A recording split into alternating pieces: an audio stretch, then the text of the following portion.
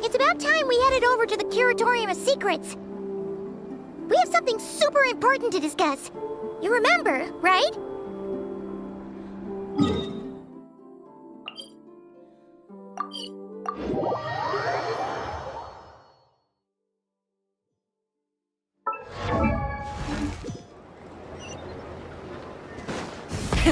Rev the engines!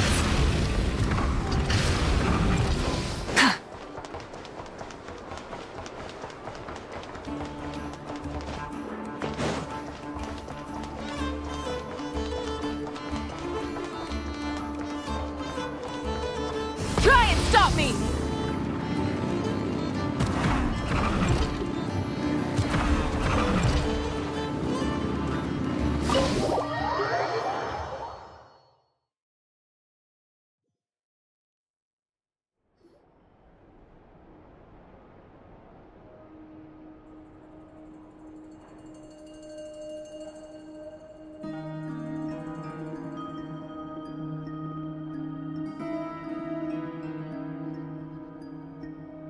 Looks like the gang's all here! Yep, all ready. How about you two? Green and good to go? Paimon's ready! Great, let's get rolling then. Great. Well, first things first. Wait. Someone's here. We heard your footsteps. Although... You've been here for a while now. I take it you followed the Traveler, but I don't sense any ill intent in you. Come on.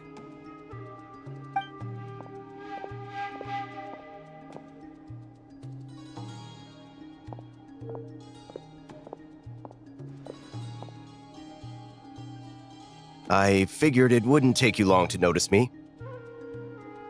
I come bearing news from my lady, the Knave. Dottore went through the motions of returning to Snezhnaya, but it was obviously a facade. However, he has not returned to the Kuvaki Experimental Design Bureau, nor has he made an appearance in Nasha Town. Well, in that case, he'll be in his lab way up north. I always wondered why he applied for his own private pad. He was planning this all along.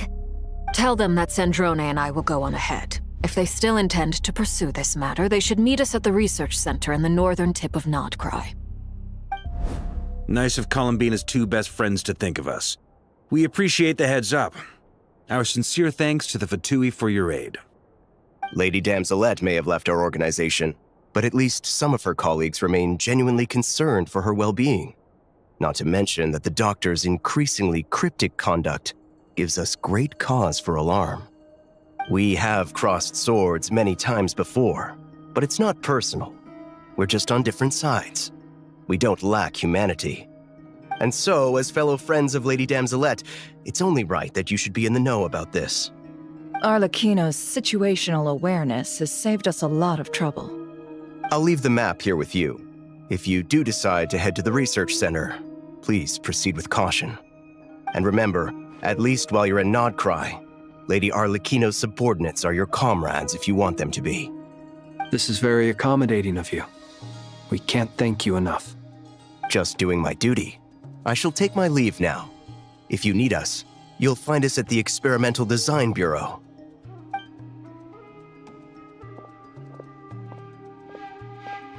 So, the Doctors left the Experimental Design Bureau and headed to some research center up north. Marionette seems to think he's been planning this for a long time. But when did it start? Before he even arrived in Nodcry? It seems his loyalty to the Tsaritsa is lip service at most. Behind the scenes, he may even be working against her.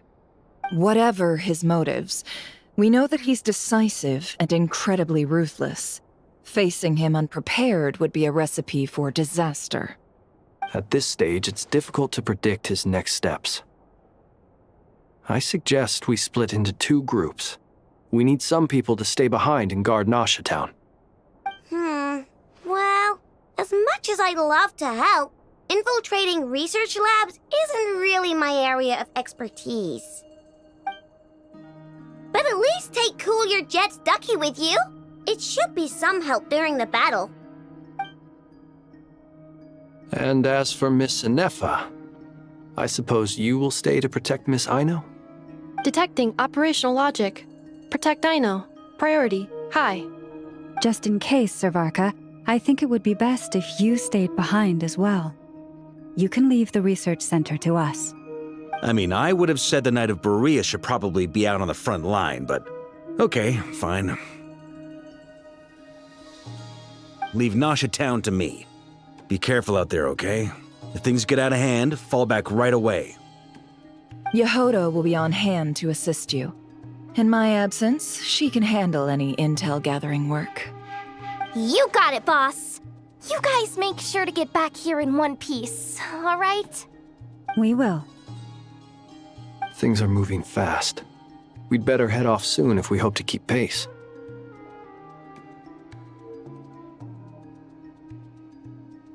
So, it's infiltrate a secret research facility, or... Yeah, alright. Paimon will help out here instead. Sounds like it's gonna be a pretty intense fight. We all have to bring our A game here. So, anything you need to wrap up before we leave?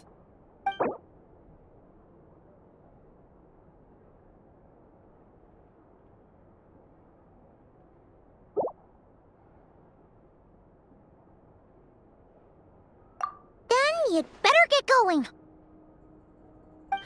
Very well.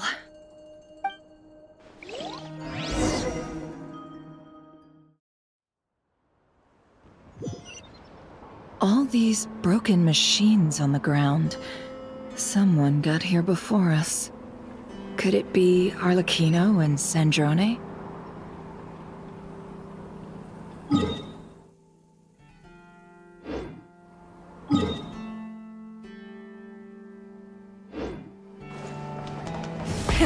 Rev the engines!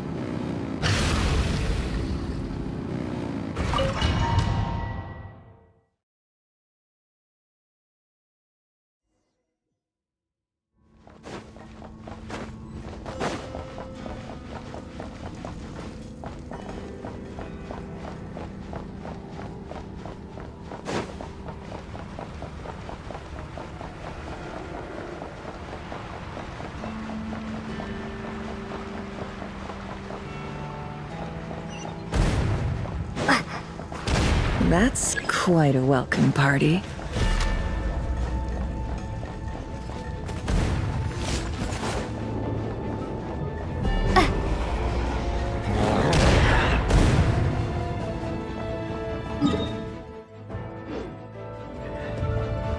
Get back! I said get back! Do you hear me?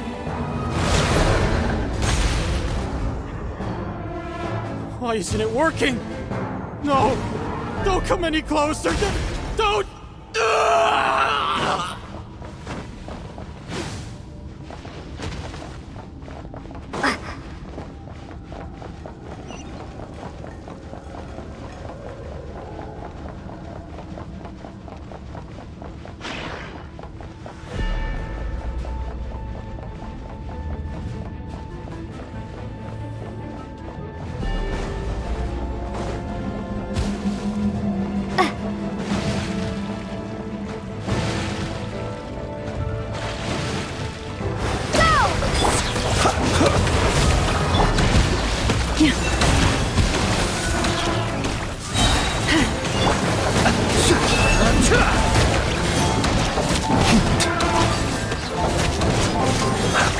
The night cometh.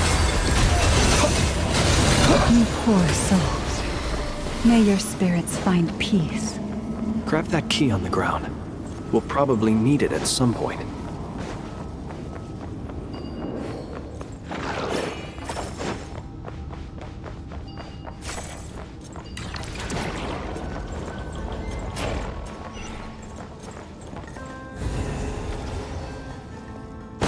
Watch out.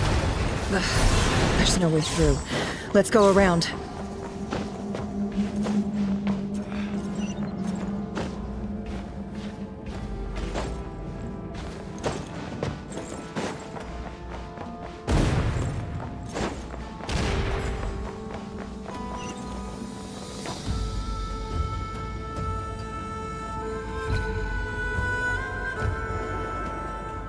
What the? Trespassers? Here? What's wrong with you people? We're looking for the doctor, and we understand he might be here. I see you're fleeing the facility. You looking to settle a score with a doctor? Good luck with that. I don't think you have many chances left. Perhaps. But you might have a chance to live if you start talking. 2 other Harbingers had the same idea as you. They're already inside. But what good is it gonna do? The doctor wouldn't do something like this unprepared. Seems to me that you're not too thrilled about being his subordinate. Also, is it just me, or do I sense monsters nearby? If you prefer their company to ours, that can easily be arranged. We need to know what the doctor is up to. Please, if you know anything at all, tell me. This is about more than us versus the doctor. His actions could have consequences for all of Nodcry. And perhaps even your homeland, Snezhnaya.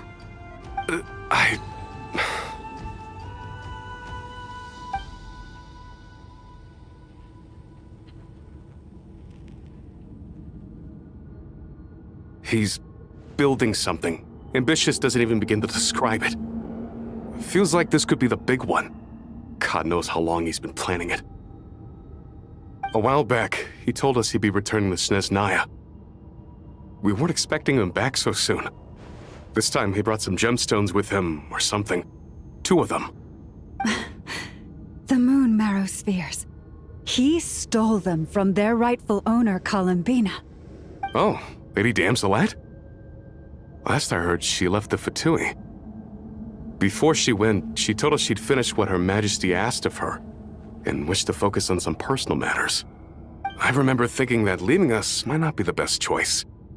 I mean, I always looked up to the captain the most, and...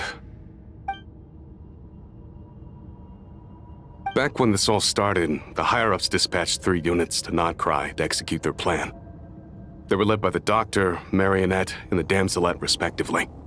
I was a part of the Damselet's unit to begin with. She never really interacted with us much. In fact, she seemed sort of detached from everything. Not because she was distracted, just felt like she was indifferent to the world around her. Like she had no stake in anything that happened. She always seemed like she was staring off into the distance. Almost as if she didn't see anything worth living for in the present, so she had to look further afield. That's right. She always used to stare up at the sky. The Doctor used to stand nearby and watch her. Apparently they got along well at first, but somewhere along the way, she grew wary of him, started avoiding him as much as possible. After she left, everyone in our unit merged with the Doctor's. He's similarly indifferent to the world, except when it comes to the moons. He seems to have big plans for them. Right now, obtaining the 3 moons is his #1 priority. He even said if he can only get his hands on 2 of them, he'll create a 3rd one himself. How would he create an artificial moon marrow? Maybe the knowledge he gained from the Hyperborean phantoms has something to do with it. Thank you for cooperating. We appreciate the level of detail. I get the sense that you'd serve under Columbina again if you had the chance. Would that be fair? No, she's no longer a Harbinger. As a member of the VIII, my loyalty will always belong to the Tsaritsa. I'm only telling you all this because I don't completely trust the Doctor. His actions do not align with the goals that first brought us to Nodcry. I understand. We'll do everything within our power to stop him. The Knaves unit is based at the Kuvaki Experimental Design Bureau. Maybe you can seek refuge with them. Well, now we know what's going on here. Artificial moon marrow. He's likely well on the way to completing it. Dottore technological capabilities are far more advanced than I thought. I fear this could get ugly. Everyone, prepare yourselves.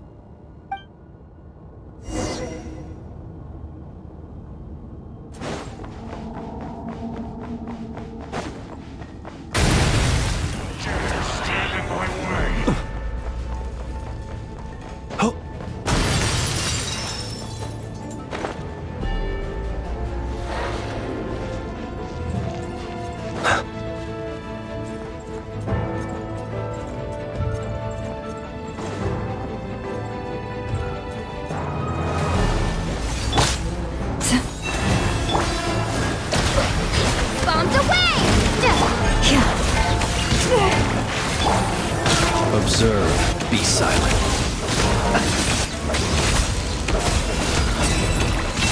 Observe.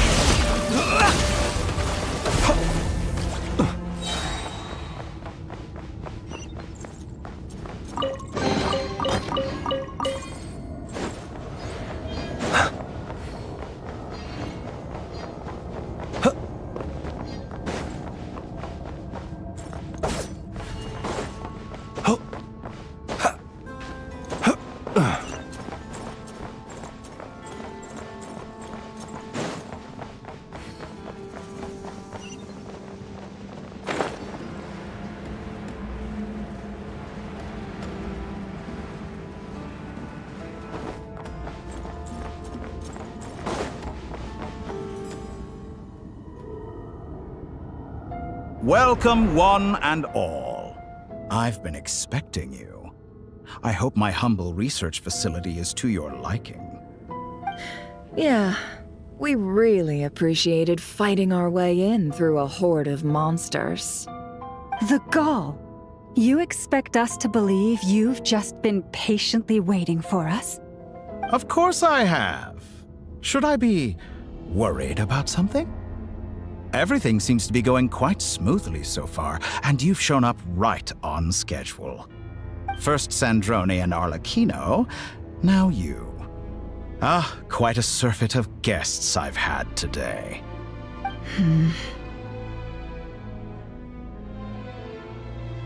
If you were looking for them, I should probably mention that Arlecchino disappeared as soon as she entered the facility.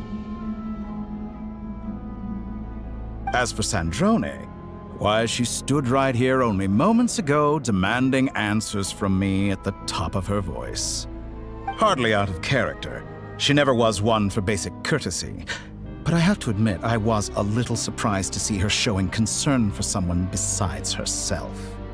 Does everyone you associate with undergo such a change in temperament? Speaking as a researcher, I have to say, it is not a change for the better. It threatens one's ability to remain objective. Well, since you ask... So you've got your hands on the moon marrow, and now you're claiming godhood.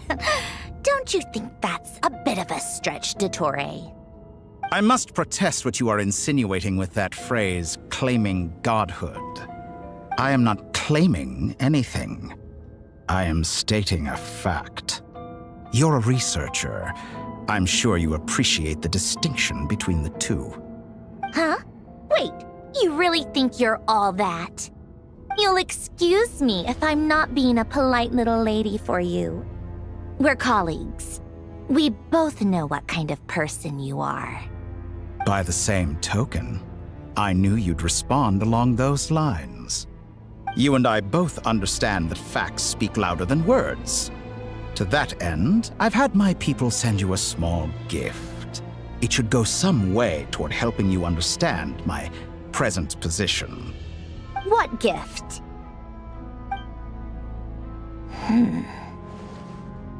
Where have all your troops gone?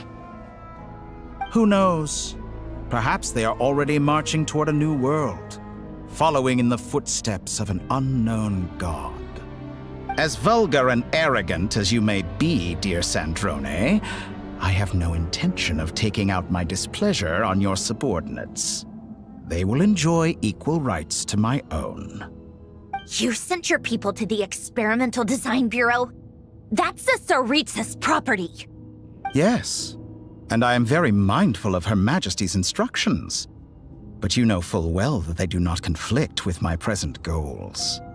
In which case, all I'm doing is conducting another one of my experiments. Is there a problem with that? Now then, you have a judgment call to make. Am I simply lying to stall you? Or is it possible that every word I am saying is the truth? In which case, your subordinates really are in danger. So now you've turned on fellow Fatui soldiers. You're completely insane. I have set a new rule for myself. Each person gets one chance. Naturally, that includes you, Sandrone. If you wish to leave, I won't stop you. We are colleagues, after all. Scumbag!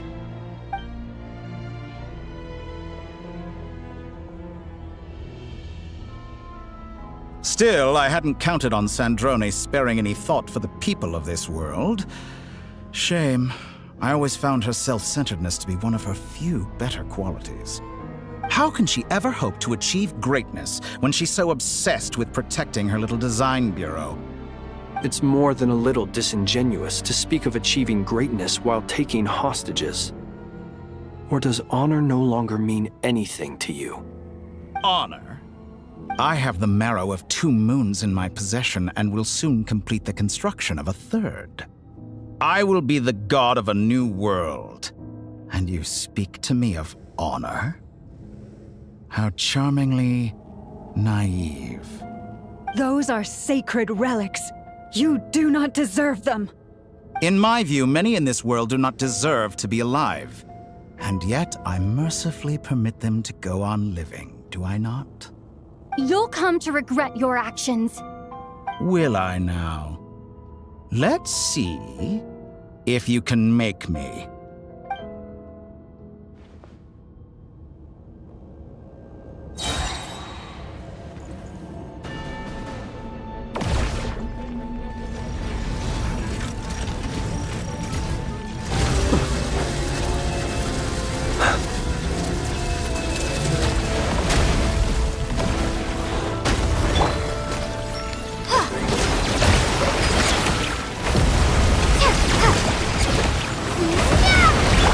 Close your eyes. Leave this place. By the frost moon of old. The long sleep beckons.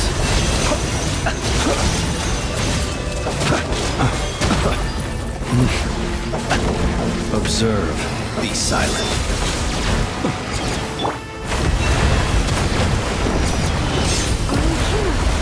Thanks for the assistance. Arlecchino. They see you as an ally. What a farce. You're clearly here to destroy my research, not me. I say your research is more valuable than your life. Am I wrong?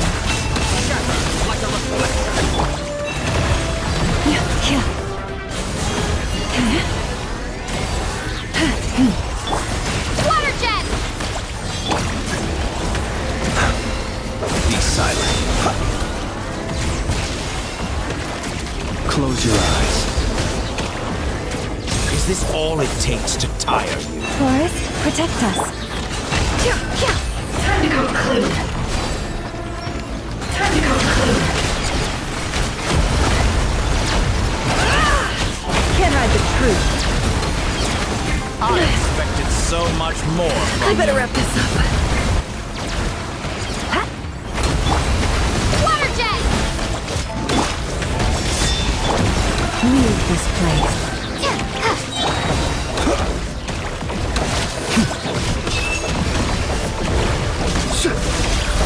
Steady now. The night cometh.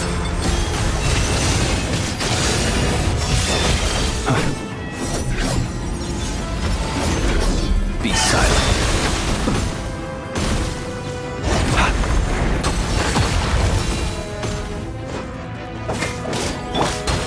Water jet! Observe. Forest, protect us. For the everlasting. The Torre is too powerful with the artificial moon marrow in his arsenal. Fighting him is futile. Quickly!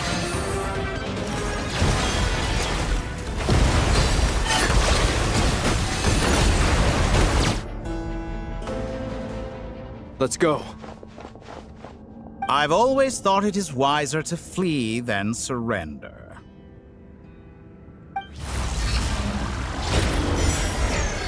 Watch out! What the? Forget about me! You should... Where's the Traveler?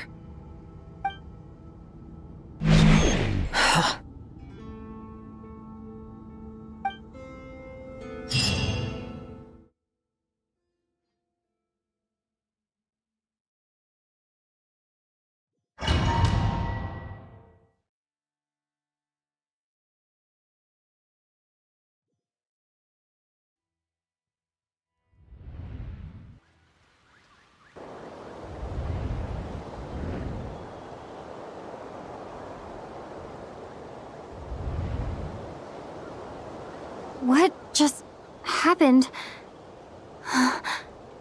Nasha Town? How did I get here? Strange.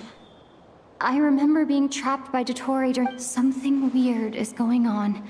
Huh? Traveler? What brings you here at this hour? Huh? What are you in the mood for today? A hot dog? Or something else? We've got some special discounts at the moment. Want to see the menu? Sorry, I'm not hungry right now. Ah. Well, feel free to take a seat for now. Let me know if you change your mind. Everyone seems to be acting normal. Am I just overthinking? Oh, darling, look who it is. One of our regular customers. Get the Traveler something to eat, would you, dear? Wait.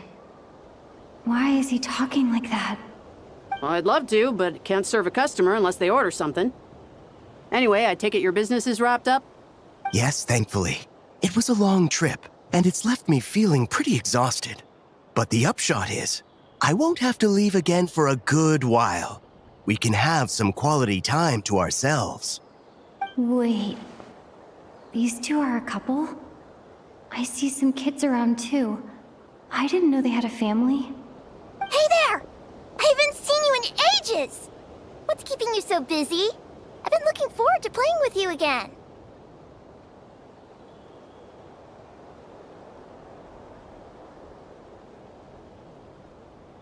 You forgot already? You're silly. Daddy brought you over to our house recently. We had some snacks together.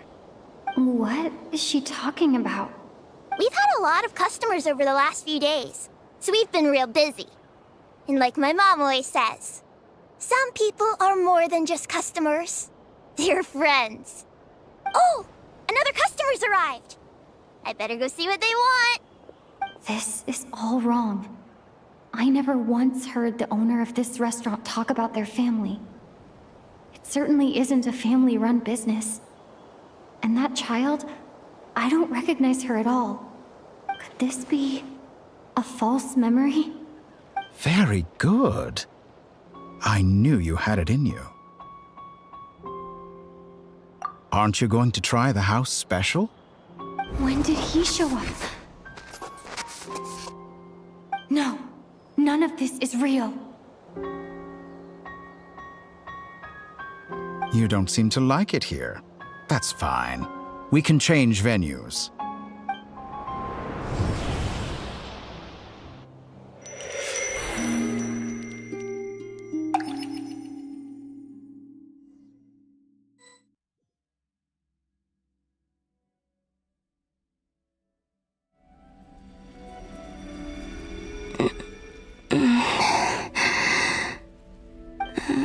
I'm still alive. Where is this place? It took all my strength to open the moon gate, and then I leapt into it. So this is the moon's reflection? The mysterious realm beyond the gate?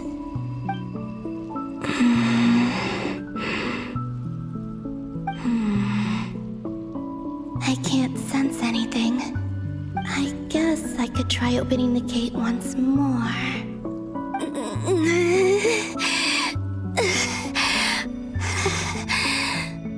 No response.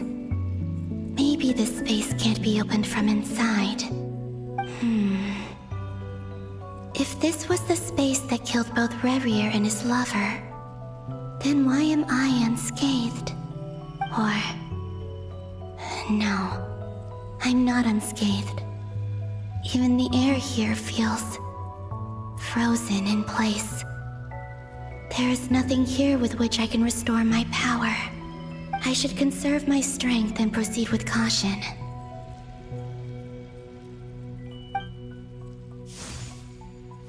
I don't believe Dotori's scheming will stop just because I escaped.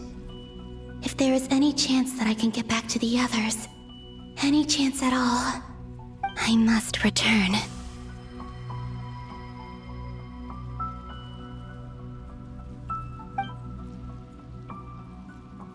Emptiness, silence. What is this place? Or maybe the real question is, what is it for? What's this? Looks like it responds to my power.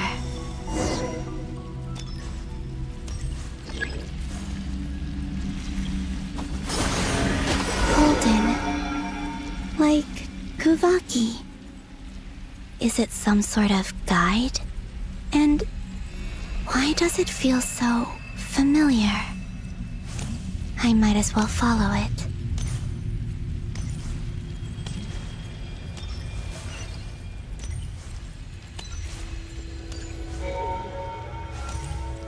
Where does this lead? Could it be the exit?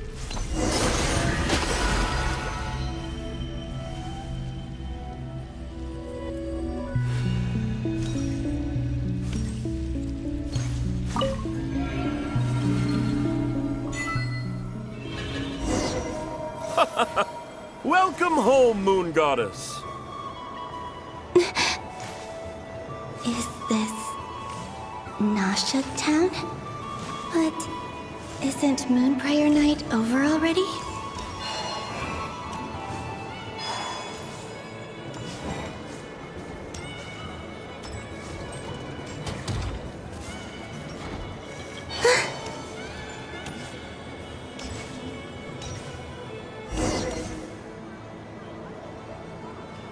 Goodbye for now, Columbina. I hope you have a wonderful night. I will. Llama, everyone else, and me?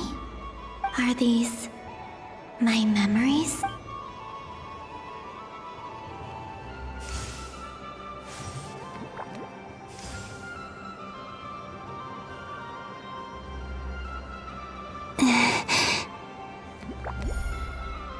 I can't touch them. It's as if we're separated by some impenetrable power.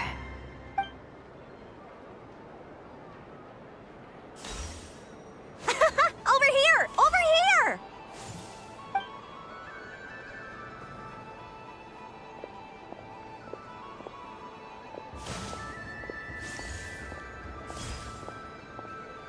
But the people in these memories pass right through me. Just like when I disappeared.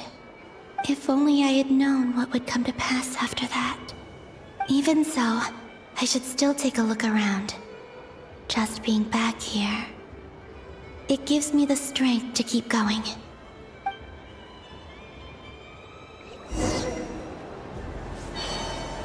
Welcome home, Moon Goddess. Oh, you're the genuine article. Alice was right. This Moon Prayer Night was worth watching after all. Oh? Yes. That was the fortune-telling stall run by Barbeloth from the Hexen Circle.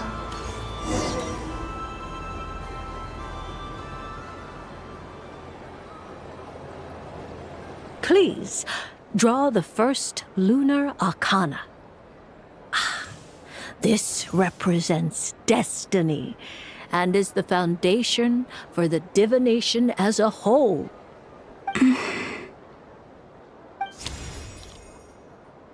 My destiny.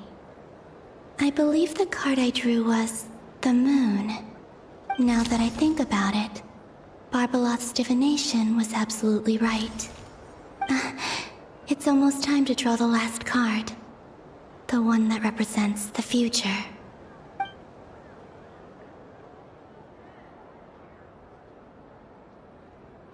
That was the card that popped out on its own. From here, I think.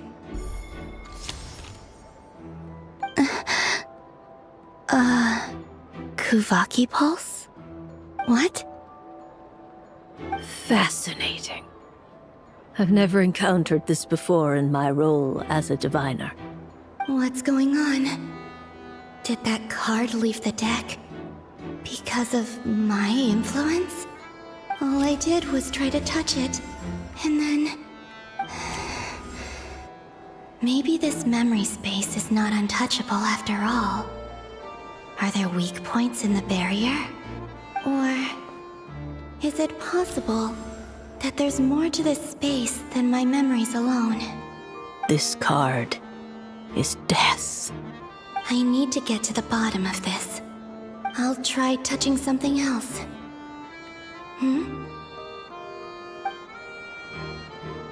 Is this the wind? No, it's gravity. It's pulling me outwards. No, Traveler!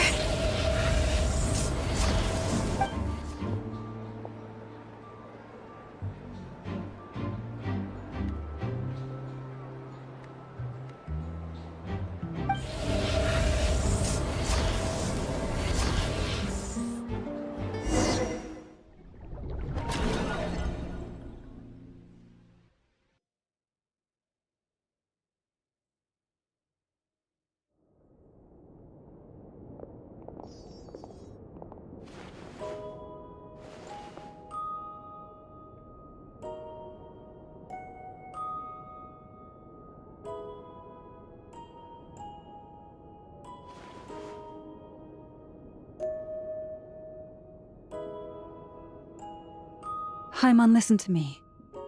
From the bottom of our hearts, we are so sorry. We completely understand how you must feel. The Traveler is trapped, and we all feel responsible for it. Don't say that! Haimon's not a little kid! You didn't leave her behind on purpose!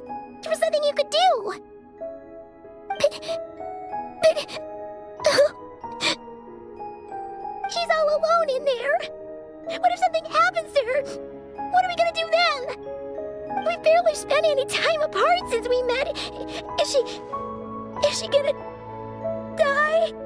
We must find a way to rescue her. We were all involved in the operation where she was captured, and we do not abandon our comrades. That being said, it won't be easy. Through conversation with the others on our return, we've arrived at a basic idea of what we're up against. Dottore's lab has clearly been in operation for a lot longer than we realized. We found many monster samples stored there. In all likelihood, they were materials he used to research his latest technology.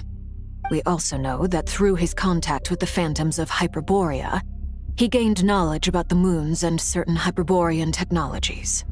Using this knowledge, he then fashioned an artificial moon marrow to serve as a replacement for the frost moon beyond the sky. Unlike Columbina, Dottore is not being rejected by Teyvat. And even with 2 of the 3 moon marrows, his power far exceeds all of ours combined. Once his 3rd moon marrow is complete, Dottore will have completely seized the authority of the 3 moons. Teyvat's most primordial powers will then be in his grasp. Does that mean... I'm afraid so. No one could have predicted this level of insanity, not even from Dottore. And unfortunately, his insanity is coupled with an intellect and ambition that not even his peers in the Fatui can match. This is dire. Sounds like the world is done for. The 3 moons' authority can influence the very fabric of time and space. I dare not imagine what a monster like him would do with that kind of power. The trouble's already begun, I'm afraid. On our way back, we discovered that part of Nodcry is being enveloped by an unknown energy. We cannot ascertain what is happening inside. I'm convinced this is Dottoro's doing. Not that there's any way to prove it. The issue is, we have no idea what his intentions are. The only thing more frustrating than facing down evil is knowing that it will surely come, but not knowing when. The doctor is guilty of numerous crimes in Mondstadt as well. One of our knights, well, former knights, his father was murdered by Dottore. His ideology and methodology are a danger to everything in his path, from individuals to entire nations. He does not feel guilt, even when he acts against his own people. He doesn't see them as his own people, that's why. People like him see everyone else as beneath them. Right. He views other people only in terms of how they can benefit him. That's the basis of all his social connections. Granted, he's hardly the only harbinger to pursue their own interests. We all do. And Her Majesty is gracious enough to permit it. Still, her mercy has its limits. Dottore's actions have gone beyond even what the Fatui could have imagined. Usurping divine authority to become a god. For a servant of the Tsaritsa, that goes beyond being disloyal. It's treason of the highest order.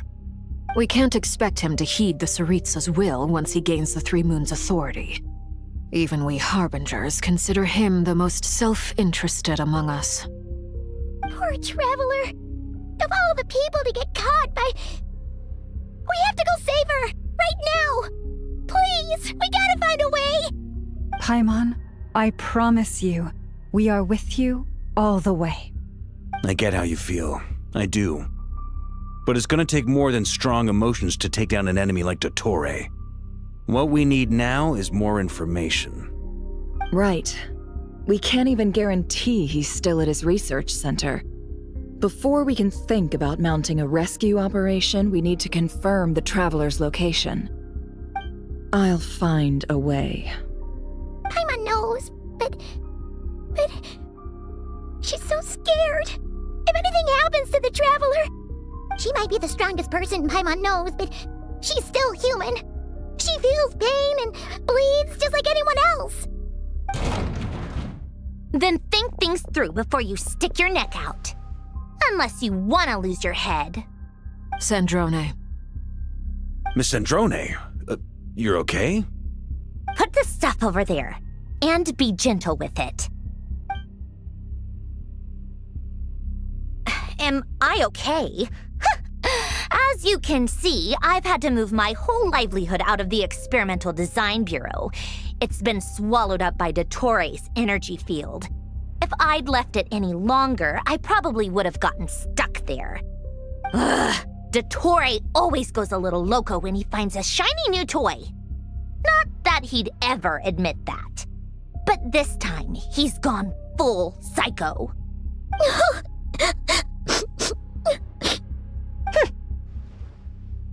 Just go ahead and cry already. Sorry. Paimon's not trying to make it seem. It's just... She can't. Oh, Paimon. Let it all out. There's no shame in it. When you're overwhelmed by fear and despair, crying can help get it out of your system. You'll feel better for it. Okay then, while the baby of the group is having a moment, how about the grown-ups get to work? Give me your hand.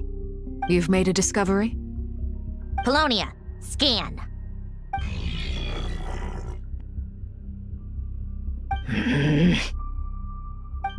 You, hand, now. Oh, I thought you'd never ask, my lady.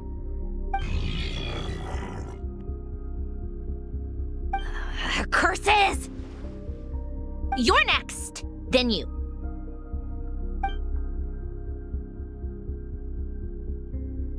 Dottore, you son of a... He's done something to us! Everyone who entered his research center has been implanted with some sort of curse. I don't feel anything unusual at the moment. Does that mean it hasn't activated yet? Is there a way to figure out its purpose and what might trigger it? My best guess is Dottore created it using the Moon Goddess's powers. 1 second, Analyzing. Ugh! That friggin' maniac! So, what twisted game is he playing this time? The moment I analyzed the energy composition, some encrypted text appeared in my mind's eye. And when I deciphered it according to the Fatui standard encryption protocol, I got the following message. Feel free to run, or you will perish in nod cry. He's mocking us. Yup, he loves to toy with people. Only in this case, there might be more to it. But I didn't detect any murderous intent or malice either in the message or the curse's energy. As if this is him at his least malicious. Or perhaps all people are cowards in his eyes. Maybe he thinks the threat alone will be effective. What a despicable person. And he has the Traveler in his grasp. If I may, as unhinged as Dottore may be, he has always exercised great patience with the objects of his interest. I remember a comment he made when we first arrived in Nodcry. He said, "This world is, on the whole, an exceedingly dull place. But at least there are a few intriguing features, such as the gods, or the Traveler. Presumably, they interest him because they're unknown quantities. He wants to understand as much as he can about them." Agreed. The Traveler is Tevat's fourth descender. All Harbingers are aware of this. Since Dottore took such pains to capture the Traveler, he is unlikely to kill her right away. Okay, but we still have to do that rescue operation. Of course. I also think we need to read between the lines with Dottore's message. If he's encouraging us to run, that means we mustn't leave Nodcry under any circumstances. My guess is, his curse will only trigger if we leave.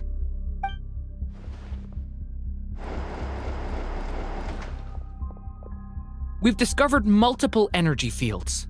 Albedo is still attempting to analyze their structure. He told me to report back first. Each field is slowly growing, swallowing up more of the surrounding area in the process. And the pace of their expansion has increased since we first examined them.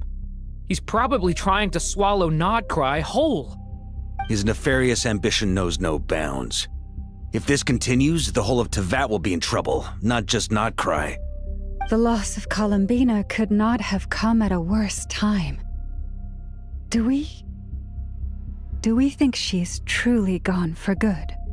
She entered the space beyond the Moon Gate, knowing what became of Rerir and Thelindis. I'm sorry, but I fear the odds aren't good. Don't be ridiculous. If I know her, she's busy finding a way back as we speak just so she can annoy me.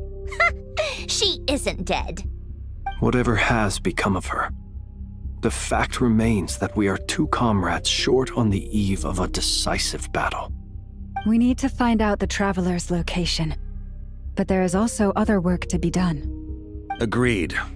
Whatever Dottore's planning, we have to get the local populace somewhere safe. So, as well as a rescue mission, we have to organize a mass evacuation at the same time. It would be best if someone could approach leaders of neighboring nations and negotiate emergency asylum for Nodcry's inhabitants. Can anyone handle that? Snezhnaya is one option. I'll see what I can do.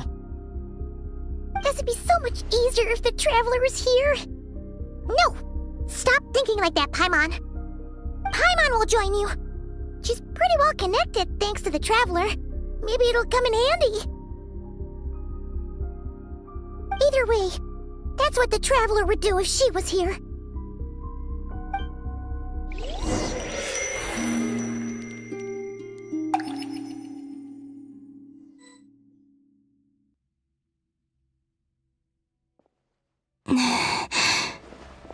Back here again. That gravitational force that pulled me back. Is this where it came from? When I saw that memory of Moon Prayer Night, I think I influenced reality. Was it just a coincidence? Or if only I could have sent the others some kind of warning on Moon Prayer Night. Maybe maybe we could have stopped Dottore.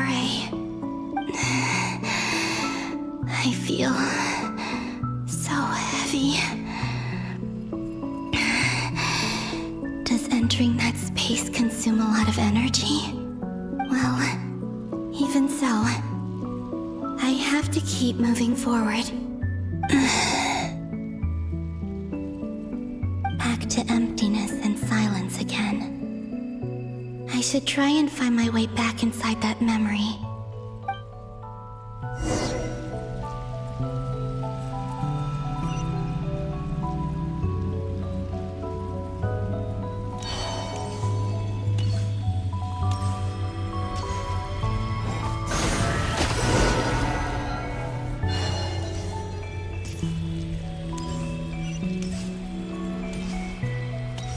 Entrance from last time isn't showing up.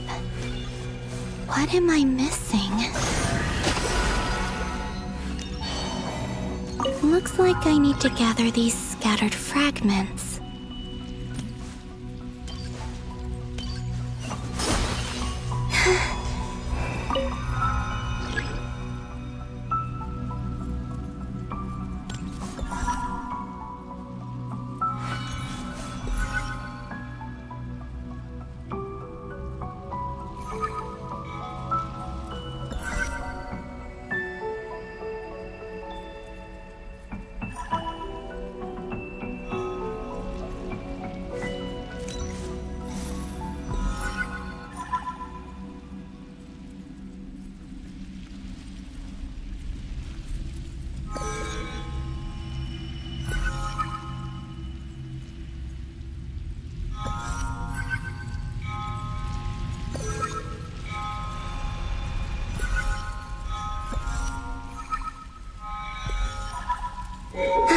It worked! Hopefully I can stay inside for a bit longer this time.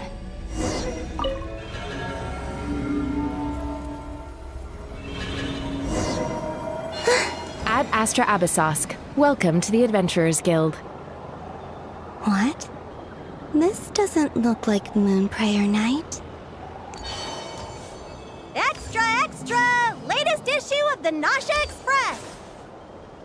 I don't think I've ever been here. Maybe this space isn't comprised of my memories after all. There aren't any festive decorations around. Is this Nasha town after Moonprayer Night ended? Did Dottore's plan not affect the town? Or is no one aware of what happened because he used the Three Moons' authority? Let me see if I can influence anyone else.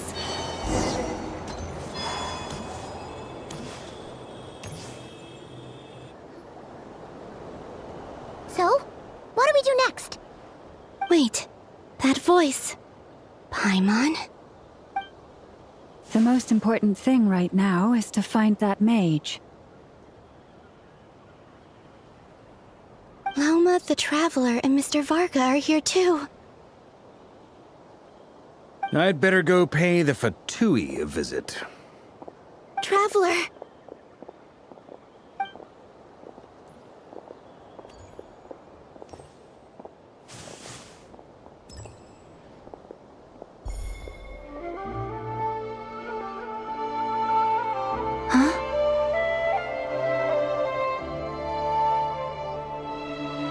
Columbina? I made contact. It's me, Columbina. Huh?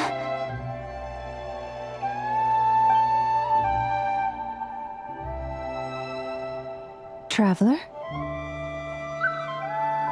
Let's go! This is no time to be spacing out! Huh? Huh? Wait a moment.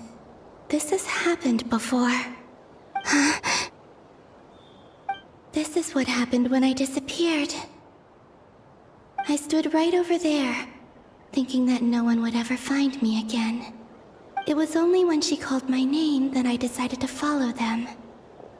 But did she turn around because she sensed my touch just now? Is it really possible that from in here, I can change the past If I keep following them, maybe... Huh? It's that gravity again.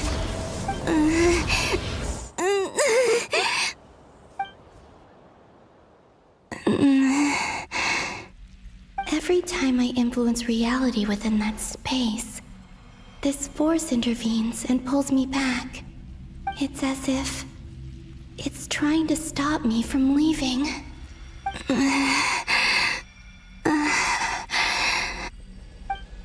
I'm getting weaker and weaker. I'll just have to try another approach next time. Come on, Columbina. Keep going. You have to tell everyone what happened.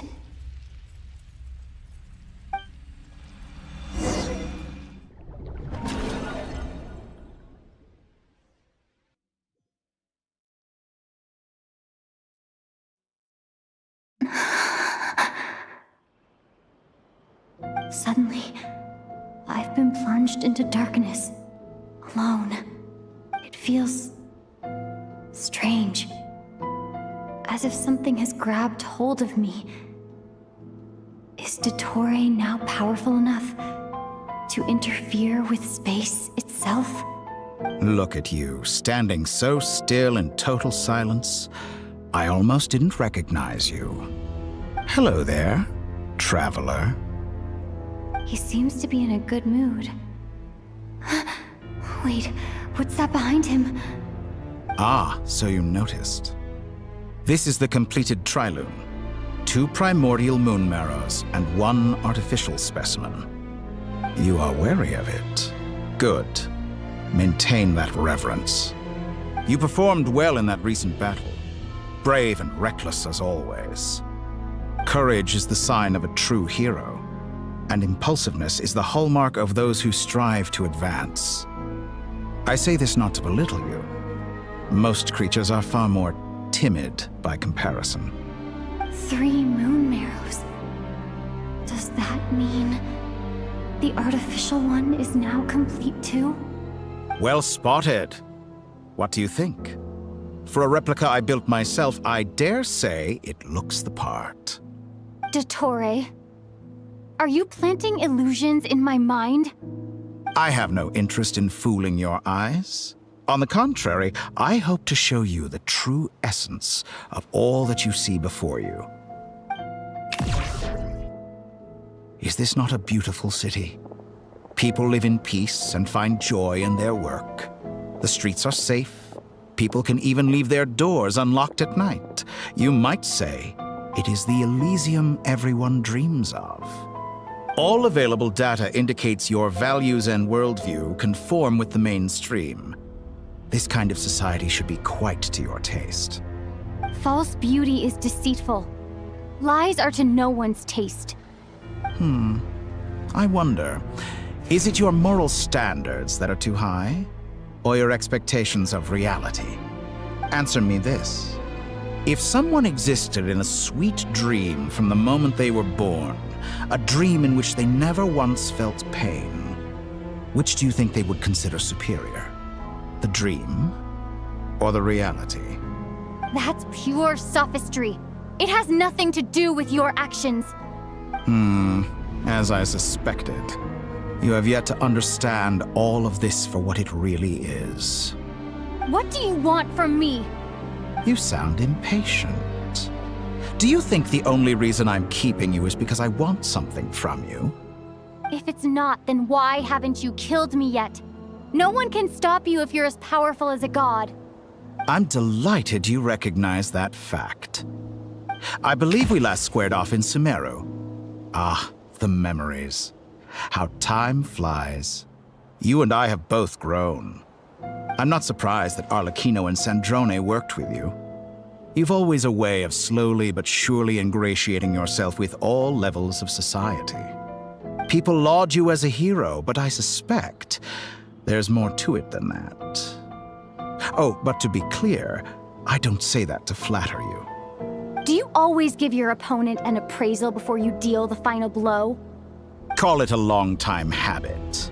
I'm a researcher, and one of my duties is to give an objective assessment of my subjects. But you misunderstand. We are not opponents. Not at this moment. I just want to talk. Think back to Tartaglia, Arlecchino, Capitano, Columbina, and now even Sandrone.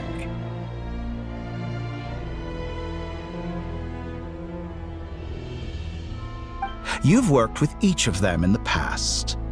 I believe you can work with me as well. What makes you so sure? Well, why not? Should the good associate only with the good and the bad befriend only the bad? I like to think we could have a more mature relationship than that. Surely you don't think all your relationships are grounded in friendship or shared ideals? People come together because it benefits them to do so. If you think of the people you admire, you must surely admit that they have provided some benefit to you. Morality, ambition, dreams. People have plenty of words to embellish the nature of their relationships.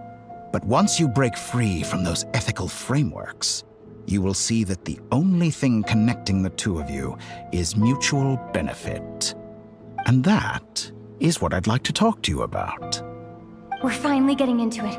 He's probably been planning to kidnap me for a long time now. But for what exactly? He has the authority of all 3 moons. I won't be able to gain the upper hand in a fight. Best if I pretend that I'm willing to negotiate for now. You say you're a god, but you also speak of mutual benefit. What could a god want that the 3 moons cannot provide? Excellent question. But before I answer, I would ask you the same thing. Gaining Columbina's allegiance was a rare and extraordinary feat. But the Moon Marrows are now in my hands, and I have the edge over her. For this artificial moon is not being rejected by Tevat. Her identity and lineage may have been a thing of glory in the old world, but they were also shackles that prevented her from ever integrating into Tevat. I, on the other hand, you may view me as a thief, but I have overcome that limitation. So what is it that the 3 moons cannot grant you? What stops you from negotiating with me to get what you want? I don't make deals with lying psychopaths. That's quite an accusation. Are you expecting me to get angry with you? Well, this is one aspect in which my personal growth has served me well. In the past, my less mature self might have been disappointed, perhaps even angry, over a small setback like this. Like when you and Lesser Lord Kusanali joined forces to oppose me, for example. But things are different now. Just as the rich do not quibble with the poor, I no longer find myself perturbed by these trivial affairs. Human relationships end with conflicts of emotions and interests. But relations between humans and gods are different. And ours is even more unique. I have ascended to the highest heights and laid claim to unprecedented horizons. And you were no ordinary person to begin with.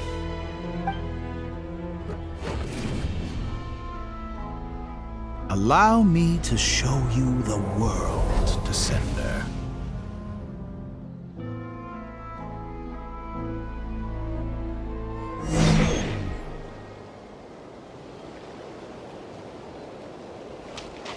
To stand, walk, jump, sit, and lie down.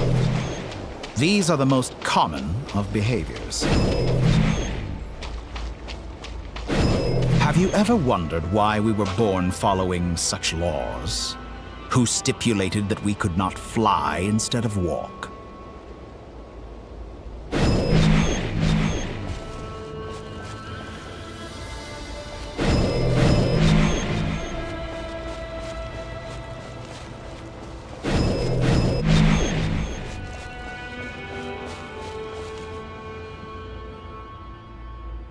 Someone of your talent and experience must surely know of the 4 great rulers who serve the heavenly principles. They govern life, death, time, and space. One wounded by a blade will die from blood loss or infection, and one who falls into a lake will drown in agony. The elderly wallow in solitude, and the solitary age faster. Eventually, new life is born, only to embark on the same path of suffering. These 4 divisions anchor the world and shackle those who live in it. But they themselves transcend its boundaries, squandering the power bestowed by the heavens. All who live yearn for equality, but unless the gods prostrate themselves and profess that they are mere servants of the living, equality can never exist. Who makes the rules we must live by?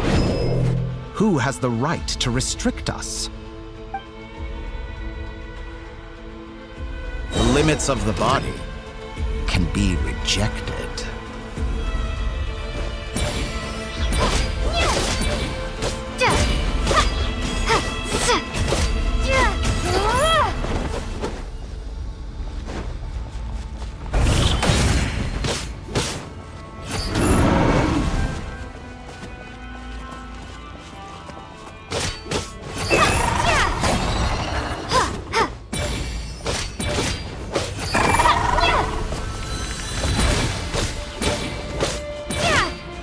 How does it feel to be among those with absolute power? You cannot conceive the extent to which your flesh hinders your mind and spirit.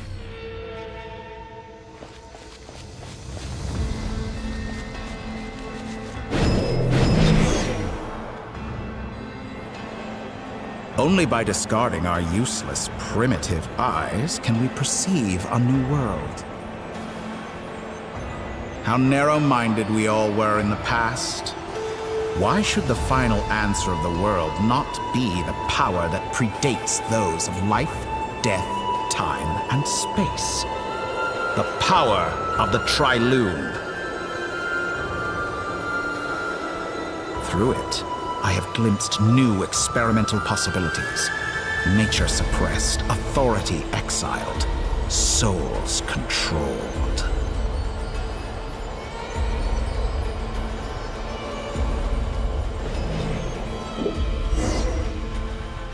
You know, I heard recently that a group of critics reviewed countless stories and drew an interesting conclusion. They found that it is more often than not the villains who strive tirelessly to push the boundaries of progress. In fact, long before this, someone voiced a similar idea in an academia editorial. I felt a great affinity with this perspective. I have never been afraid to step up and play the role of the villain. Fanatics are trampled down for their transgressions, and those who transcend are rebuked for their audacity. And so, the majority of creatures are too timid to follow my lead. But all sacrifices made during my experiments have been worthwhile, as you can now see. I can offer you something new, something unique, precisely because I am a villain. Think about it. We are eternally bound through mutual interest. Can you truly say you would never turn to malice if it could give you the life you dream of? After all, what value do perfection and purity really have? They are fragile and feeble things, utterly tedious. I say, better to be governed by a flawed humanity than a gnosis. The true seeker of knowledge is the villain who undergoes countless tribulations in pursuit of their goal. I'm sure many people have told you that you're different. Because I'm a descender? Exactly. Very clever. But what has that got to do with you? I do not conceal my wicked deeds, my selfish desires, or my greed. A true researcher must act as I do if they are to understand and speak of the truth. And yet, a knowledge seeker like myself will inevitably grow tired of studying Tevat beyond a point. You have traveled to all corners of the world and met many people. Along the way, there have been moments when you were misunderstood or even became a wanted criminal. And all the while, you have spent your days doing some of the most mundane jobs in the world. You fight and toil, claim minuscule rewards from my friend Pantalone, then you fight some more, winning some battles and losing others as your search goes on. And this cycle continues, with no end in sight. Surely you must sometimes grow weary of being stuck in this same loop day after day. We're completely different. I embrace everything that life throws at me. I am engaged in every step of my journey. How does that make us different? I too embrace what life brings, researching everything that interests me. Think of all the novel things I've managed to create, like the artificial moon marrow. Don't you see? As unique a specimen as she was, even Columbina is not irreplaceable. Take that back. She's gone because of your actions. I didn't say that to anger you. Though admittedly, I don't see what there is to be angry about. Anything Columbina could do for you, I can do better. I know what your ultimate goal is. You wish to walk the path your brother walked and seek answers from him at the end of that journey, don't you? Someone like you could never understand what it feels like to care about another person the way I care about him. Perhaps not. But that doesn't mean I can't help. I could find your brother right now, bring him before you, and make him give you the answers you seek. Don't be so presumptuous. You'll never begin to understand the situation between us. Oh, no. This is no presumption. I'm only offering what I know is possible with the power of the Trilune. But it seems like you would sooner continue with your journey through this world. Why? Do you truly desire this journey? Or is it simply a necessary process from which you cannot escape? Think of all the time and energy you have spent, everything you've had to endure just to make it this far. Is this really what you want? Or has your hand been forced by the promise of that final answer?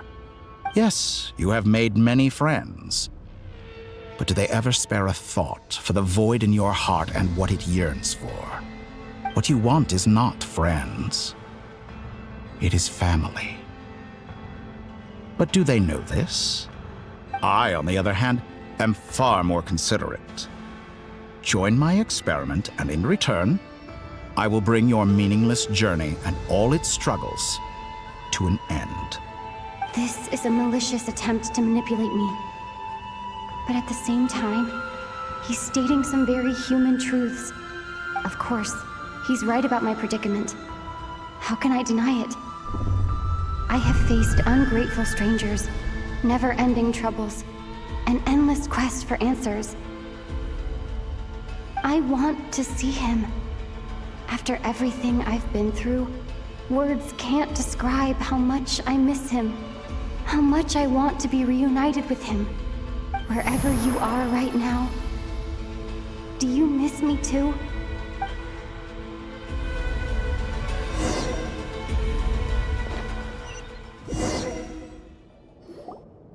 All right, everyone. Our next mission is clear.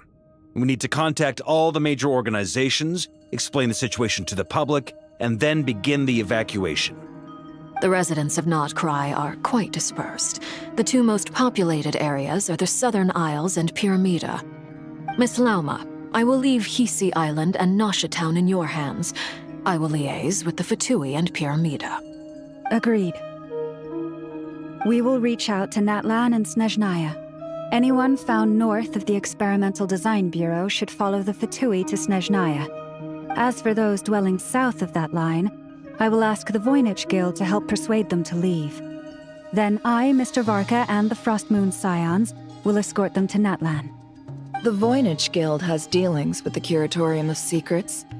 I will send them a letter vouching for your credibility. Yehoda, you should help Lauma. This is too big of a task for one person.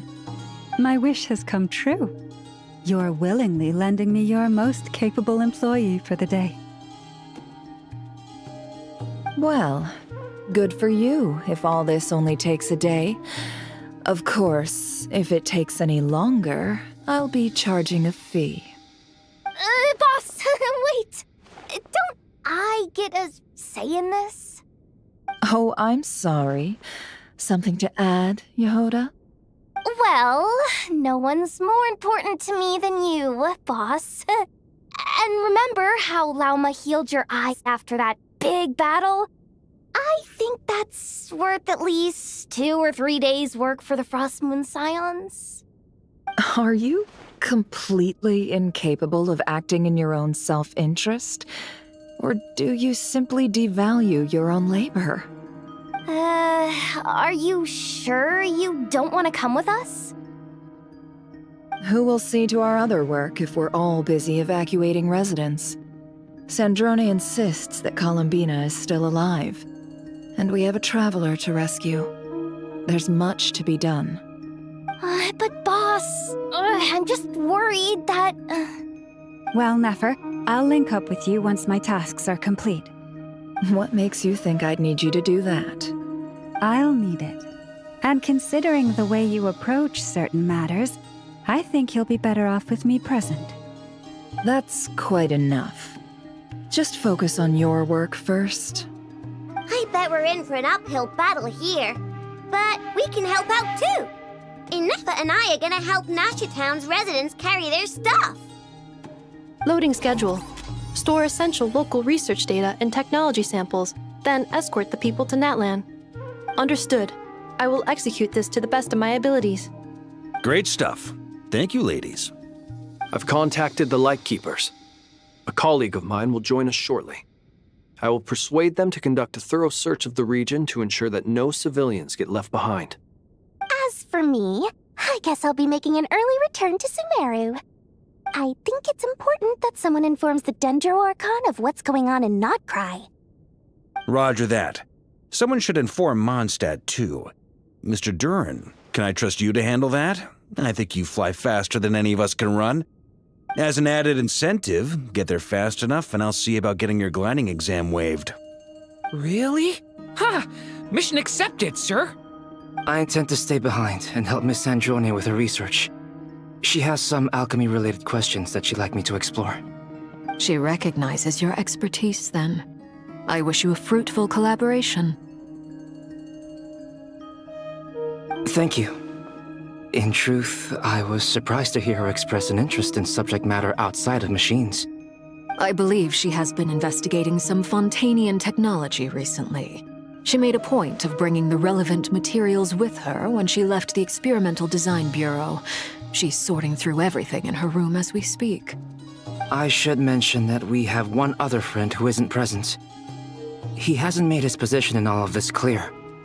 But if we know anything about him, he's likely investigating on his own. Paimon's been very quiet today. But I know how close she and the Traveler are with the Natlanese.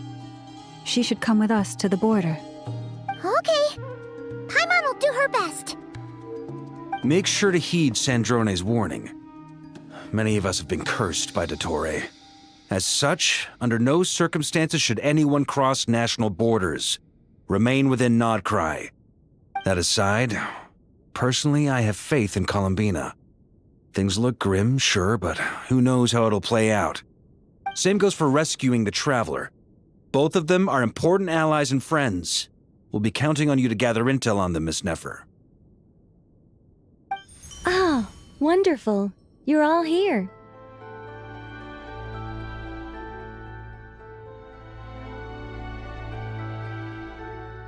That voice again! Nicole? Whoa, that was loud! And it came out of nowhere. So mysterious. Sorry, this is the only way I can speak to you all right now. Please accept my apology. Anyway, time is short. I'll cut to the chase. We're still facing quite a catastrophe here at the world's borders. Alice has roped in every Hexen Circle member she can get a hold of. Except for me. She told me I had to come and help you all out as a matter of urgency. I quote, "You love talking, don't you? Well, now it's finally your time to shine. Take these. Make sure the whole party gets one each. You'll be in charge of making sure everyone stays connected." Huh? Is this a Dodo communication device? Scanning. Unknown device. Analyzing. Unknown device. Conclusion. Cute. Affirmative. It is cute and good. I believe that I quite like it. This is no ordinary Dodo communication device. It's my very own special modified version, specifically... sorry. I almost went off on another tangent there. Anyway, help yourselves.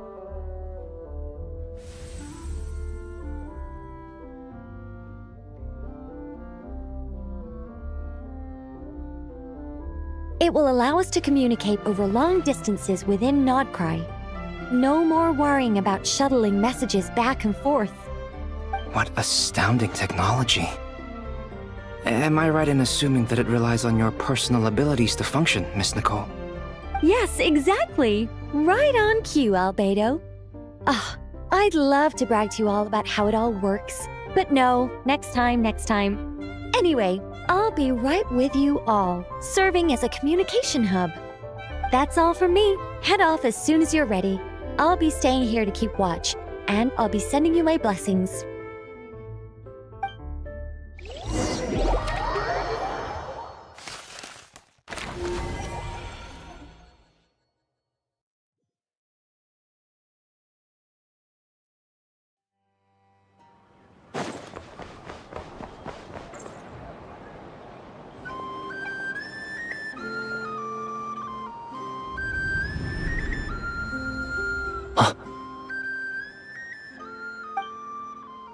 Sir Flint. Perfect timing. I just arrived myself. You are most considerate, Master Ilua. But in fact, I know you have been sitting here for quite some time. If you saw me, why didn't you say something? I was curious to see how long you could sit still for. Also, shouldn't you have managed to sense me approaching? That would be a first.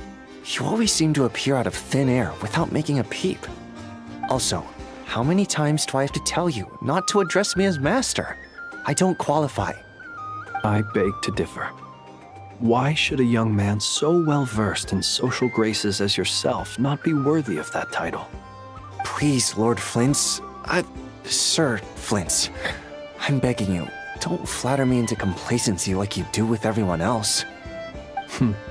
You understand me better than most. My newest acquaintances tell me I love complimenting others. What do you think? I think they don't understand why you do it. You just love puffing people up till they're a big, happy ball of hot air that floats away into the sky. In all sincerity, I can only hope that they bring good tidings when they come back down to Earth. Is the situation that bad?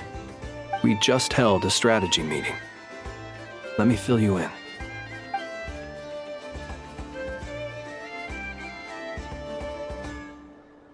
In short, we need everyone gone from Pyramida. We also need a team of Lightkeepers to scour the more remote regions of Nodcry for civilians to evacuate. I only hope we have enough personnel. We do. Old Man Nikita will definitely help, and we can recall anyone out on patrol to focus on this instead. Good. I'm sure you and the others will make short work of this.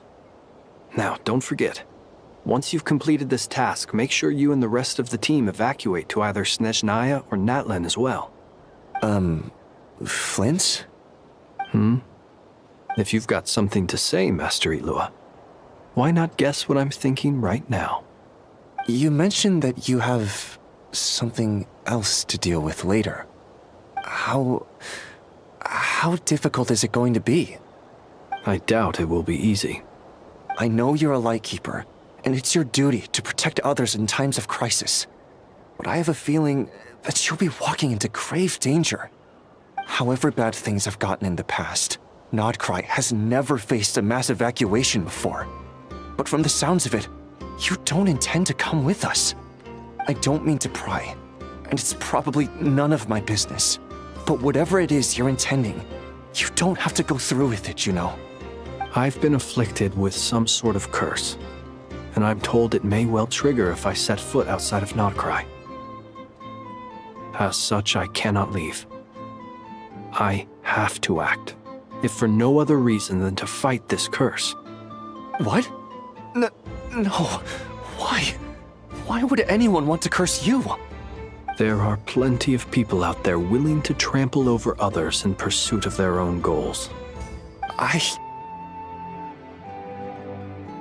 Frankly, Sir Flint, I am furious. You're making light of what is an incredibly serious situation. Indeed I am. And? And what? I told you, I'm furious about this. Nothing I can do about it, I'm afraid. Things happen, and we just have to deal with them. If you find yourself feeling angry, perhaps start by drinking a big glass of water. Hey, you mean you're completely unmoved by my anger? I'm devastated. Then allow me to express my sincerest regret. Come by the lighthouse sometime. We'll catch ourselves a few fish, have a little barbecue, play some cards, and bask in the sun.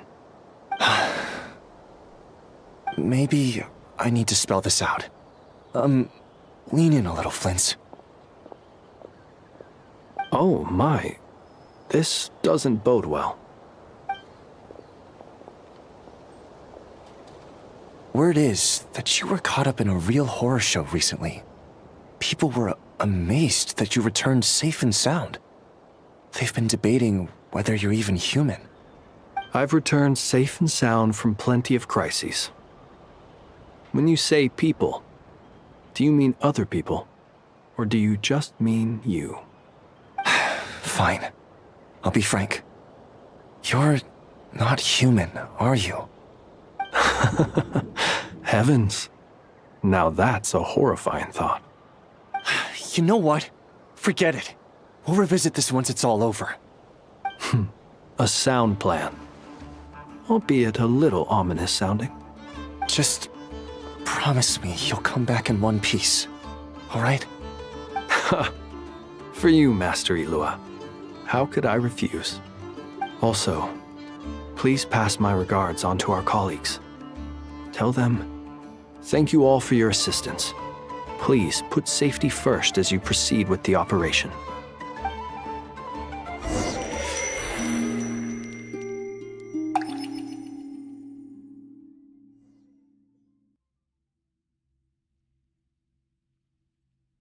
I have to keep searching for a path toward reality.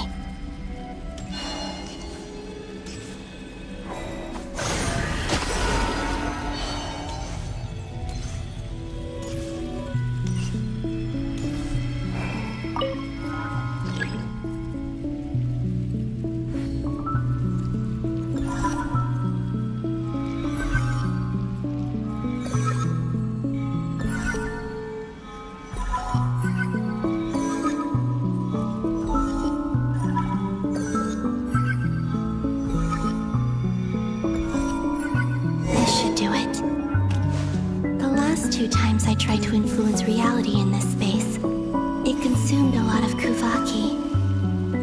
I'll try and be more careful this time. I need to leave key clues behind using less power. I hope everyone still remembers what I said on Moon Prayer Night.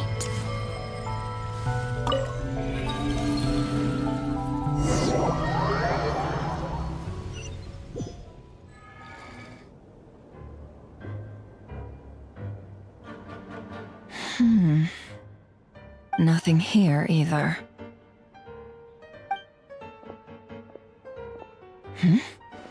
Flint's? Ah, Miss Nefer. What are you doing here? Unless... I just spoke with Ilua about arrangements for the search and came for a walk nearby. As for you, why would... It appears we think along similar lines. And neither of us likes to accept things at face value. As well as figuring out how to gather intel on the Traveler, I wanted to confirm some of my own suspicions. Also, we'll need to bring a lot of force to bear against Ettore, even if we're only looking to rescue the Traveler. We can't leave anything to chance.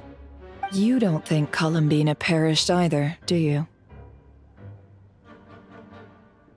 I'm merely considering the possibility that she survived, just as you are.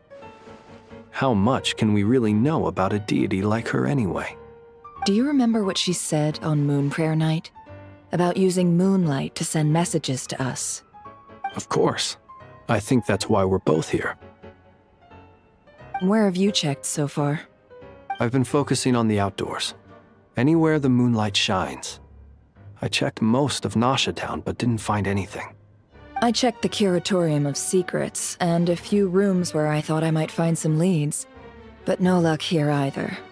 The only places I haven't looked yet are the rooms in the flagship. But process of elimination isn't the only thing that brought me here. Oh, really? What's your other reason? After all that build-up, our mystery ally never showed up even once!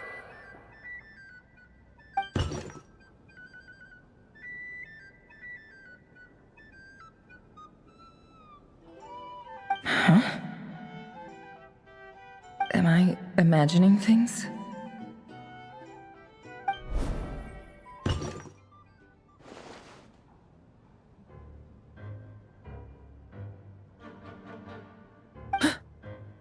Come on, let's see what's going on. Oh no. I knocked over a vase as soon as I came in. It must have been caused by a Kuvaki fluctuation when I entered the space. Although, it seems like I'm not about to be pulled away this time. It looks like as long as I'm careful with my actions, it doesn't count as influencing reality. Anyway, is this the flagship? The Traveler mentioned that's where she was staying. I only went into the lobby last time, so I've never actually been here before. How does this space work? If nothing else, I can now be sure that it is not simply memory. She mentioned where her room was. I think it's this one.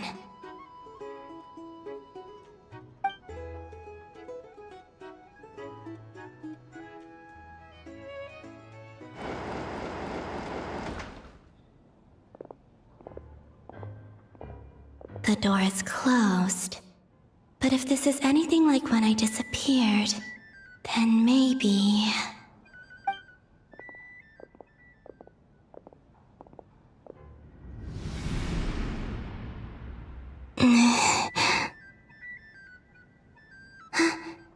I'm in. She and Paimon aren't here at the moment. I hope she's okay. I wonder what happened to her after that battle with Dottore. Best not to dwell on that for now. I need to try and leave them some clues.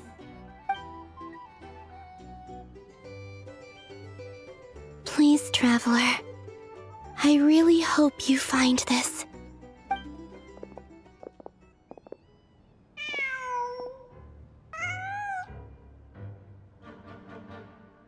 Huh. Just a cat. Nothing else here strikes me as noteworthy. Didn't you stay here for a couple of nights once? Before Rerir showed himself, yes. It's also where the Traveler and I first met. Did you notice anything unusual during your stay? I remember thinking how much noisier the flagship is at night compared to the graveyard. Other than that, no. The Traveler and Paimon were most congenial neighbors. This is where they've been staying, yes? Over here? That's right. I wouldn't usually condone breaking and entering, but we can make it up to them later. Focus now. I have to write a message on the wall using Kuvaki, just like I said on Moon Prayer Night. Simply open your windows on nights when the moon shines bright, and the moonlight will naturally flow towards the words I have written. Here goes. I'll need to carefully control my strength.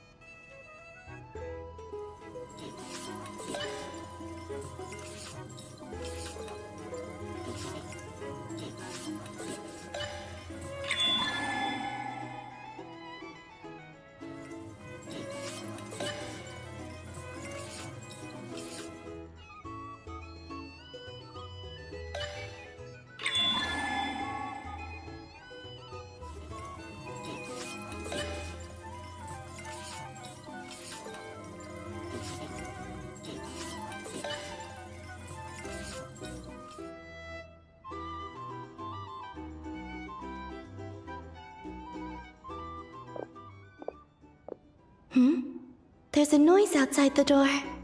Is she back?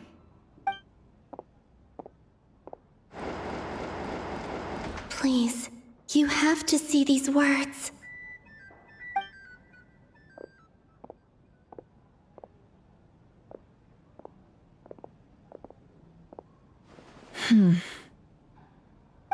Well, do you sense anything? Unfortunately, no. And this place was our last chance.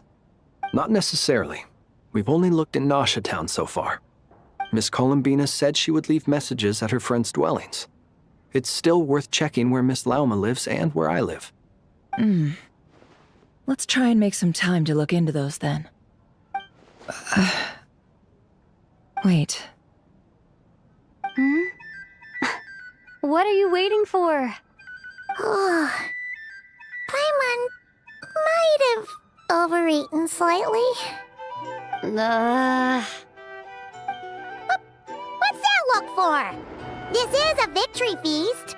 It's normal to eat a little more than usual. The Traveler in Paimon. It's really you. But why are they talking about a victory feast? Huh. You worried Paimon sick while you were out there fighting Rarier. So this is your chance to make it up to her, alright? Wait. So this is the night after the battle against Rarier. How did I end up here? That's quite a long time ago now. Wait. Time. That's it. Every time I've entered reality within this space, it's been at an earlier point in time. Every one of those points has been before I fell into the moon's reflection.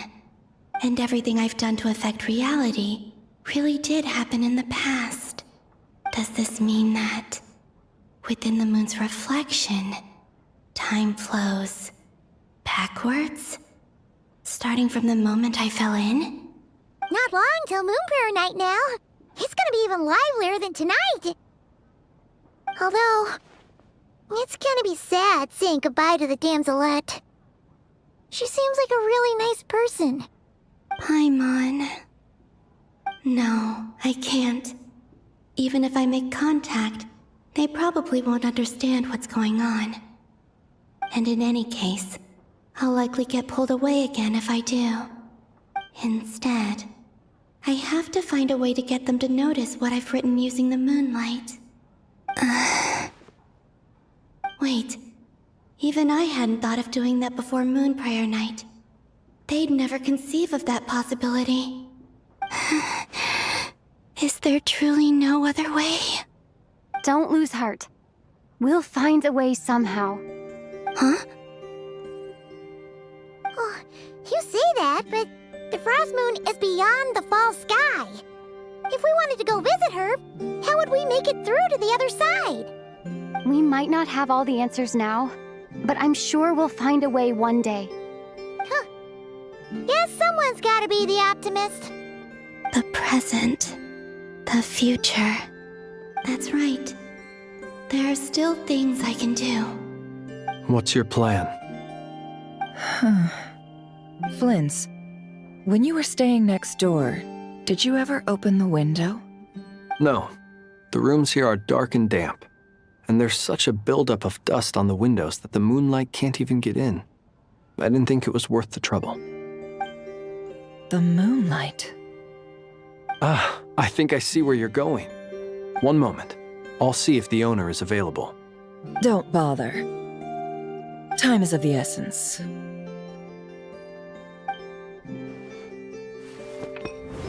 Time. Even if no one sees what I've written at this moment, maybe someone will remember what I said after Moon Prayer Night. I need to write down as much information as I can. And maybe one day...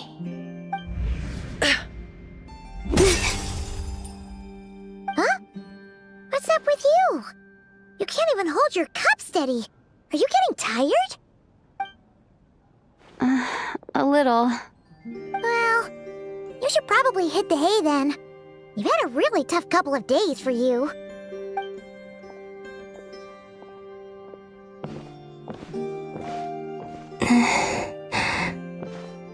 You truly have. You helped defeat Rerir, helped me reclaim my name, and you helped the others organize Moonprayer Night. Wherever you are right now, I'm sure you're still fighting against the injustices of fate. This is all I can leave for them. How I wish I could stay here. But it's time for me to go. I hope to see you again in the next time. And if the opportunity presents itself. I will surely return to your side. Huh. Columbina. She's alive. Not only that, but she's left us an entire wall's worth of clues. She even wrote down what would happen on Moonprayer Night. It's just a shame we found it too late. I am here. Time in this place flows backwards. I am constantly moving forward. It sounds like she's found a way to influence the past using Kuvaki. But her future is our past. So, these words have been here ever since we defeated the Rey hero Solnari. We just never discovered them. Which came first, the chicken or the egg? Do you ever mull over questions like that? Only when I'm in a good mood and at leisure. Well, I never do. Everything that has happened already belongs to the realm of fact. As a business person, and especially an intel broker, what I do is extrapolate from those facts to try and read the future. An admirable philosophy. It's a means of survival. Let's go. We have a wall's worth of clues to share with the others.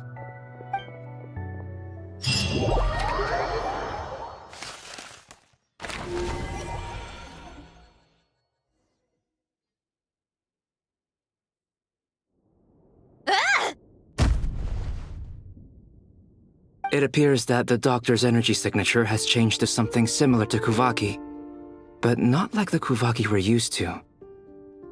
Nodcry's Kuvaki devices will only have a limited effect on it.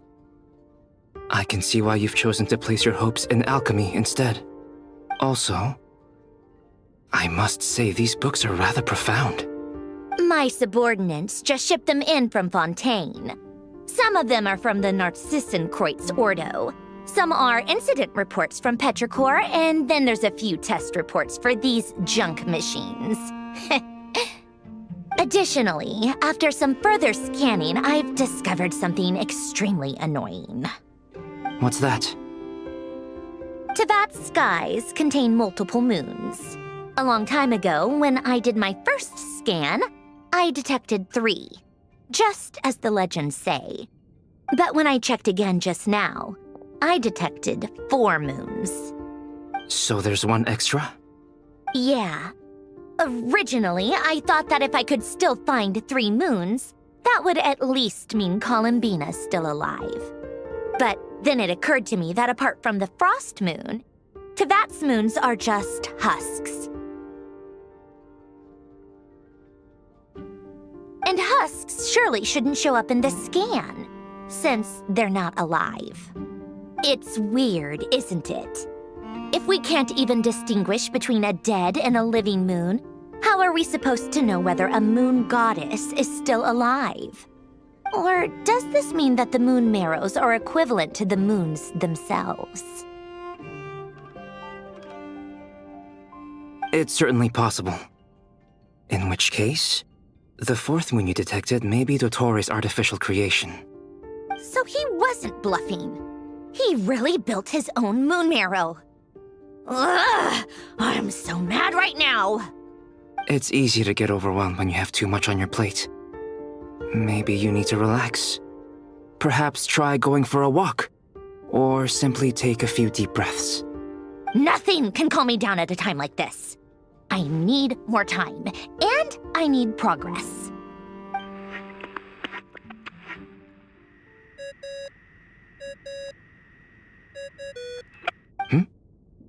It's Mr. Flynn's.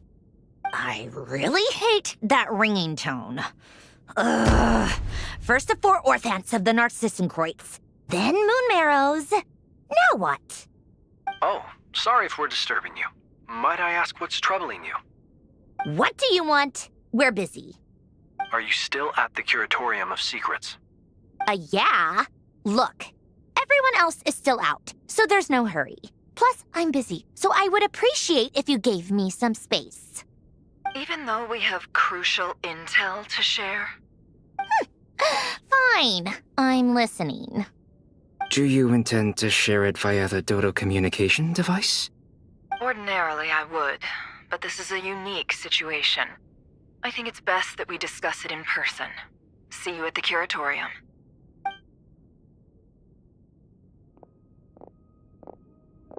All right then. So, what's the situation? The rest of the team is still out working on their missions and evacuations, but we've decided to fill you in on the most crucial information first. Sandrone, you were right. Columbina is most likely still alive.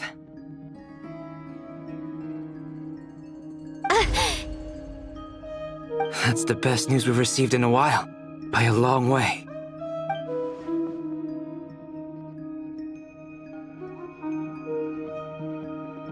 Random locations. Appearing in reverse order? Are you serious? So not dying isn't enough for the moon goddess, huh? She has to show off too. Anyway, does this mean we can deduce her condition from the moon marrows? Miss Sandrone, there's nothing wrong with simply admitting that you're happy to hear the good news. I'm not. And she's the least of our problems. We're facing a huge crisis. If she can't control the flow of time in there, she's just gonna keep moving backwards. Different points in time won't intersect, and she'll never find a way out. Let's say life begins with a drop of water. When did time begin? The moment this planet came into being? No, that's not right. Her final destination would be the moment at which the space she is in was created. But it doesn't seem like we can influence that space from the outside world. So how can we help her? Also, if she's alive, Rerir and Thalindus might be too. But as far as we know, neither of them have come back out. That space may not have an exit at all. I'm afraid I must concur with Miss Nefer in this. Can't exactly argue with that. Let's leave it there for now. I've taken notes on everything you said. Will it help with your research? I doubt it's gonna help with breaking Dottoro's energy fields. But who knows when it might come in handy. Better to have it all written down than try to remember everything when I need it.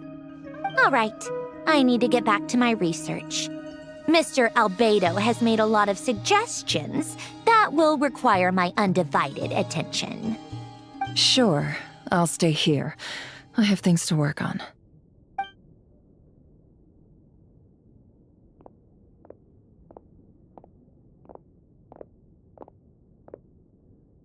Paimon, are you there? Oh, right. She went with Varka to Natlan, didn't she? Good thing we've moved her and the Traveler's luggage in here. Speaking of the Traveler, where could they be? There's a note from Paimon. Paimon here. Not in at the moment, but if anyone needs to borrow her stuff or the Travelers, go ahead and help yourself. Paimon won't be mad. Also, Traveler, if you get back before Paimon, make sure to get some rest. Paimon misses you a lot, but put your health first, all right? How sweet. Well, since you offered, Paimon, don't mind if I do. This is the Traveler and Paimon's luggage. All the items they use day to day are here. It's well organized. I wonder which of them is responsible for that. What do we have here?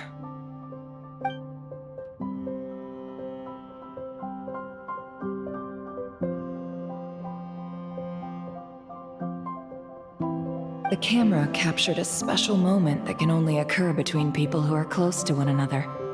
You can really sense how the photographer feels about their subject. I wonder why this picture was placed outside.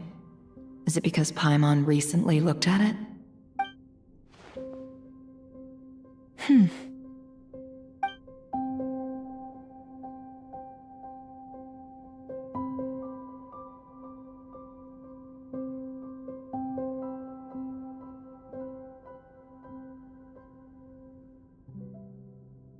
This must belong to the Traveler. Perfect. I'll use this. Hang in there. We'll find you.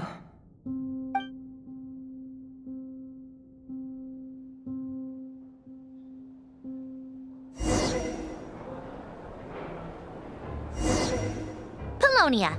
Search keyword world formula and bring me all relevant books.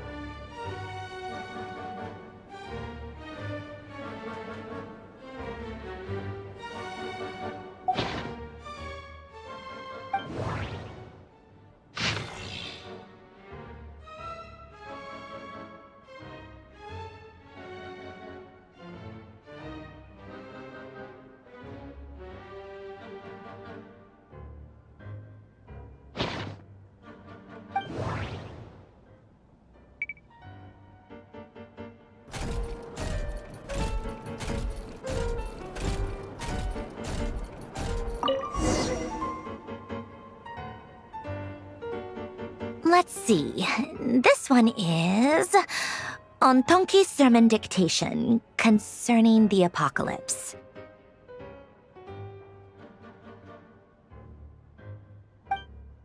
I believe that the correct term for this is Fortuna.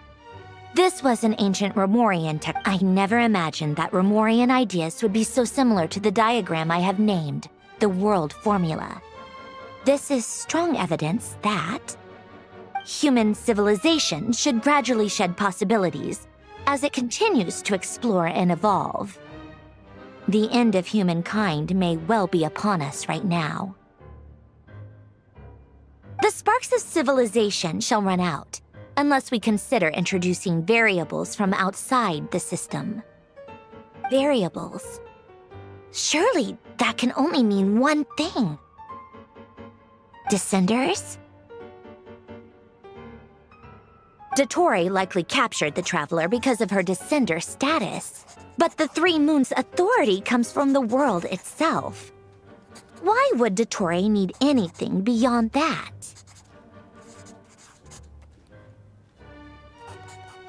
Where does this variable factor in? The world formula calculates the fate of an entire world. Introducing a variable would therefore give us...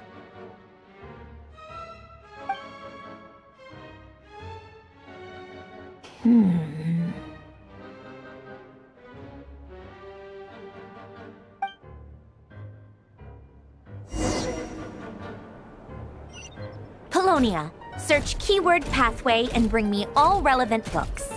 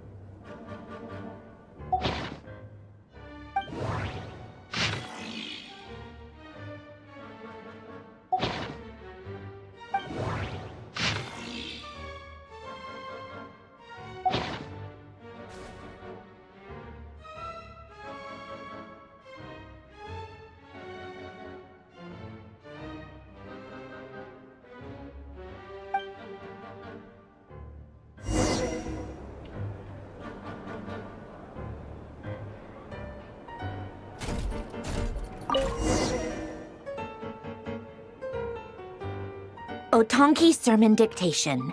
Explications on the Chemical Marriage. These titles are pretty esoteric.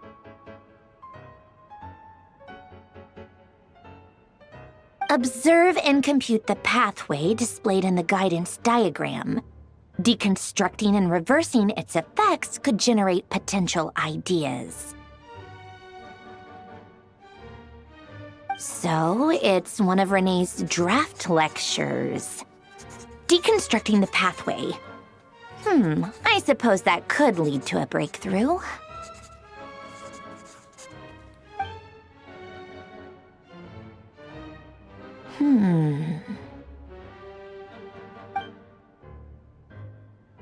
This is so long. This guy sure loves showing off his knowledge.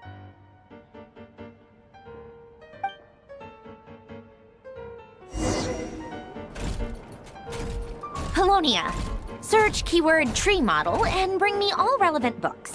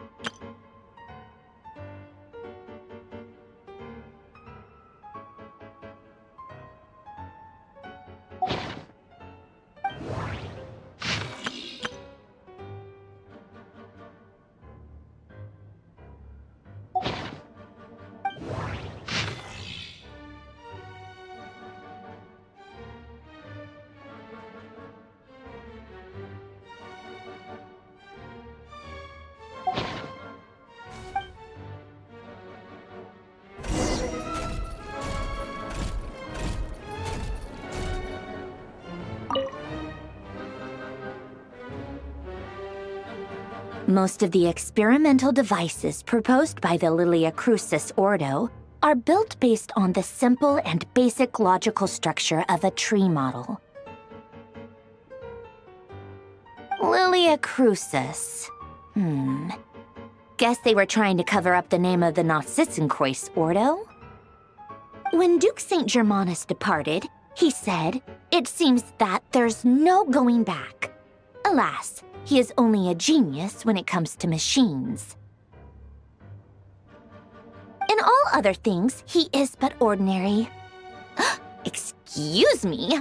I'm sorry. That's just ridiculous. What kind of book is this?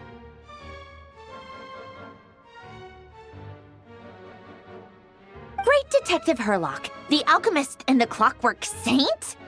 Isn't this a novel? Come on. Still, the author swears that they knew Renee well. Whatever. I guess it's not beyond the realms of possibility that Renee would say nonsense like that on occasion.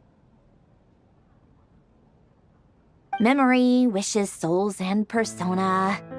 Frankly, this sounds more like occultism, but if Albedo vouches for it, I suppose there must be some alchemical basis to these techniques. The way Alain Guillotin saw it, the world was comprised of machines. The universe needed machines, and thus his technologies were created. That's why I was born.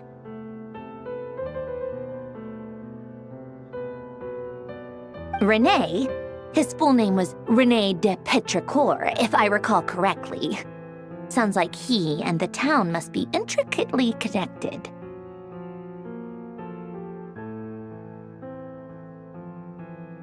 That place was also the source of most of our information regarding Remurian civilization. Seems like some of his projects were based on their technology. The cutting of souls and storing them in vessels. These seemingly unrelated techniques underpinned Renee's research, assuming that the 4 orthants correspond to alchemical categories.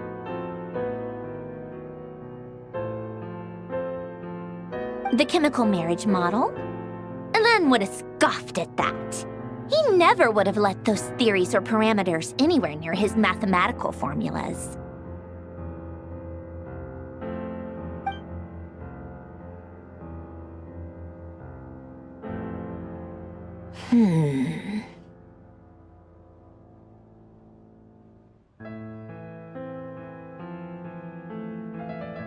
What was Elen's view on Renee? I know he mentioned the name, albeit very rarely. Oh, now I remember. Elen's old notes are here too. They mentioned Renee once. Renee seemed most out of sorts when he spoke to me. A lack of sweet foods has dulled his mind, I should think. Either way, his words are not to be believed. Yep, that sounds like Elen.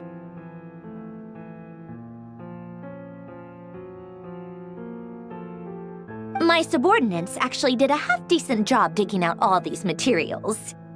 Makes a change. Good for them. Some of Elen's old files are completely consistent with these records. He must have gotten them from the Tower of Gestalt. I never knew he got his hands on Renee's records that early. He may have kept them, but he never even attempted to use them. Didn't believe a word they said. Come to think of it, Renee's world formula was filled with calculations of constants. That shows he believed that the fate of the world to be predetermined. As for Elen... it's been too long. I forget what he said. What would he have said? A guy like him, fervent believer in machines, but not headstrong enough. The world can be changed. It is worth persevering. Yes, that's how he used to think at least.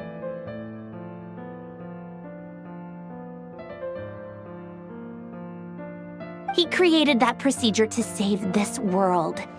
Yet the scale of the world's fate proved too enormous. The result was beyond his ability to calculate.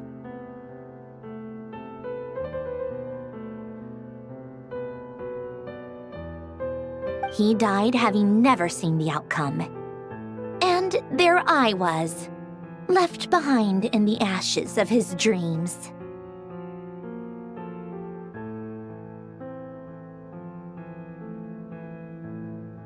Did you really never take a close look at Renee's research? Or did you read it but deem his philosophy incompatible with your model?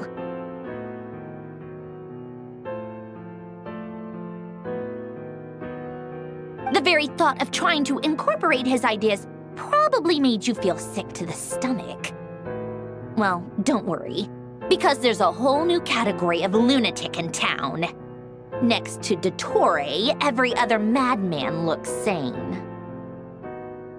You once asked me what I wished for. Should have asked him instead. He's the one pining for things you'd sooner die than witness.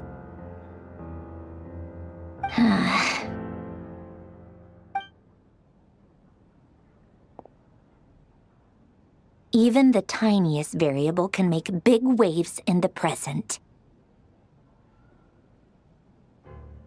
Now then, allow me to put these incompatible fragments together in your stead. First, establish and verify the existence of the Great Circle. Absolute nihil on one end, absolute reality on the other. Now, search between these two extremes. Then, the construction criteria. Variables. The sparks of civilization shall run out unless we consider introducing variables from outside the system. Input variables. traverse the world, space-time, and civilization, then extract the essential nodes from the records to determine which variables they point to. The primordial power that differentiated itself from the void. The power of light. Yes, light. Records. Hyperborea. This is so horrendously complicated. After all that, I'm still missing a few variables. I need to think this through again. How do you think it looks, Polonia? Like the frenzied scrawlings of a madwoman? Fine, keep it to yourself. It's not like you can talk anyway. I'll assume you gave it a passing grade. I jest. But true madness does often start with trying to save the world. What would Arlecchino and Columbina think if they saw this incomprehensible hen scratch? They'd probably have me institutionalized. So would Rosaline. She's been dead for a while now. When I close my eyes and think back, I can still see her face. And that enormous dress she used to wear. Such a bizarre choice. What possessed her? Oh, and the clack-clack of those heels used to drive me insane. No one's asking me, obviously, but I hope you all know that I never wanted to save the world. I'm not crazy. I don't have delusional ambitions, and that's a clinical fact. The world needs a solution, but I don't need the world's validation. It's the world begging me for answers, not the other way around.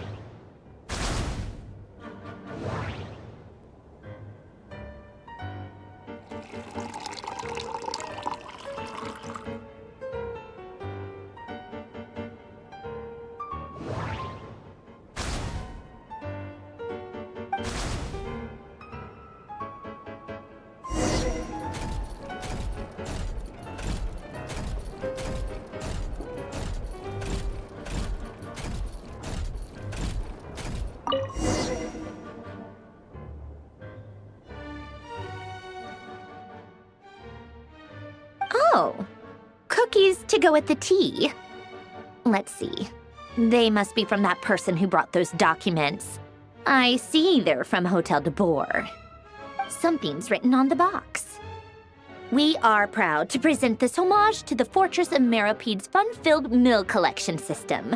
Fortune cookies. Have a lucky start to your day. Sounds like a dumb gimmick to me. Be early to bed and early to rise. Get plenty of sun and drink plenty of water. Then things will surely go well for you. What? Are you kidding me? Somehow I doubt that an early night and a glass of water is magically gonna save a world on the brink of existential peril.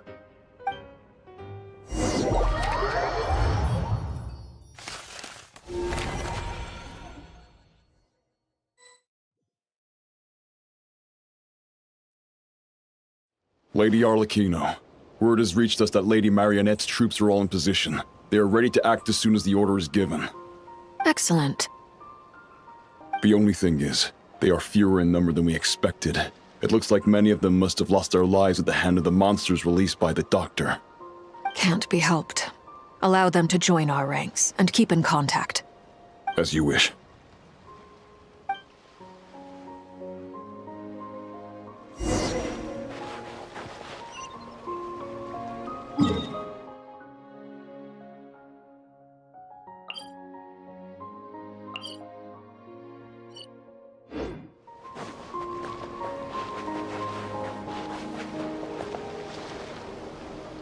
It's been a while, Arlecchino. You look well.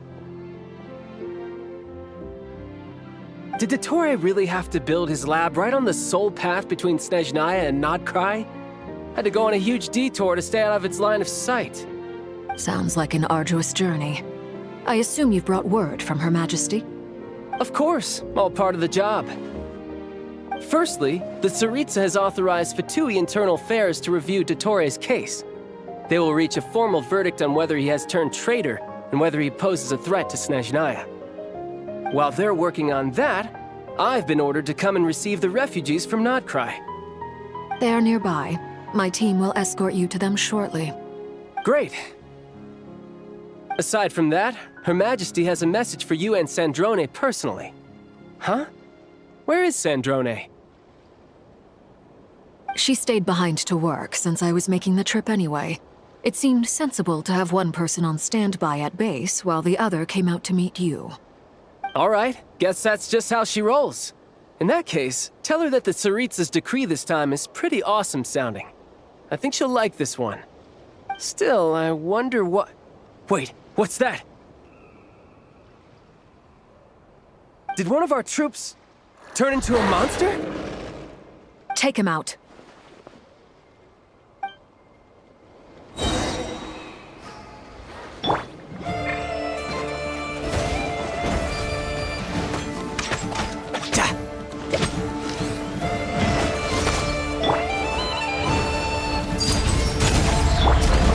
You're mine!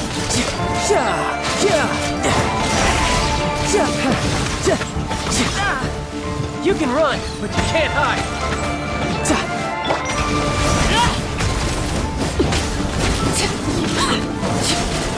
You've gotten stronger, Arlecchino. Nice! Stop that right now. I appreciate the praise, but I am not fighting you today. I knew it.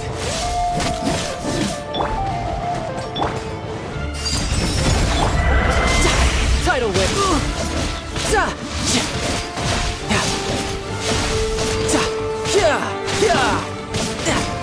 Who's next?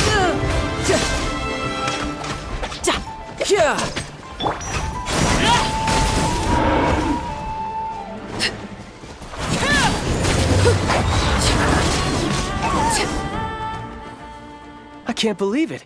He was a living, breathing human one moment, and the next... Another fine piece of work by our dear colleague, I'm afraid. What in the world has been going on in Nodcry? A lot.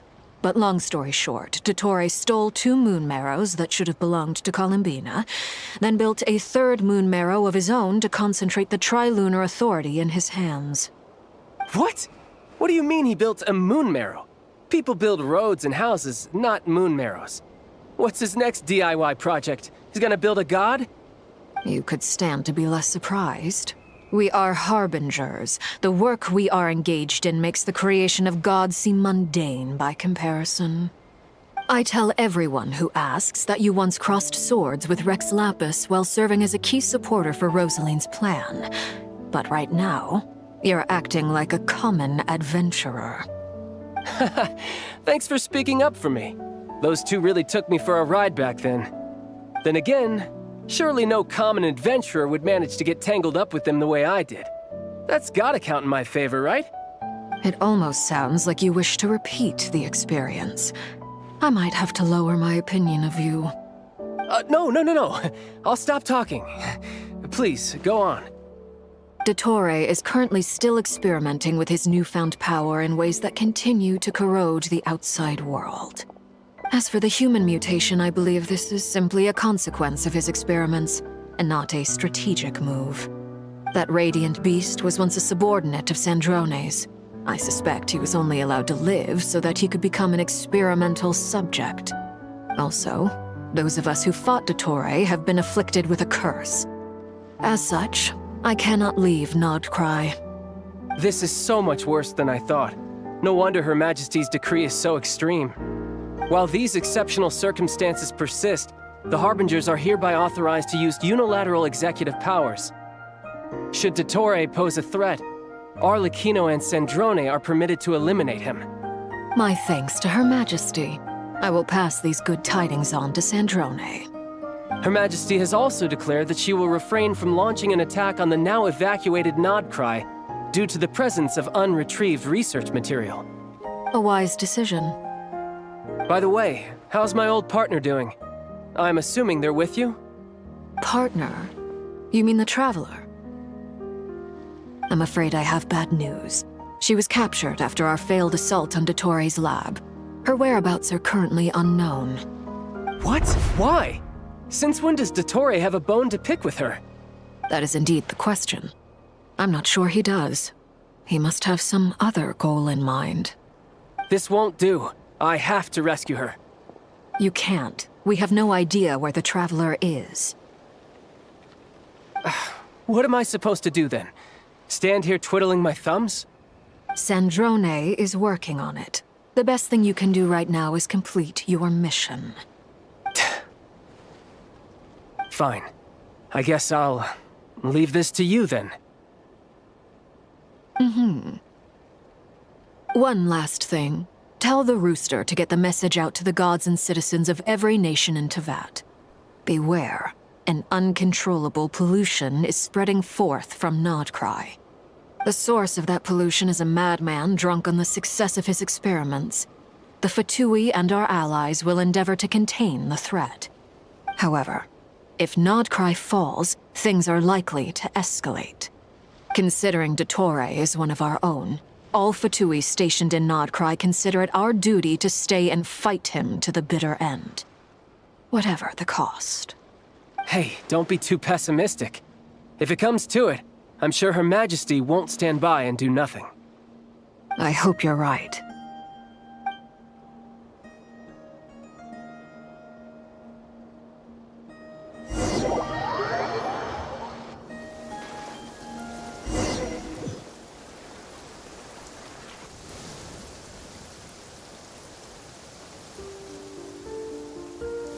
You're right on time.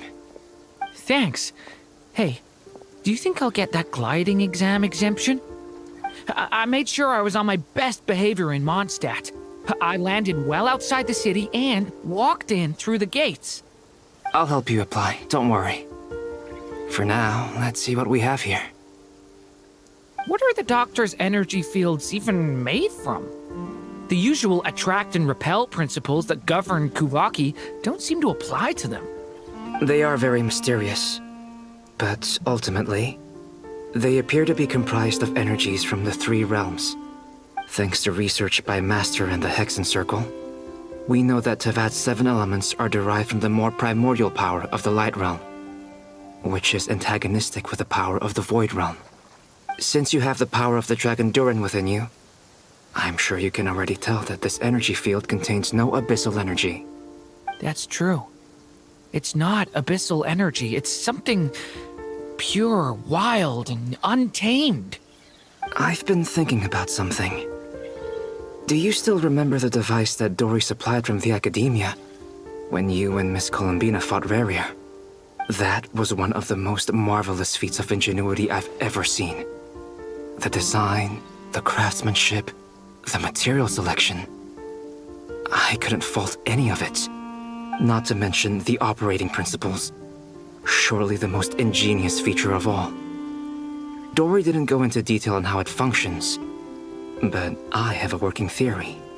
The clue was that Miss Columbina was somehow able to use the pyro energy that you provided, despite the fact that, as a moon goddess, she should only be able to use light realm energy in principle. Now, all elemental energy is, of course, derived from light realm energy to begin with. Hence, I suspect that the device works by restoring elemental energy to its original state. This presumes a theoretical model of the 7 elements akin to that of light refracted through a prism.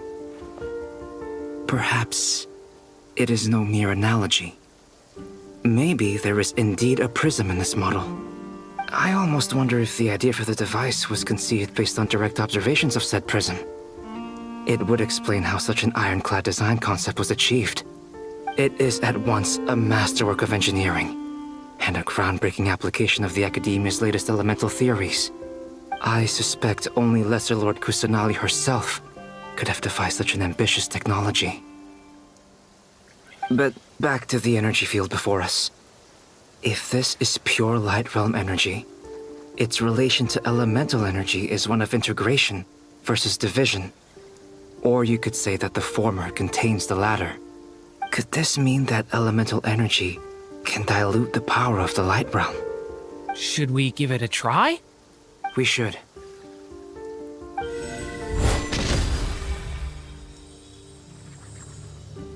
Ha!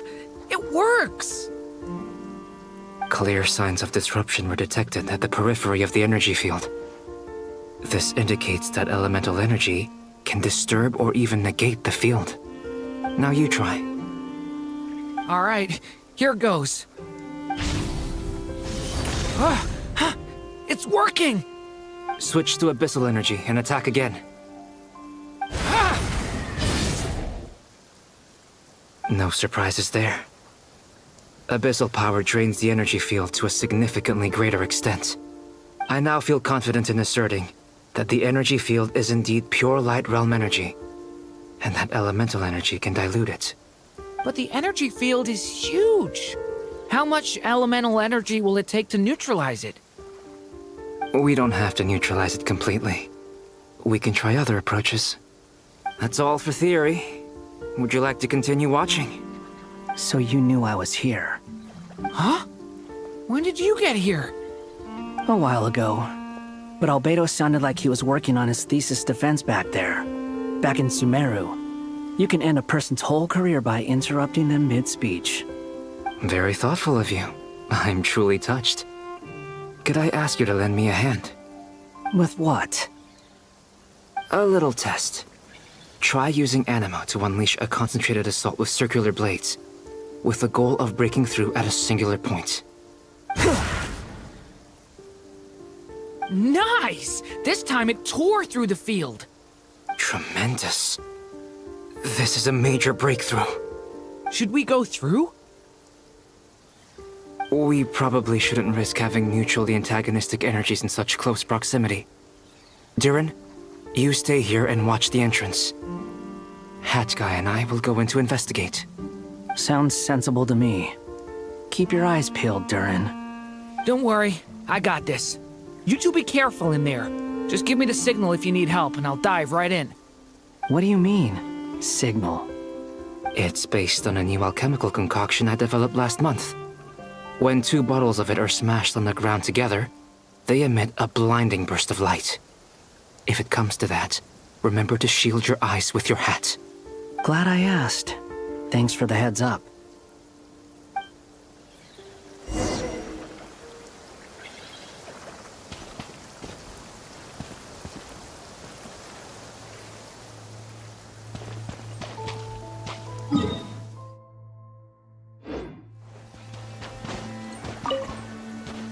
Like I thought. Beyond a certain distance, we can't see the opening where we came in. Maybe that's to prevent people from escaping.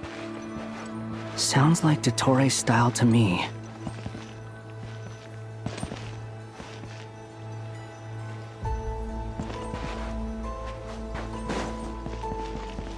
Not much has changed. Things are basically the same here as they were before the energy field appeared. They have no heartbeats and they're not breathing. We can only assume they're dead. But there are no visible wounds. Also, there's an animal squatting next to each body. It's watching us. That's not an animal's gaze. What are you trying to tell us? Doesn't seem eager to talk. I guess maybe it's just an animal after all. Let's keep looking around.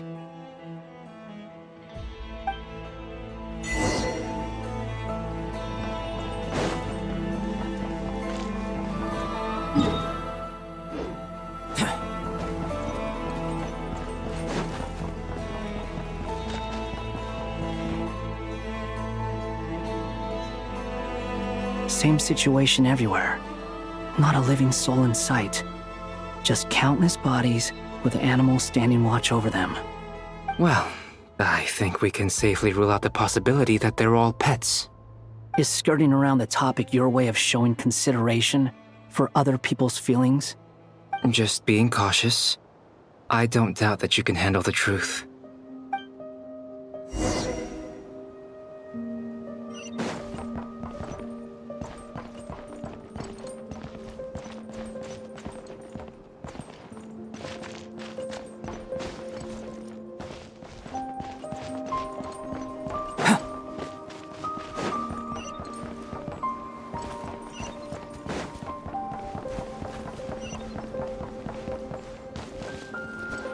careful. Please. Help us. Please. Over there. I hear a voice.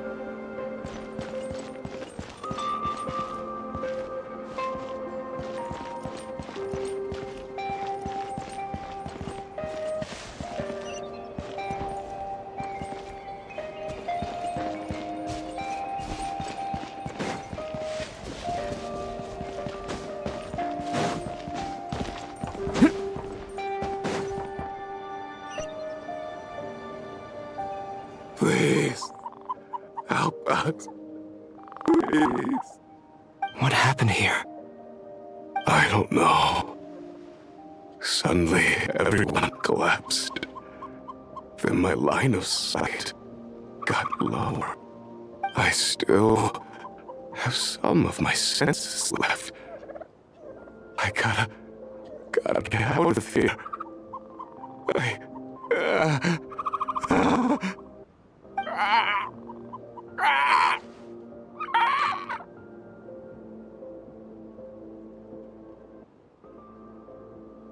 It looks like there's a huge experiment going on inside this energy field. Maybe each energy field is its own giant experiment. Vile. He's swapping human minds with those of animals. Even without the other circumstances, this would be an extremely radical experiment. Those people may have lost their sense of selves, but they are not fully animals either. If they were, they would have left. But instead, their instincts are driving them to remain by their dead bodies. We should go. No sense in sticking around here longer than we need to. Agreed.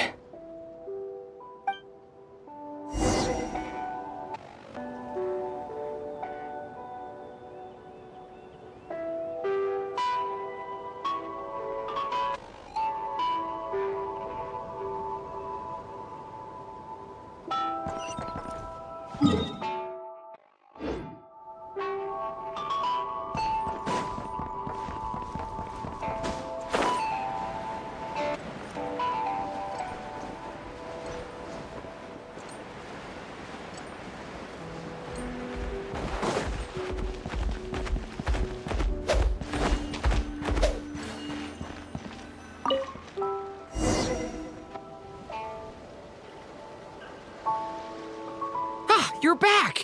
Everything okay? We saw some things that take a strong stomach. Otherwise, we're fine. We should share our findings with the others.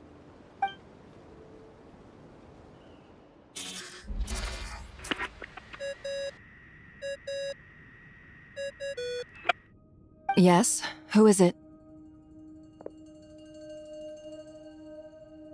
Miss Nefer, it's me, Albedo. We found a way to break through the energy fields. With enough control, it's possible to tear them open using elemental energy. Also, we managed to take a look inside. Dottore is carrying out his cruel experiments on an immense scale. Any residents who have failed to evacuate in time will likely meet a grisly end. Sounds like he's living down to our expectations. Might I ask how things are proceeding on your end? I'm just about to get started. I'll be in touch once I have a result. Understood. Stay safe. I will.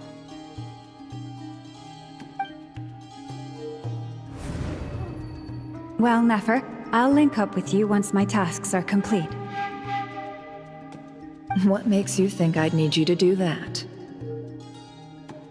I'll need it. And considering the way you approach certain matters, I think you'll be better off with me present.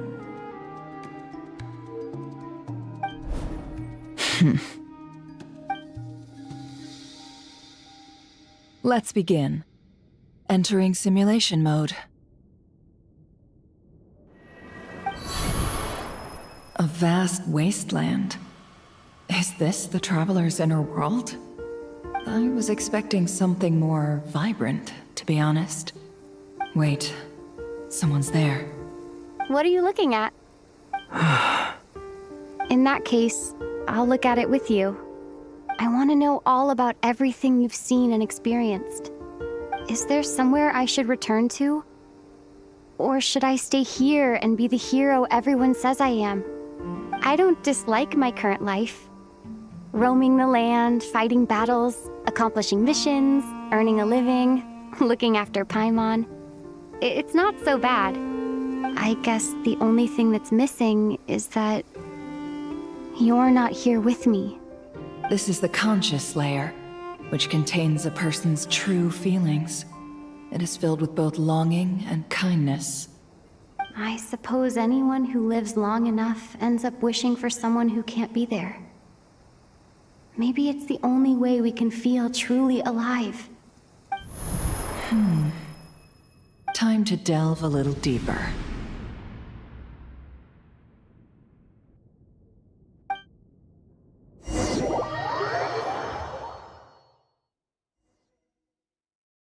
Nasha Town is hardly the optimal choice for a place to live, but it has character and a reasonable population density.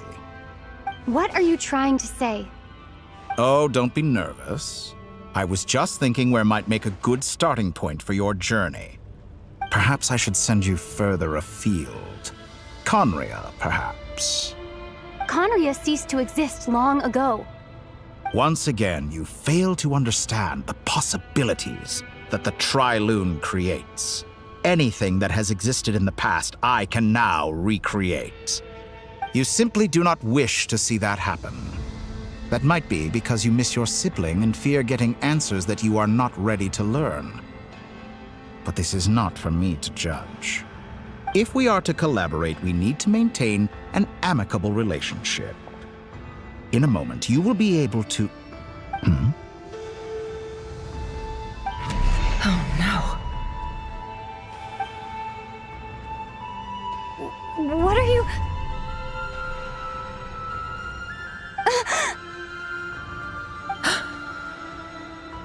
What are you gonna do? Don't move. Something unwanted has crept into... Oh? Gone as quickly as it came.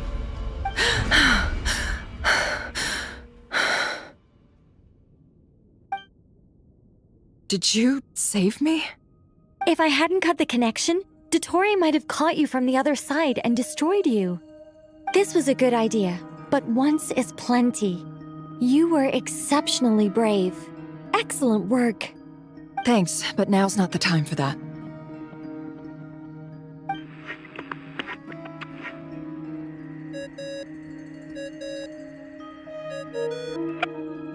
Albedo speaking. I think I know where she is. What is this endless darkness? I can't see anything, even though my eyes are wide open. But why? What happened? Ah, sorry about that. I take it you didn't notice. Just now, a friend of yours took a little peek into your mind. Could it be Nefer? How did she do it? Did she use something as a medium to connect to me? Do you think she's aware of your current circumstances?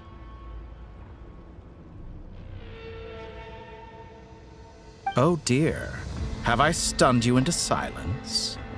I only wanted to slow down your time a little so I could stop your intruder in her tracks. It would have been nice to capture the spy. I must say, I'm finding the ability to adjust the flow of time rather intriguing. The moment you closed your eyes, time seemed to grow impossibly viscous, didn't it? A whole month passed before you opened your eyes again, but only for you. No one else was affected. I dare say this is something only a god can achieve. Point taken. You've proven once again that you have god-tier powers. Oh, you misunderstand.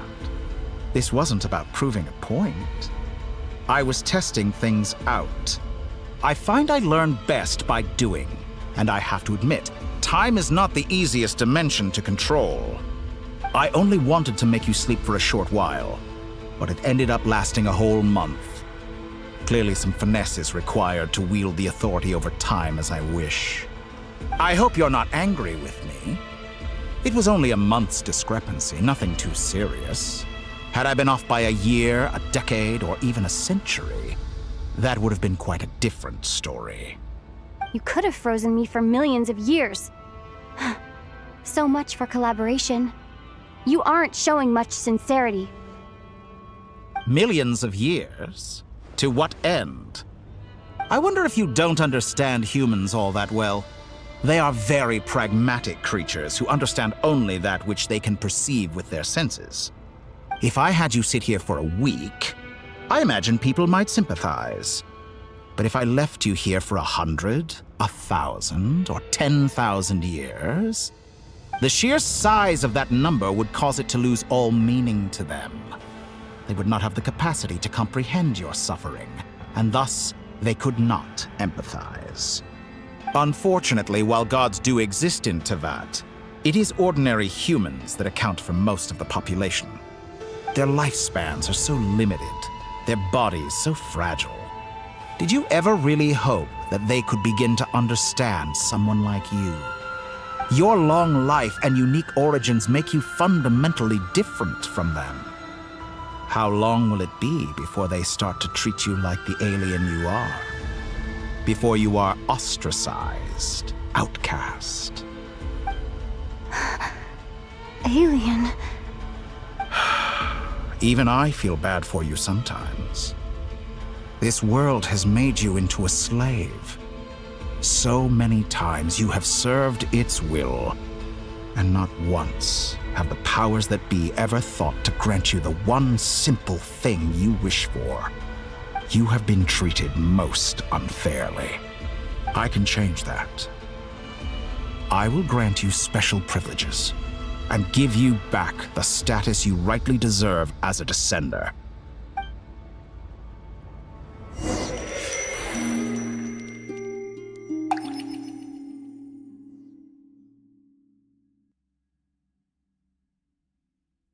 I've entered the past 3 times at this point, but I still have so many questions.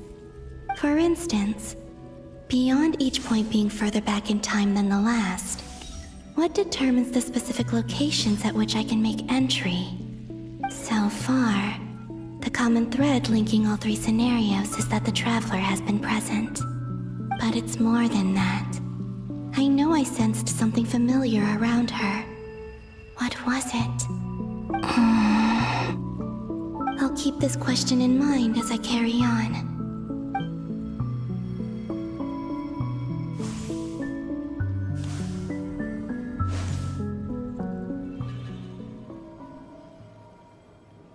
Humans, you never change.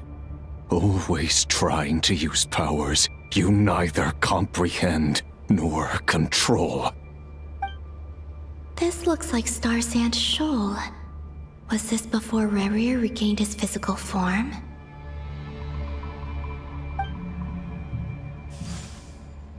You've messed with the cannon again, huh? Sorry, but this round's not gonna go your way. The cannon. That's right. I was at Silvermoon Hall and I sensed an abnormal Kuvaki fluctuation coming from Nasha Town. And right after that, came an ominous power emanating from Star Sand Shoal. My body was once torn into countless pieces and hurled into the swirling chaos of time itself. But even so, my life and will were not extinguished. I wonder if I could try to prevent his resurrection. But how would I do it? What can I do, here and now? Traveler! Behind you! Look at that light!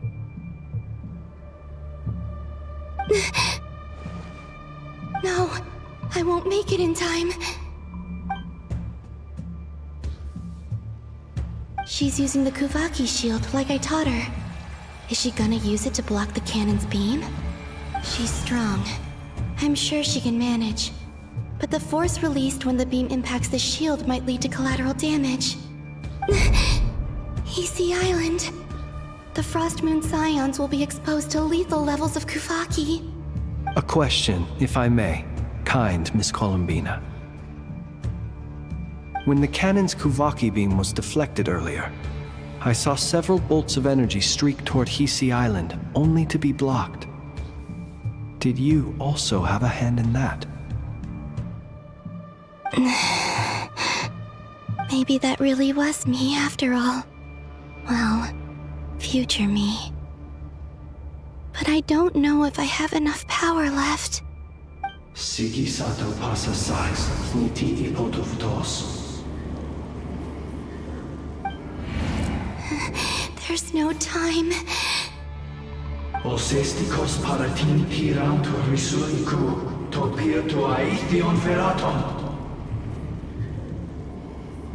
I have to make it. Oh, Frost Moon. Oh, great land. Oh, slumbering moonlight of Nodcry. If you can hear me, if you can sense my call, then please, heed me once more!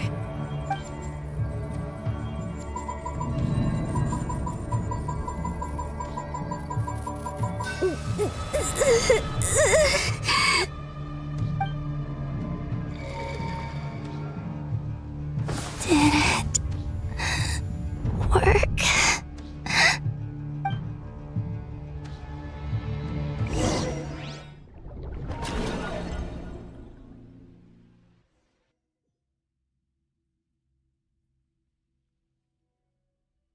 Hey, wake up.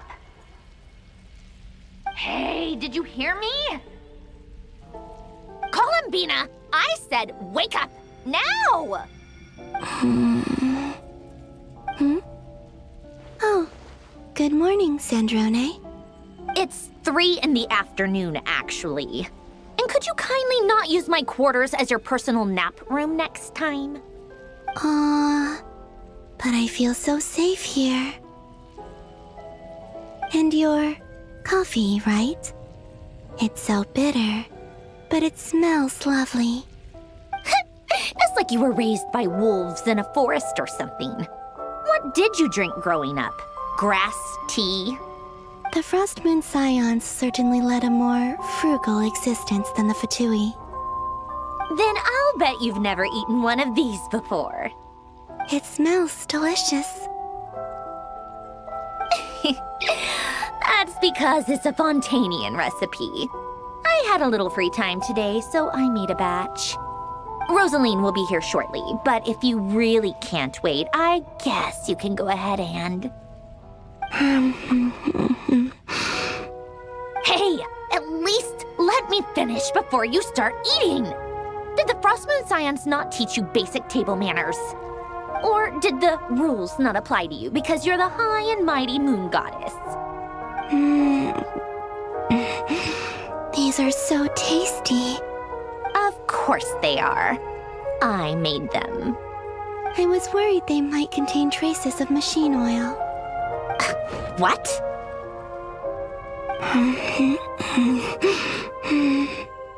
You know, there's something I've always wanted to ask you. Why did you leave your old home and join the Fatui? I mean, I'm sure their food was awful. But there's gotta be more to it than that. Well, life there didn't go quite how I imagined. What were you expecting? You're a god. Your followers are gonna make some demands of you, right? Surely you can just answer a few prayers here and there in return for the free food and drink. How bad can it be? Well, would you help other people just for free food and drink? The doctor told me that you were created by a great mechanic, Lord something Fisher. The Lord Artificer. Ugh, some people can't keep their mouths shut. Oh, Lord Artificer. And didn't he have something to do with the, narcissist? Narcissenkreuz Ordo. Yes, that was it. Narcissenkreuz Ordo. So, would you try to fulfill their wishes? You must be joking. I wouldn't go even if they paid me. I don't even know them. Exactly. Well, I felt the same way. I did not know the people who made demands of me. What do you know? We're on the same page for once. In his later years, Alan did ask me if there was anything I wanted to do. If I had any wishes of my own. Well, I don't. And I'm not in any mood to fulfill someone else's either. Who's Alain? He was the... You know what? Never mind. You're not gonna remember. Anyway, the point I'm trying to make is, neither of us is the self-sacrificing type. Let me ask you this. What sort of place would you like to live in, if you could choose? A place where people don't ask me for things I cannot give them. Where they don't worship me, or fear me, but just want to chat with me like a normal person. I'd also like the freedom to come and go as I please. And ideally, it would be somewhere with the smell of coffee and snacks. Not to burst your bubble, but no such place exists in the world. Now, take your snacks and scram.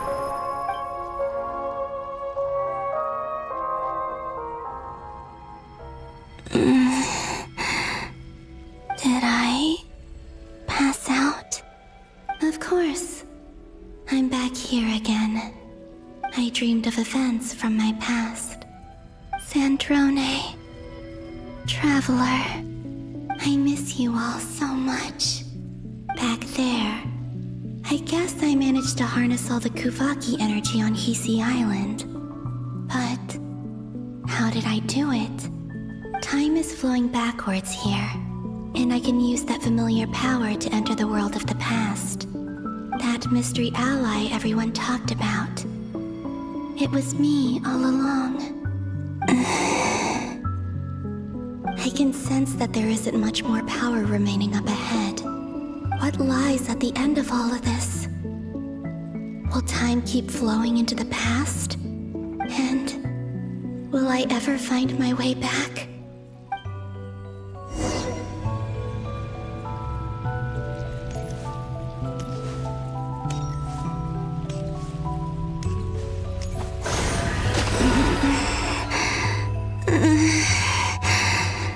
It's getting harder and harder to use my power. I'm no match for the Abyss in this state. I need to avoid the contaminated fragments.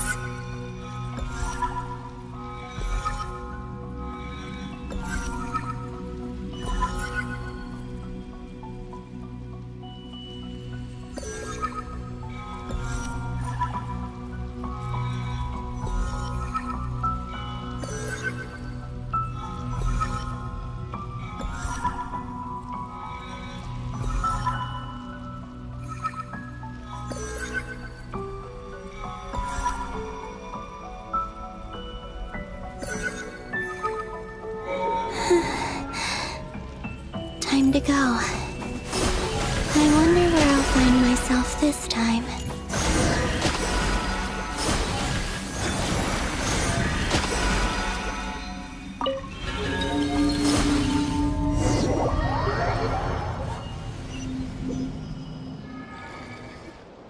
The Final Night Cemetery.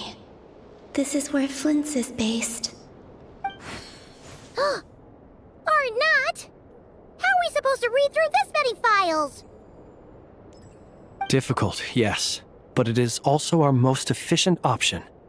Seems like they're searching for information. Oh, I remember. Flint and Varga talked about some files on the Wild Hunt. Was this my doing too? To expose the true intentions of this Rerir, we need to dive into Notcry's history. Are my actions changing the past? Or are they simply completing a process? Is all of this inevitable? Or am I the one making these decisions? If I choose not to help them now, will it change how things turn out? Hope we don't land on our heads then. They're my friends. I can't not help them.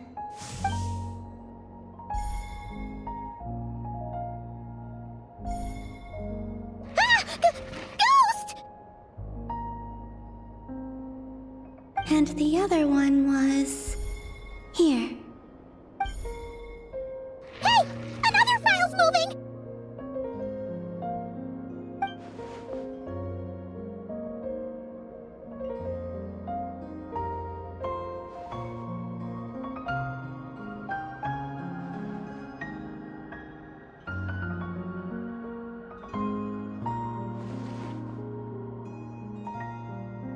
That should do it.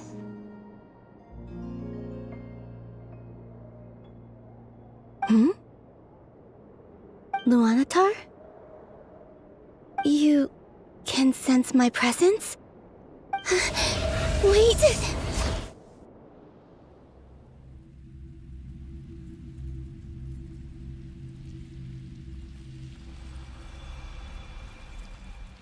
Luanatar. So she's that familiar presence I've been sensing all along.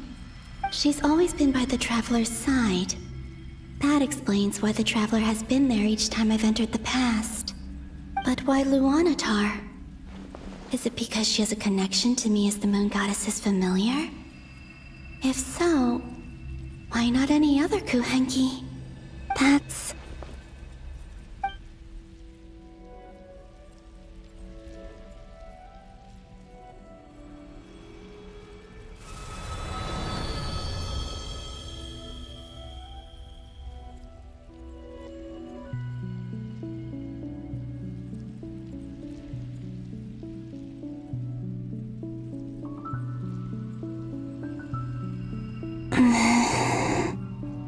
I cannot sense any power up ahead. Just a void, stretching out into infinity. This is likely my final chance to enter the past. It's now or never. I have to find a way back.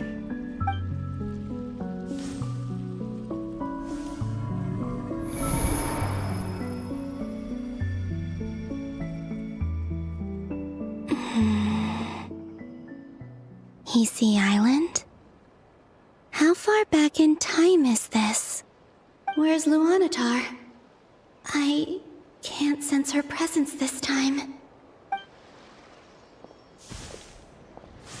Oh, seeing Anafa and Aino reunited like that sure was heartwarming.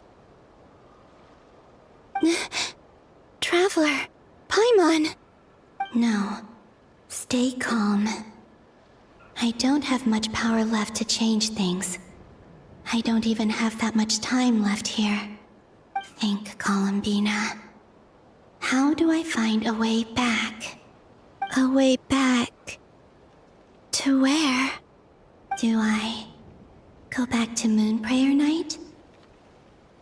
Or to the future that followed?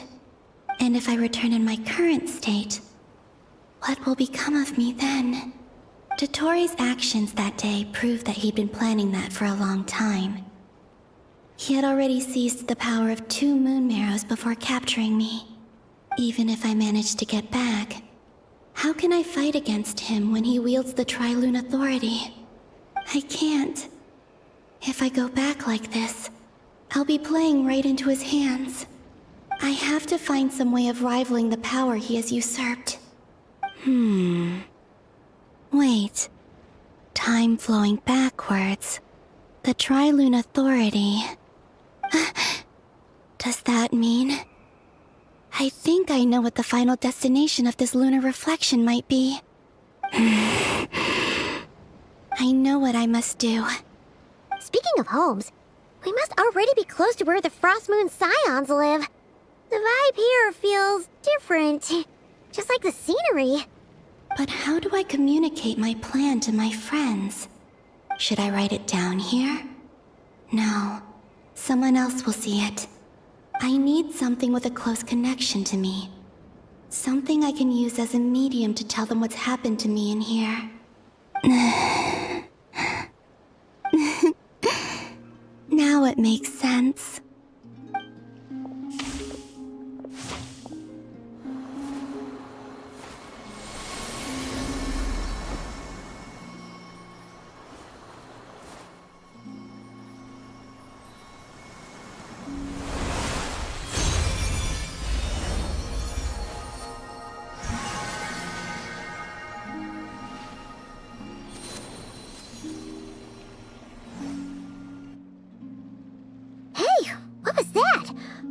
like some sort of breeze blew by, and then the petals suddenly turned into... Huh? It was I who brought Luanatar into being. I gave up a piece of my own soul to create her. That's why I could sense a familiar power from the moment I entered this space. It also explains why she's been present in every past location that I've entered. Because we have a deep connection. Hey there! What's your name? And the reason why there are no more gates to the past after this point is that Luanatar hadn't been born then. No wonder I sensed the trace of a blessing when we first met.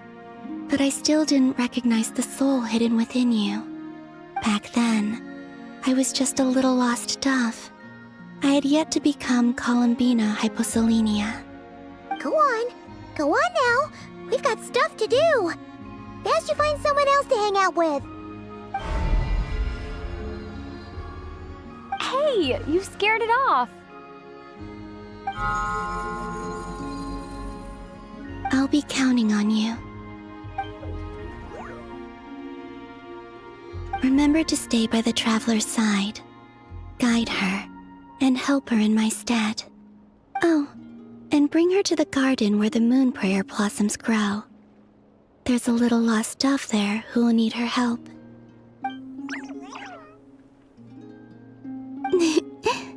Go on.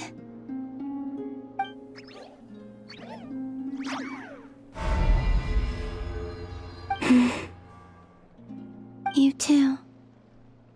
Go and live your story. As for mine must go in a different direction.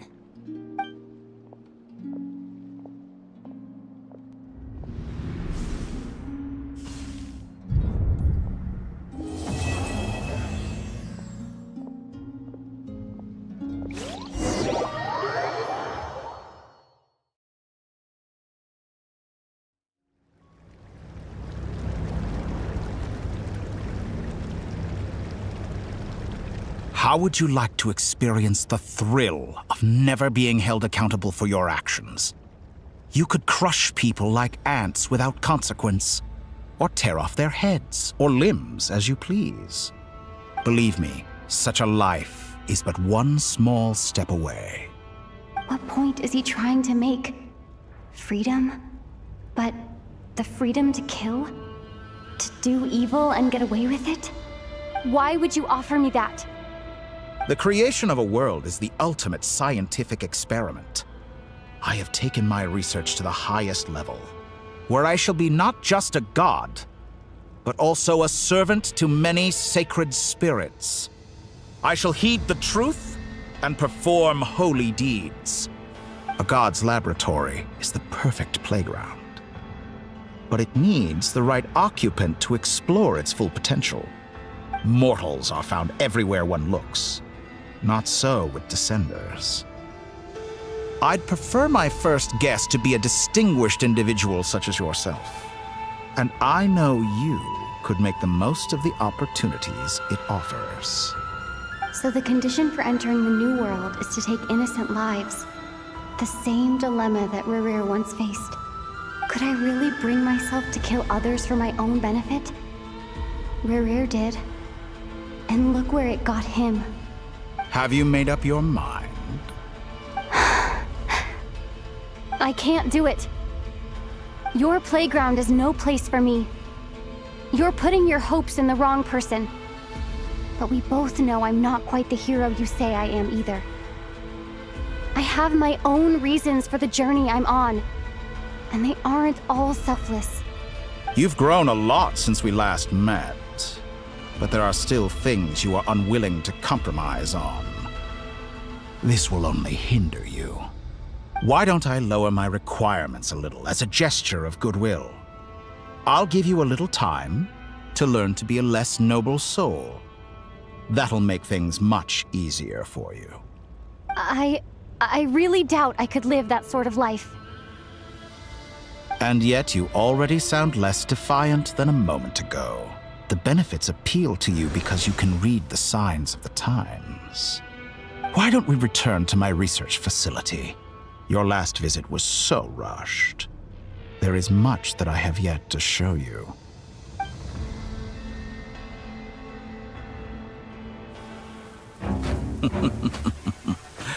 Now to that question, Heroes don't attack from behind. Guess I'm no hero. This is most disappointing.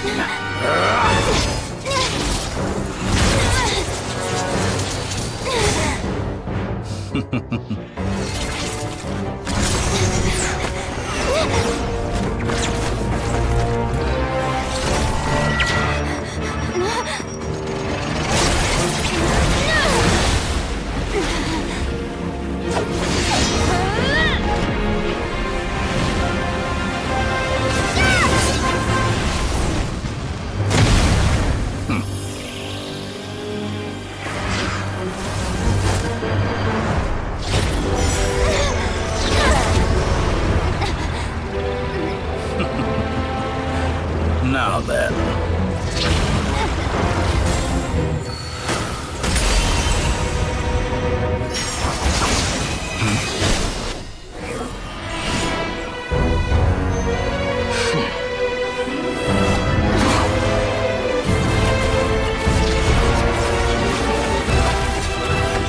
A new face. Interesting.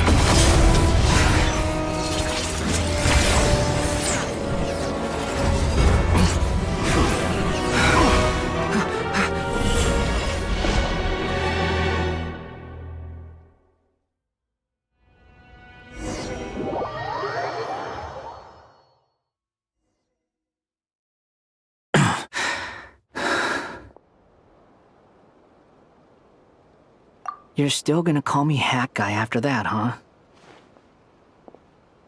I didn't see anyone else in there who needed saving.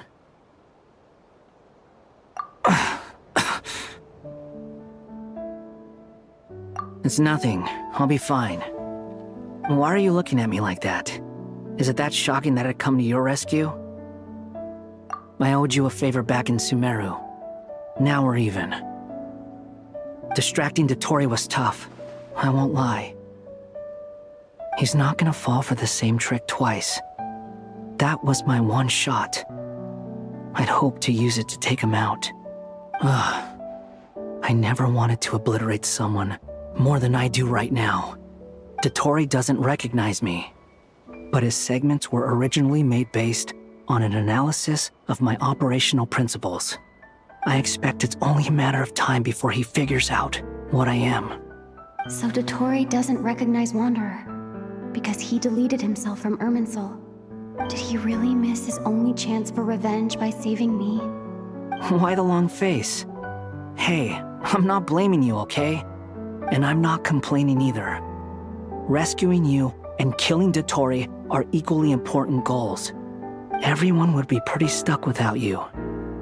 It's best you live to fight another day. How are you holding up?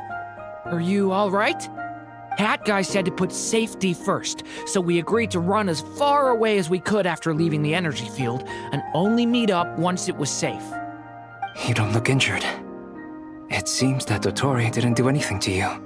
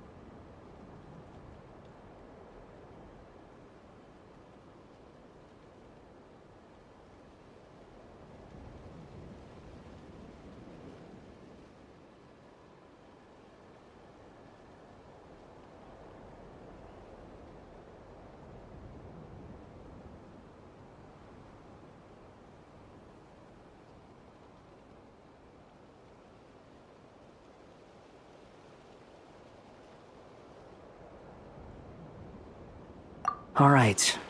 Rescue operation complete. Let's head back. There's a lot more work to be done before this is over.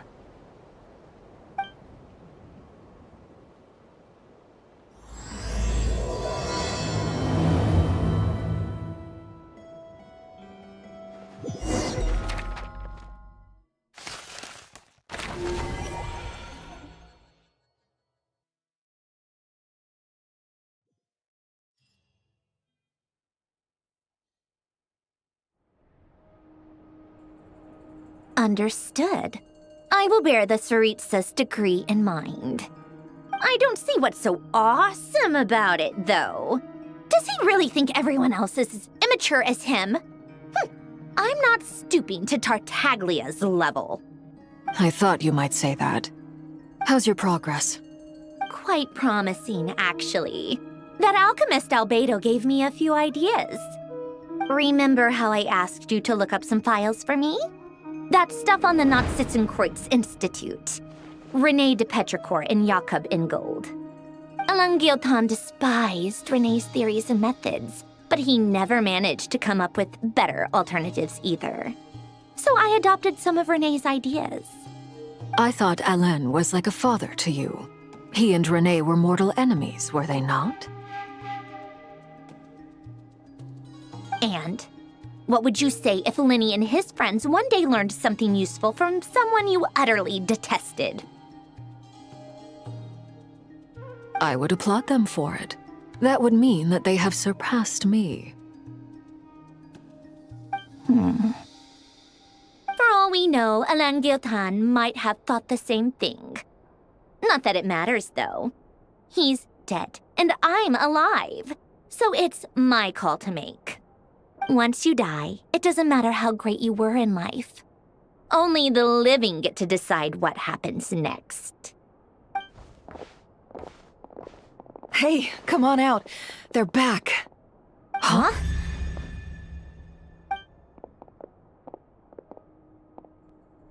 You're back? And your head's still screwed on? And you still have all your limbs? What does it look like? Way to keep your composure, madam. Excuse you. I am perfectly composed. Glad you're okay. Yes, it's a huge relief. Worry? Oh, yeah, right. You think we, the Fatui, were worried about you? We were worried sick. Hey! The Traveler and I were already friends. You are free to join this mission in whatever capacity you please.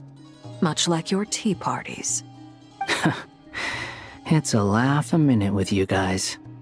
I must say, I was quite surprised when Mr. Albedo told me he would need no additional aid. We discussed this on our way back as well. I am rarely so unequivocal, but in this case, we had full confidence in Hat Guy. He said he knew what he was doing. Albedo and I pretty much had to just wait outside on standby. Meanwhile, Hat Guy broke into the energy field and rescued the Traveler solo. You didn't have to mention that. Well, I'm thoroughly impressed. You are a force to be reckoned with, Hat Guy.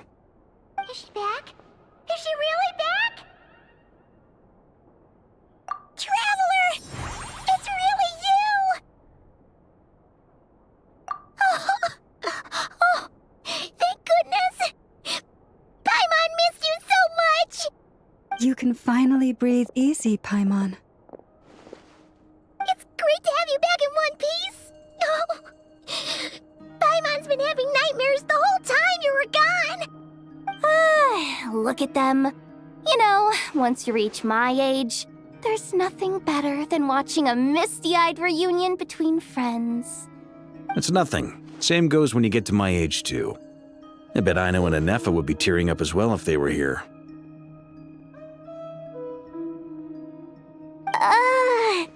Varka, I'm not sure Anefa can cry. Oh, yeah, good point. Hey, your eyes are looking a little red and puffy. Come here, let's hug it out.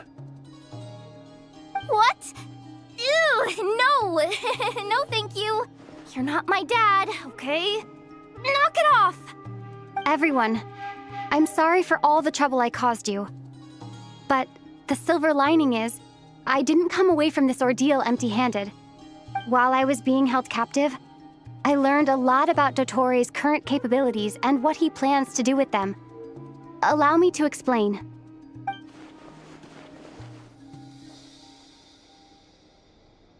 The three moon goddesses were even more powerful than we imagined. No wonder Dottore believes himself to be equal to the gods, maybe even superior. Utter blasphemy. While everyone was gone, Nefer and I made an interesting discovery, and I believe Miss Sandrone has something to share too. Ma'am, perhaps you could do the honors?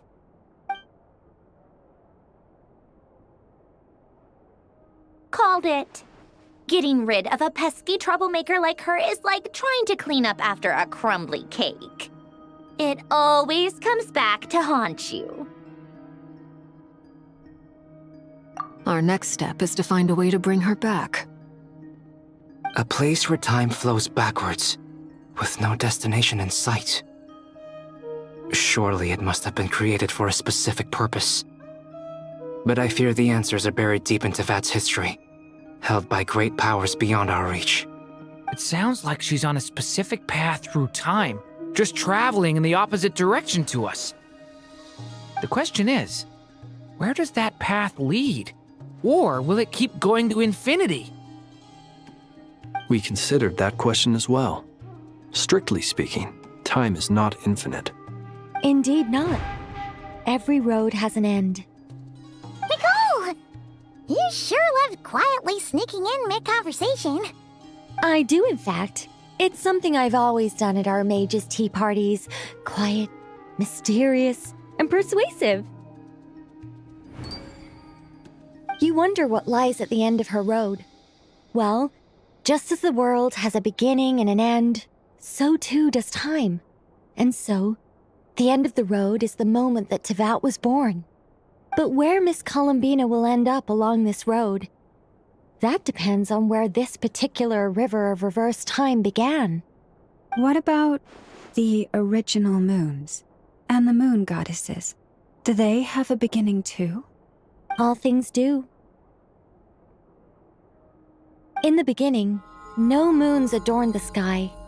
It was the Dragon King Nibelung who raised the three moons into the heavens, and thus were the moon goddesses born. They were shadows of the planet, born to wield Nibelung's authority and oversee the world on his behalf. They were extensions of his will, manifestations of his majesty. But then one day, they disappeared just as suddenly as they had once been brought into being. Nobody knew where they had gone.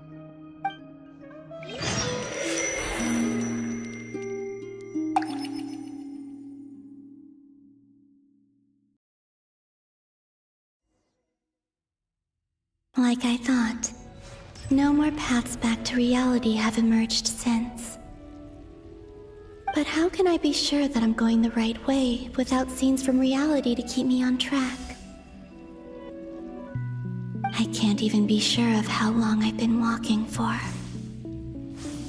The further I travel, the less stable this space becomes. There are even moments where I can sense something that feels like abyssal energy. They can just materialize out of thin air. I have to keep my wits about me.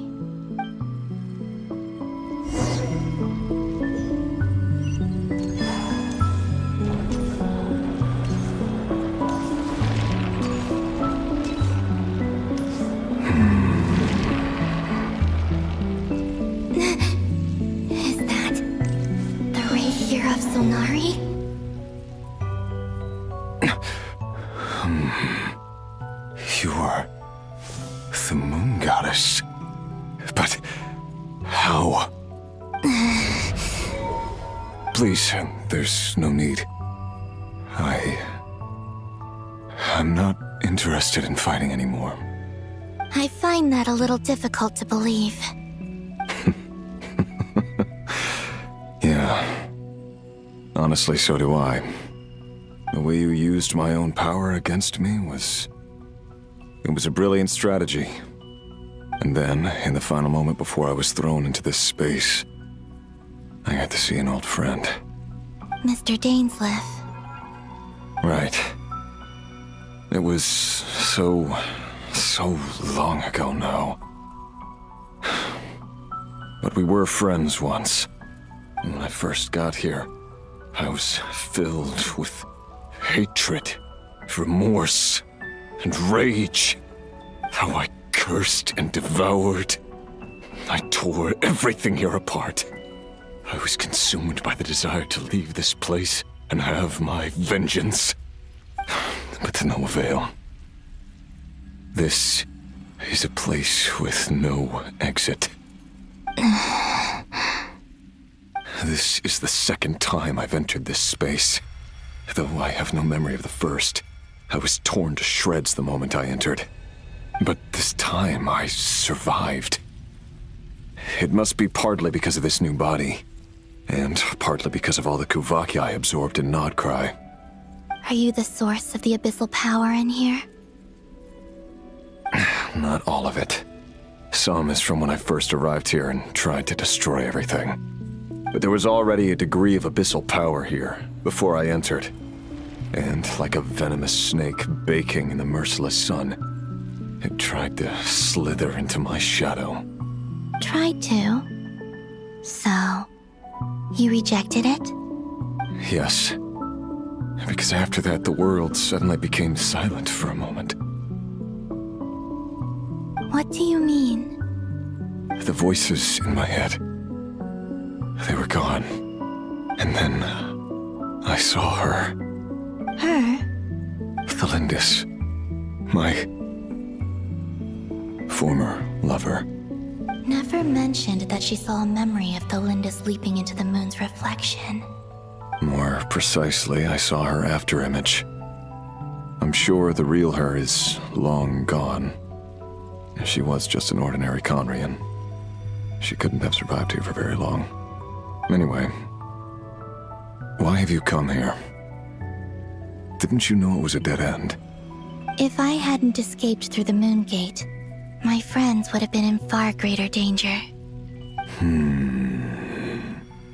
Oh, I see. Because of your power. The power of a moon goddess. What? You'd like to know how I know, wouldn't you? The one who resurrected me said so. I could hear a deep lust for power in his voice. Do you mean... Dottore? Dottore. So that's what he's called. He'd been collecting fragments of my body for a long time. All so that he could resurrect me at the moment of his choosing. I had no interest in his research. But being as corroded by the abyss as I was, we were aligned as far as hunting the moons and recovering my strength were concerned. So that's why the Wild Hunt suddenly became so active in Nodcry. When I left the Fatui in my weakened state, Dottore must have felt that his time had come. Moon Goddess, could I ask a favor of you? What? I know this is a lot to ask, especially from someone who tried to kill you. If you refuse, I won't fight it. But this is the only thing I desire now. Nothing else matters. What do you want? I'd like you to take a message to Thelindis for me. Thelindis? But... Yes, she's dead. But like I said, I saw her afterimage. I can sense that some part of her soul remains here. Far, far ahead. Why don't you go and speak to her yourself? I can't. I don't know why, but I can't move freely in this space as you can. All I can see is a glimpse of her, walking away. Just like the moment when I last saw her in life. In return, I will clear these abyssal obstacles for you. No, not in return. I'll clear them for you, whether you want to help me or not. It feels like something I ought to do. Why? Yeah. Why, indeed. I've been asking myself that question a lot recently. Why did I do the things I did? I'm tired of it all. Tired of the person I became. People used me. And then I turned around and started using others. I hurt a lot of people. I think I grew tired of it long ago. But I wouldn't admit it to myself. And ultimately, that's how I ended up here. What do you wish to tell her? All of it. My past. My mistakes. Everything that happened after we were separated. Is it okay if I give her the abridged version? Yeah, I'm sure there's plenty you can skip over. Just tell her the important parts. Whatever you think that means. Like the part where you relentlessly tried to kill us? It's up to you. Love demands honesty. But my relationship with Thelindis was built on lies. We hid too much from each other. But after living my whole life in the shadows, I don't want to hide anything anymore. I will do my best.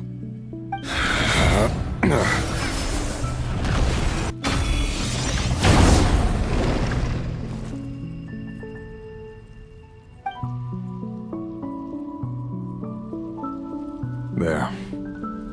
The Abyss will no longer stand in your way. Even though Mr. Dainsleif felt he had to fight you, I think he still regarded you as a friend. Dane? He said that you betrayed him, but he also felt great remorse at never having understood what you were truly going through. Why tell me this? Because if he'd known that someone could take a message to you, I believe that's what he would have said. Thank you. It means a lot. I know this will sound strange coming from me, but don't die, Moon Goddess. I can tell that you're determined to get out of here.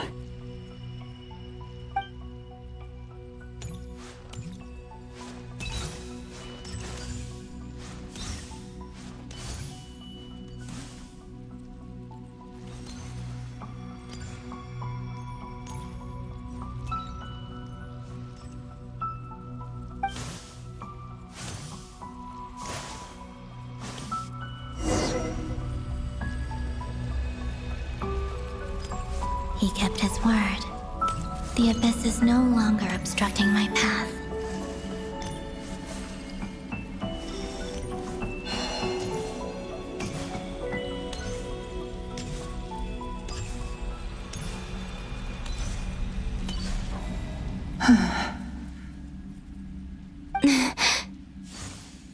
Is that the Lindis? She wasn't far off at all. And yet, they can never meet. Hello, Miss Thelindis. Who are you? How do you know my name? I've never seen anyone else here before. You can call me Columbina. I promised Rerir that I'd bring a message to you. Rerir? My Rerir? Is he well? He's doing better than he was. Better than he was, huh? Sounds like he's had a pretty rough time. Others have had a rough time on his account too. In many cases, their time ran out because of him. And I'm not just talking about the children of the Crimson Moon. So, things got worse before they got better. Could you tell me what happened, Miss Columbina? you sure you wish to know? Yes. This is my opportunity to learn the truth. No matter how hard it is to hear, I have to know. I admire your courage. However, time is short. I cannot stay here for long.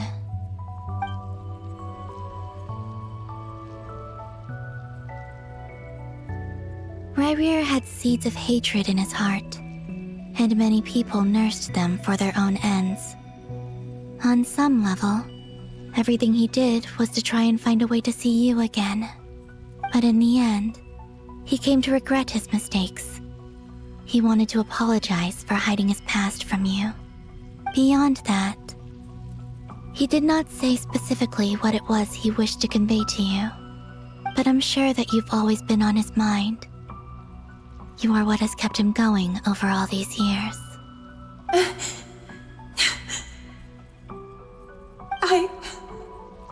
I'm sorry, Miss Columbina. This is so upsetting. I'm not sure how to put my feelings into words. It's all right. I understand. Well, that's everything from me. So, I guess I'll be... Wait. One moment. Time flows backwards here. The road ahead only leads further and further into the past. I know. I intend to reach the end of that road. Without a moon marrow, without the 3 moons' power, you won't make it far. Wait, unless... Are you one of the moon goddesses? You could say that. I see. I often think to myself, if life is like a train ride, why haven't I reached the terminus? Where am I even going?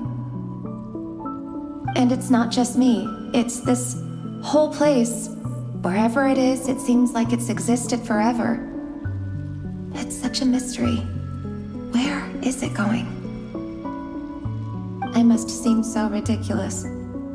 I can't answer these basic questions, and yet I jumped right in here without hesitating, only to be torn apart the moment I entered by powerful energy currents. Only my soul remains now. Thinking back, I was suddenly overcome with fear and terror in that moment.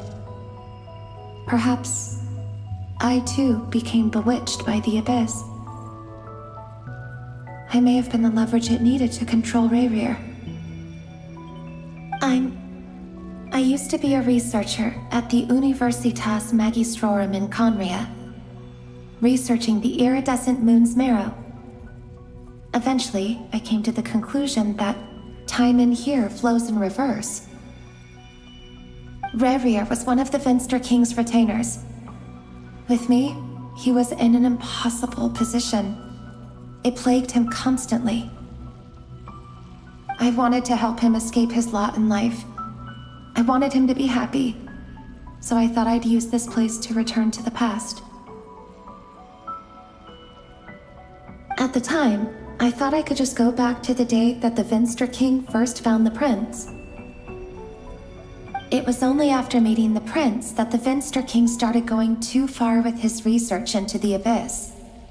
That was the day all of our woes began. I thought I could stop the king from ever meeting him and solve everything. I couldn't kill the Finster King himself, so I had to find another way to save Ryrir. That's why I wanted to go back, to kill the person who had brought new possibilities to our realm.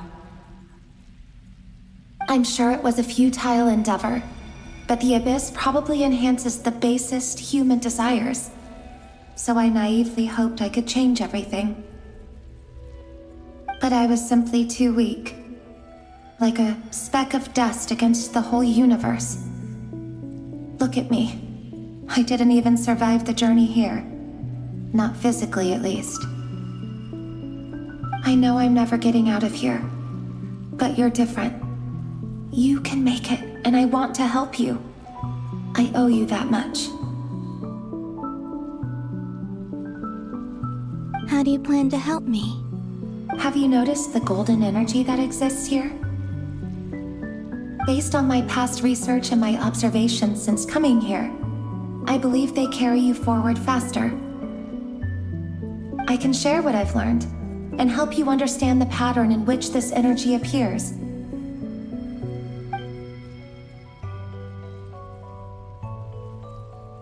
I think you just might...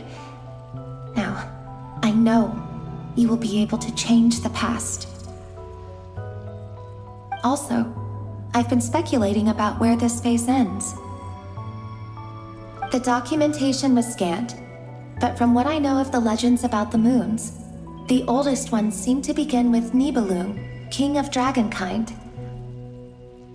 I have no way of verifying any of it by this point, but if it's true, you might be able to reach that era if you keep walking. Understood. Thank you, Miss Thelindis. I'm the one who should be thanking you. If you hadn't entered this realm of everlasting death, what use would my deductions be? Thanks to you, they have some meaning. About Rayrir, I'm so sorry. For everything. It wasn't your fault. That's not true. Because we both feared bringing trouble upon each other, neither of us ever told the truth. And that dishonesty sealed our fates. But enough about that. I wish you a safe journey, Miss Columbina.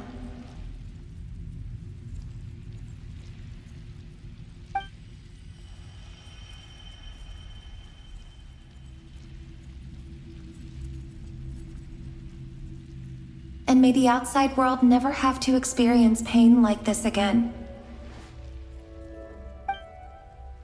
Rayrir, you're there, aren't you? I cannot see you, because you exist in the future. I expect we'll be trapped in this prison of space-time for all eternity. But please, gaze upon the past, and then sit for a while. Let's find a place to sit down together, just like we did when we first met.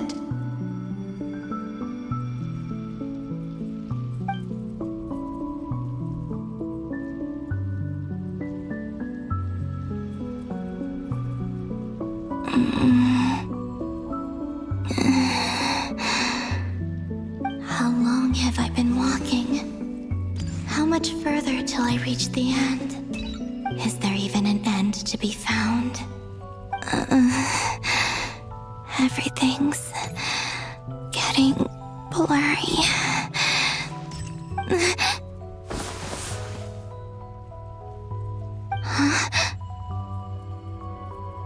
Are you all right, little sister? Have you come from the distant future?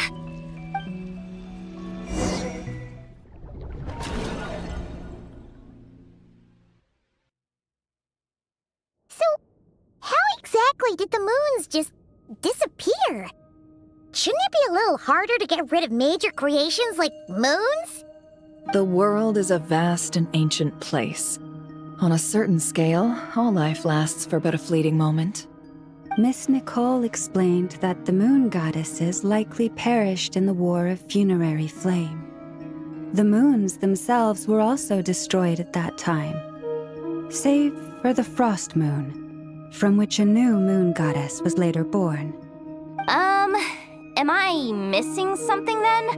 'Cause the stories say that the moon goddesses were born on the moon, but doesn't Columbina say she was born in Nodcry? Huh, you're right! Why do their birthplaces differ? What's the difference between the two generations of moon goddesses? Also, remember what Sandrone said? Her scans detected 4 moons. In other words, 4 moon marrows. Technically, the result of the scan means that 4 moon marrows were detected and positively identified as moons in that moment. In other words, this piece of information alone isn't enough for us to know how Miss Columbina is doing right now. Yep, we have no way of staying up to date on whether she's dead or alive. She's on her own for now. But at least she's trying her best to get back to us. Yeah. She's a tough cookie. And a sore loser, too. We have to trust that she'll find a way. Because we really need her power. As much as it pains me to say it, we've got no chance of beating Dottore in a straight-up fight. He's much too powerful. It wouldn't even be close. That maniac is going to devour everything in his path until he reaches us. We need to find someone or something that can stop him before he does anything worse. I'll be frank.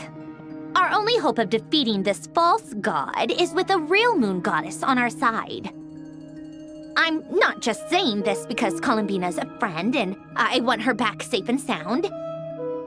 It's just the truth.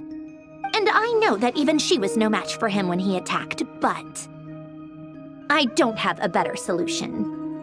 We're not giving up on saving her, whether she can defeat Dottore or not. Right. Don't worry, Miss Sandrone. We're all aligned on saving Columbina. No one's trying to argue that we can only justify saving our friend because it will help save the world. This is about multitasking. We want to save both. So, she's more than just a moon goddess to you guys? Absolutely. Duh! She's part of the gang! And you are too, you know. Yes, I know. You don't need to labor the point. I knew that the moment I came running over with my documents that I was part of the in-group.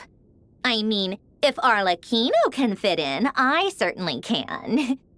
Anyway, as for how we get Columbina back, I've been working on it constantly. But I think I'm still lacking certain information about the moon. I'd probably get there if I could continue my calculations, but the problem is, I've run out of computing power. Computing power? You mean you need more energy? No, the issue isn't energy, it's processing power. There's so much data to get through that the whole process has just ground to a halt. That's a tricky problem. René de Petrichor of the Nazissenkreuz Ordo once foretold the fate of the world. But I don't know how he did it. My guess is that he used the primordial sea's power. However, that won't work for me. His methodology was vastly different from my own. What's worse, they're incompatible. And to top it all off, we can't even leave Notcry.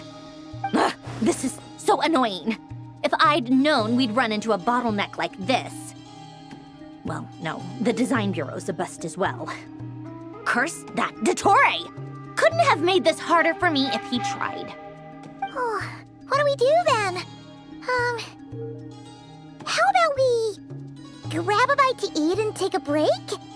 Maybe something will come to mind after you've cleared your head. You don't get it, do you?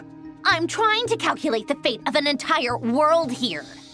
And I need accurate results, not big prophecies. Where the heck am I gonna find the computing power for that? Ahem. Anyway, time to shelve the discussion on technical difficulties. Being a killjoy isn't very ladylike, after all. Either way, we've done what we can. Rest well, everyone. Remember to let us know if anything new comes up. Haggai? Is he hinting that we should talk outside? Let's go somewhere a little more private.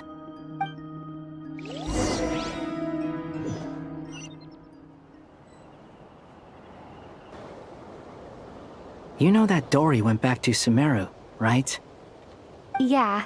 She mentioned she was planning to head back. Things aren't looking good for Notcry. She's gone to spread the word so that Sumeru has a chance to prepare for the worst. From what I know of Dottore, there are two possible reasons why he hasn't made a move yet. One is that he's still working through some kinks in his new powers. The other is, he wants to see how we're going to react. He'll easily devour everything eventually, so I guess he's in no rush to make it happen. The first false god he made was me. Now it's his turn.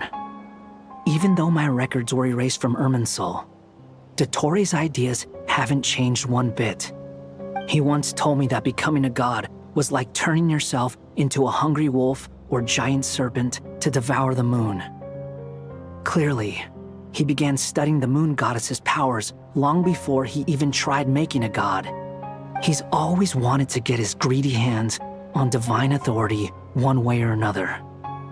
And in the end, he devoured the moon where I failed. In the desert of Sumeru, there is a chessboard built by King Deshret, also known as Al-Ahmar. I don't know if it was a real game, or if he was just trying to challenge his servants and citizens in some way. But creating games and setting rules, gods do that as a matter of course. That's the kind of power Dottore craves. Now he has the Trilunar Authority. His power is leagues beyond the common people.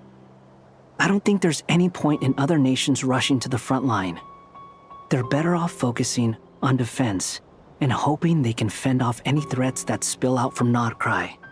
Either way, Dori will inform Lesser Lord Kusanali, and she will contact the other gods in turn. The Seven will have some recourse available.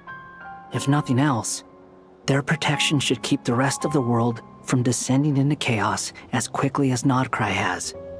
So on the bright side, even if Nodcry is doomed, your friends in other nations won't be in any immediate peril. That's good to know. But I'm not ready to give up on Nodcry yet. There's a word for people who refuse to let anything go. It's called being greedy. Maybe it sounds greedy to you, and probably naive too. But whatever you call it, that's what gives me the determination to keep fighting. Battles are fleeting, but the will to fight is a long-term commitment. Give up for even a moment, and your resolve will shatter. Why do you always feel the need to do the right thing? No one is born to be a savior. I mean, who's gonna criticize you if you fail or give up? Don't take this the wrong way, but Dottore said something similar to me. I guess the VIII attracts people who don't believe in saviors. Not necessarily. It's less about belief for me. I just want to know how determined you really are. After all, I don't owe anything to anyone else here. Only you. You look kinda worried. If your arch-nemesis was about to achieve their ultimate goal, I think you might feel a little worried too. That's true. Dottore is about to become an omniscient, omnipotent deity. That's gotta be a bitter pill to swallow. Still, you're calmer than I expected. Obviously. I have to admit that my past self was a reckless fool who misunderstood not only the point of revenge, but how to achieve it. And as much as I want my vengeance, I know I'm not gonna get it by acting alone. If the world's taught me anything, it's to think before I act. Too bad it never taught me any other virtues, though. So, I am going to destroy Dottore, no matter what it takes. So, what's your plan? I'll get to that. First, tell me, what do you think of Sandrone? Just like Paimon said, she's a friend, part of the gang. How much do you trust her? This is a serious question. Think carefully before you answer. Although she's with the VIII, she has her own values, and she's helped us a lot. If nothing else, she's clearly going the extra mile for Columbina. I see no reason not to trust her. If you say so. In that case, the three of us need to talk. I have some thoughts about her computing problem. It can be solved, but it will come with a cost. How much? If I can afford it, I'll cover it. Sometimes your heroism really backs me into a corner. You know that? Come on, let's go talk to her.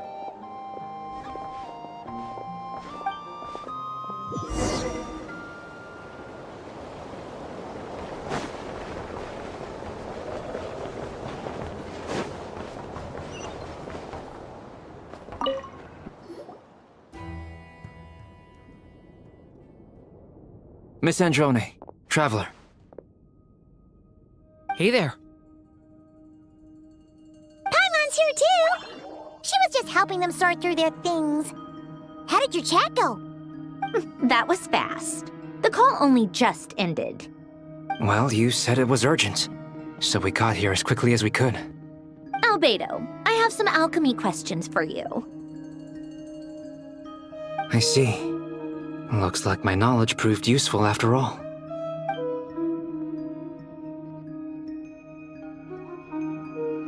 If I might ask, what is the end goal for the modified formula you'll be using?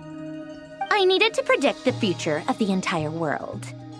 But I've run into some teething issues since trying to implement Renee's theory of the 4 Orthants. I see. I'll have a look at it. Still, computing power is the real issue here. How do you plan to solve it? About that, it's been sorted.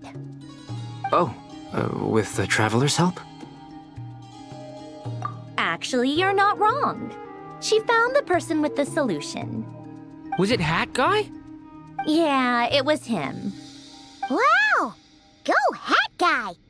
Seems like all that time studying at the academia is paying off big time. But where is he? Wasn't he the one who asked Albedo and I to come here? Come with me.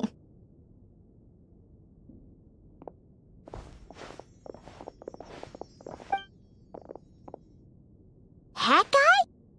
What's happened to him? Hat Guy! Can you hear us? No response. I guess he's in hibernation. Hat Guy mentioned that he was a puppet. It seems that his functions are currently shut down. I presume this has something to do with the solution to your computing problem. That's right. He and the Traveler came to see me. Wait, what? You have a solution? Would you calm down? Why do you always react so hysterically to everything? Excuse me? How would you know? You shouldn't be so quick to judge complete strangers. It's very bad manners. Oh, please. It doesn't take that long to figure out that you have a temper. Where does a mere student get that kind of confidence? I've actually published more papers than you. Not that status counts for much. Even Paimon's applied for academia admission. Huh? Are you serious? See? This is why I can't be bothered to explain myself. She recognizes no one's skills but her own. Okay, fine. I'll hear you out. So, tell me, how do you propose to solve my computing power problem?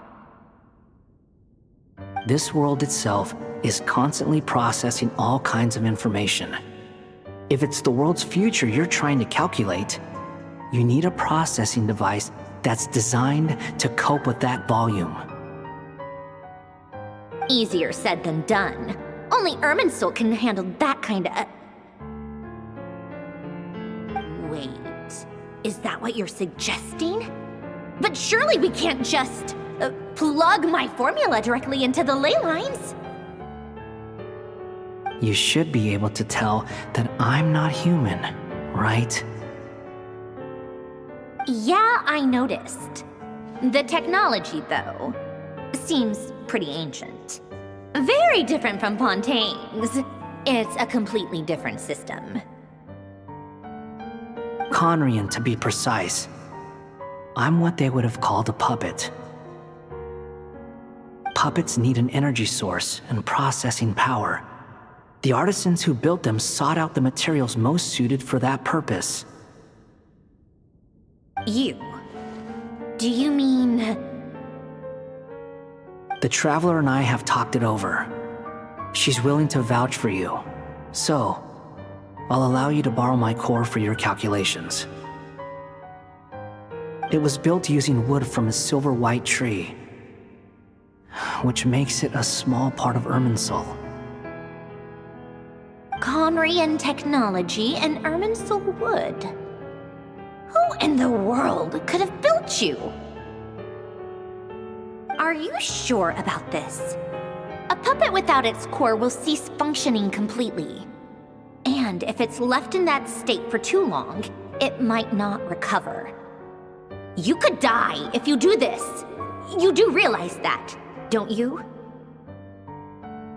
I can put two and two together, yes. No need to rub it in. I won't lie to you. This has never been done before. I cannot guarantee your safety. Doesn't matter. I'm prepared for the worst. Did you two actually talk this through? Is he... Are we really considering this? Yes, we discussed it. The bottom line is, he trusts me and I trust you. Let's give it a shot, shall we? Honestly, I have no clue where this kid even came from. But for whatever reason, he lent me his core to use in my formula. I'm very close to finishing my calculations now, and the core is currently in use. So I'm sorry, but I can only show you a sketch right now. This is what the core looks like. A silver-white branch. It certainly matches the legends told about Irminsul. Is Hat Guy gonna be okay? He's not gonna die, right? Right? In theory, he should be fine. As long as we put his core back in time. Beyond that, all I can say is that I'll try my best to avoid risk and make sure the core doesn't sustain any damage. I think I know why you called us here now. Someone needs to watch over his body and make sure it's protected until the process completes. Correct. He said that the only ones he trusts here are you two, and the Traveler. And the Traveler will have other work to do. He will have our undivided attention. Aw, Hat Guy. On a more positive note, things are progressing steadily on my end. I'll call everyone in for a meeting once the results are out.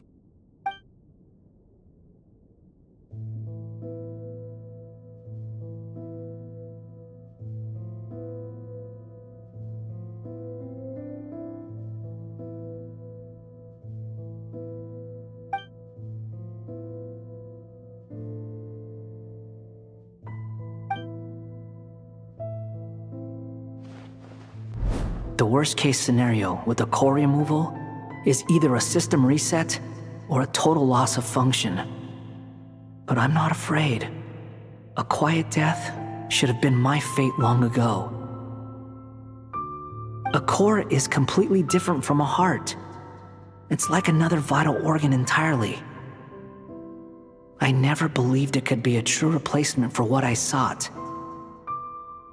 But in the end, it turns out the core was more useful to me. Pretty funny when you think about it. It's like the punchline of my entire life. Do you think there's any difference between a puppet and a human? If not, then this would just be another samsara. I have already experienced both a past life and a next life.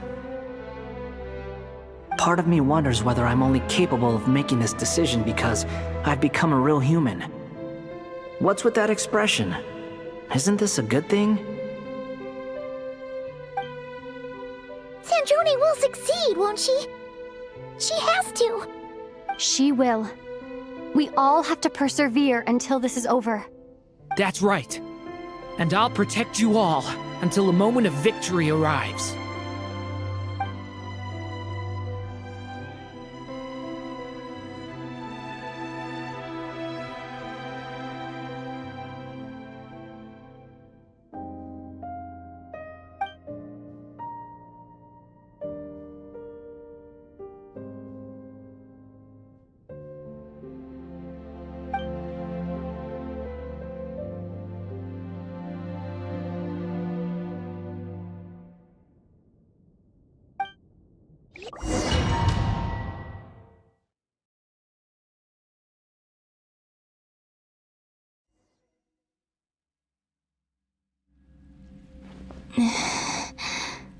Who are you? Call me Sonnet. You have the same power as Canon. Sonnet. So, you're the goddess of the iridescent moon? Oh, goodness. You recognize me? Well then, what's your name? Columbina. Columbina Hyposelenia. Hyposelenia? What a lovely name. Did you choose it yourself? It was a joint effort between me and my friends. Friends? You mean your friends in the heavens? Huh? Oh, sorry. You must be exhausted. I apologize. Hang in there. Let me introduce you to my older sisters. Do you mean the other two moon goddesses? Arya and Canon? Wow, you sure know a lot. Hey, does that mean that our story goes on into the future? Oh, I guess that wasn't the best question to ask. It's alright. We were prepared for that possibility. You could say we were too prepared. I can't even remember how long my sisters and I have been here by this point. When did you get here? How long has it been? I can't say for sure, but it feels like it's been forever. I see. Are you feeling alright? You look a little unwell. I can hold out a while longer.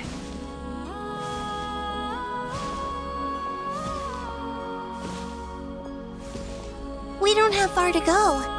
The place where my sisters and I are based is just up ahead. Don't worry, they're both really nice. I'll introduce you.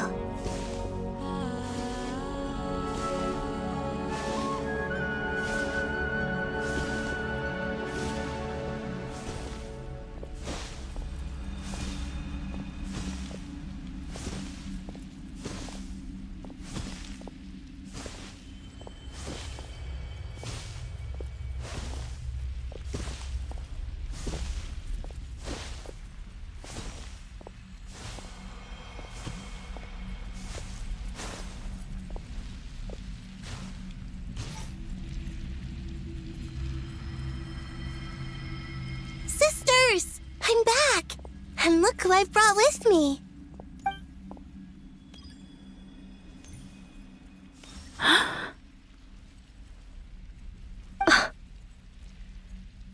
It's our lovely little sister, born in the far future. The pleasure is all mine.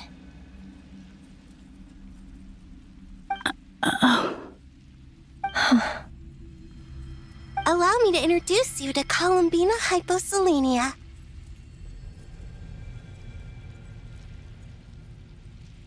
This is Arya, the goddess of the eternal moon. And this is Canon, goddess of the frost moon.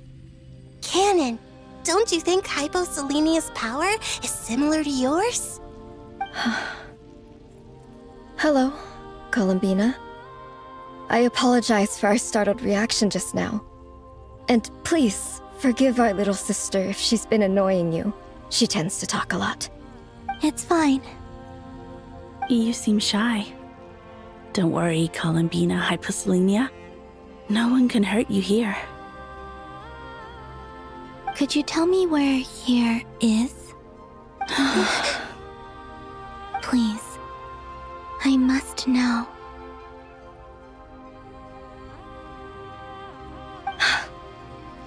My dear sister, this is where Tevat's original ruler, the Dragon King Nibelung, imprisoned the moon goddesses. What?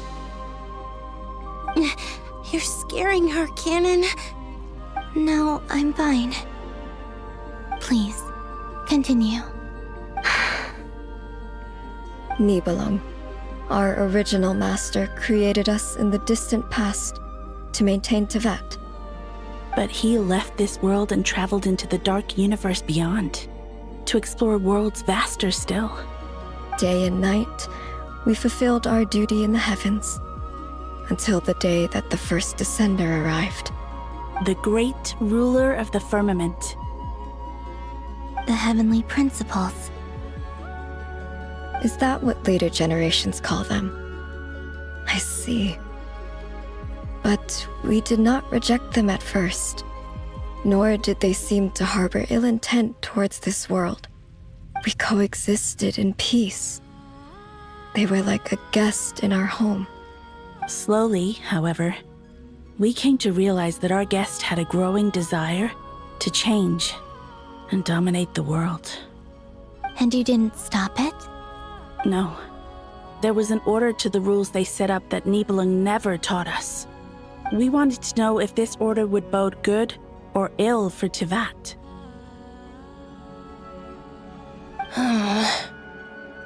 All right. Canon and I wanted to know. Sonnet was against it from the outset. Later, we discovered that this great ruler of the firmament bore an almost paranoid hostility toward the desire of certain life forms to seek power. Or perhaps they feared them. They would even cast down celestial nails as manifestations of their power, to punish the civilizations of the world below. Only this was far beyond mere punishment. Right. Their rules brought order, but the price people paid for merely testing the limits of those rules was far too great. I did everything in my power to help the punished escape catastrophe, but still, too many lives were lost. The ancestors of the Frost Moon Scions were some of the ones you helped. But just when we had decided to take countermeasures, the Dragon King, Nibelung, returned. And so began the War of Funerary Flame.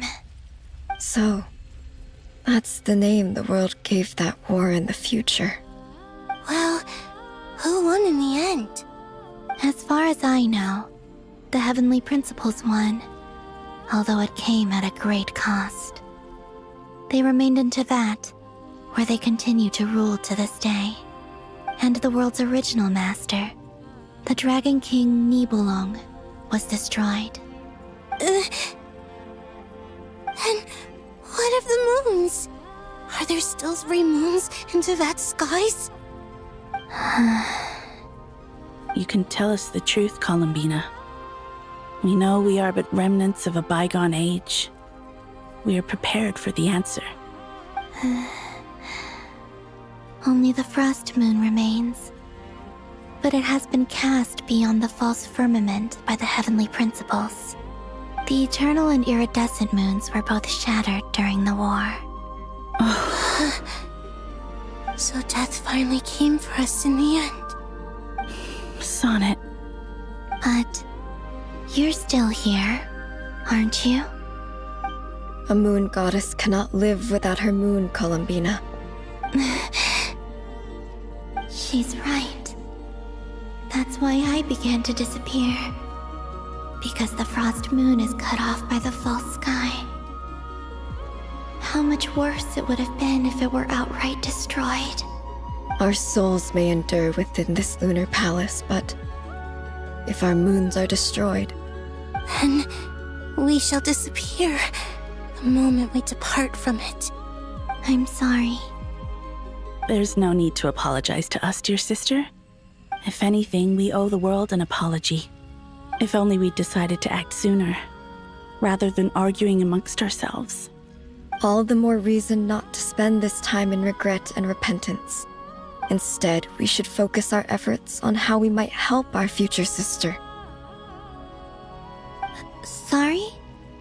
Don't you see, Columbina, your story is not yet over. Is that not why you are here?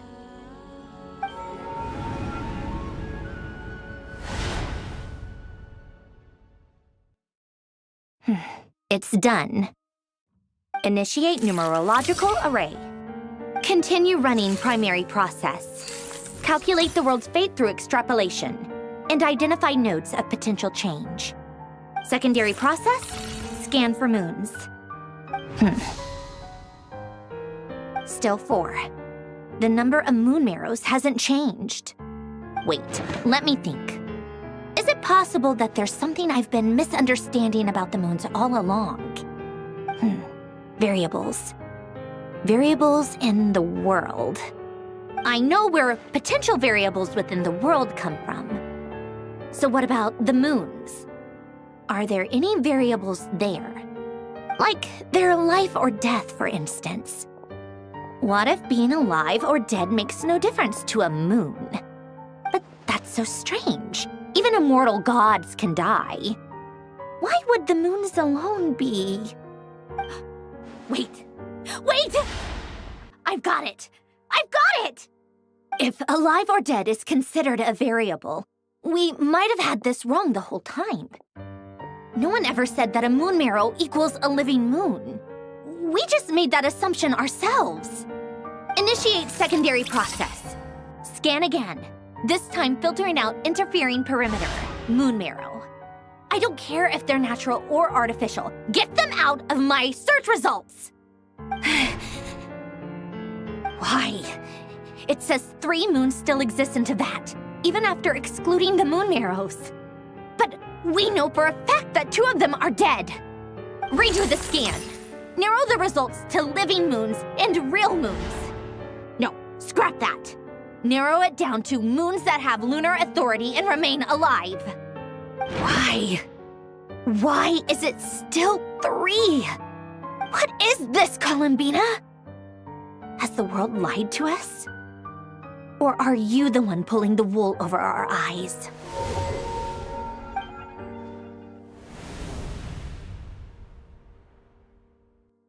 So, you think that the moon's reflection might be where Nibelung imprisoned the 3 moon sisters?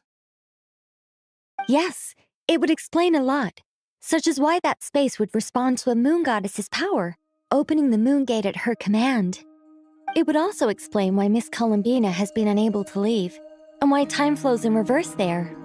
In the messages she sent, Columbina promised us she'd find a way to return, but we have no way of knowing how, when, or where this might happen.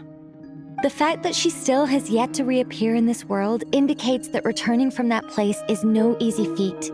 We cannot afford to simply wait for her. So you're saying, if she could return by her own power alone, she would have done so long ago? Yes, she certainly wouldn't leave it to this late stage when it's so touch and go.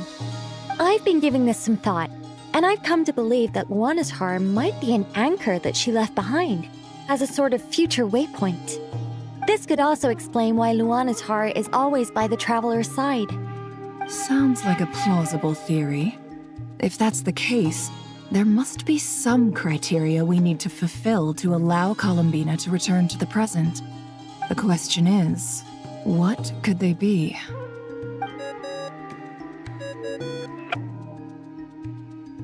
Hello? Listen up! This is extremely important!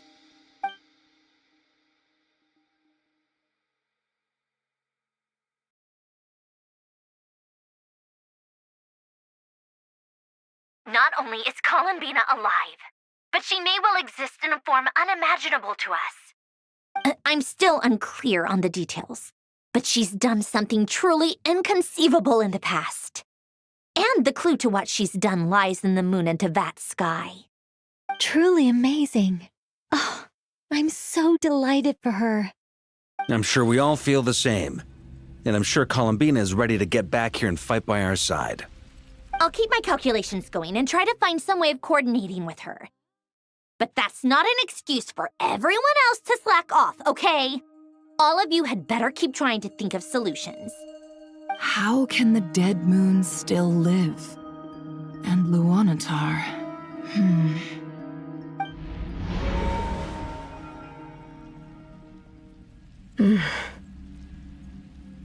It's hard to believe that's what will happen in the distant future. Our authority is linked to the most fundamental rules of Teyvat. I suppose it's no wonder that many would covet that power. I didn't realize that when you said friends, you meant people who live down into that.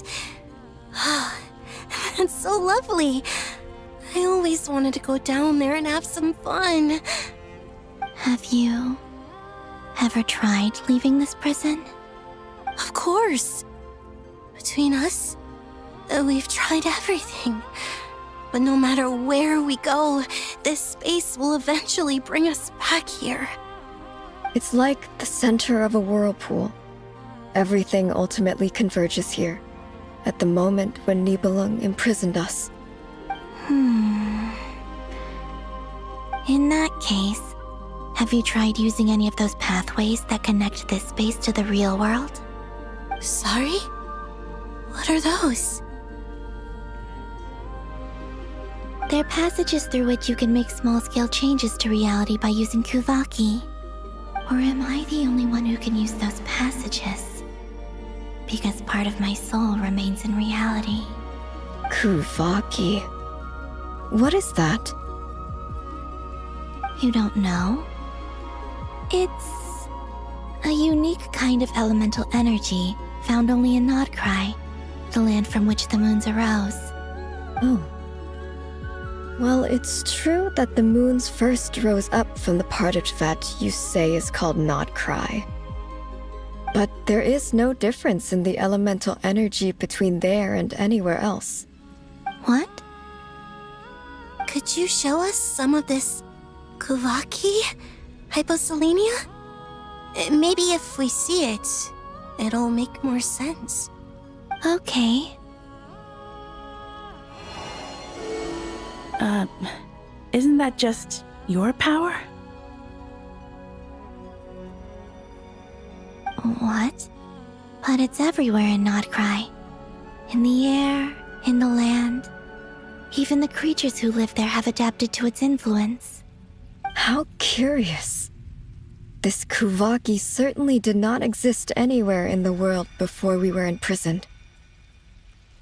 Let alone influence living creatures. So, how exactly does it affect them anyway?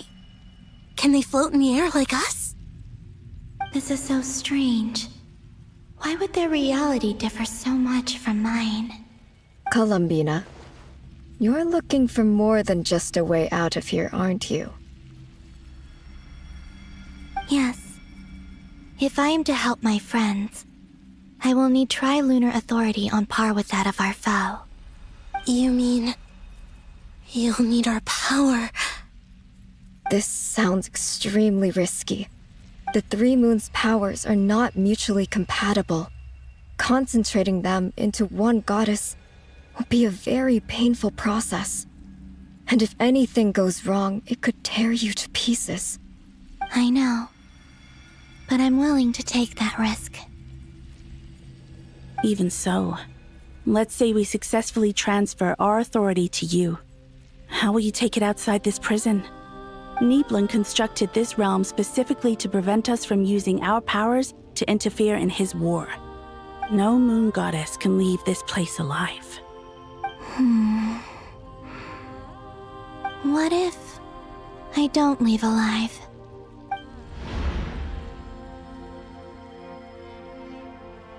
Where do we even start? How are we supposed to figure out what we're meant to do to help Columbina?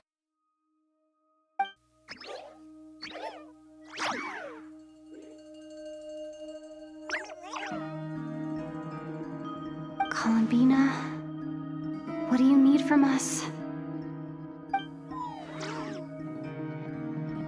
If she really got to the beginning of time in there, how do you think she'd leave us a message?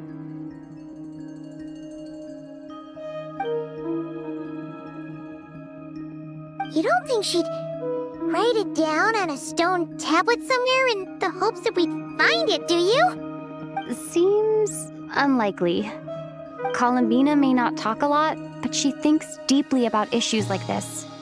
Let's review what we know. This is the Columbina who fought alongside us against the Rehir of Solnari, and with whom we celebrated Moon Prayer Night.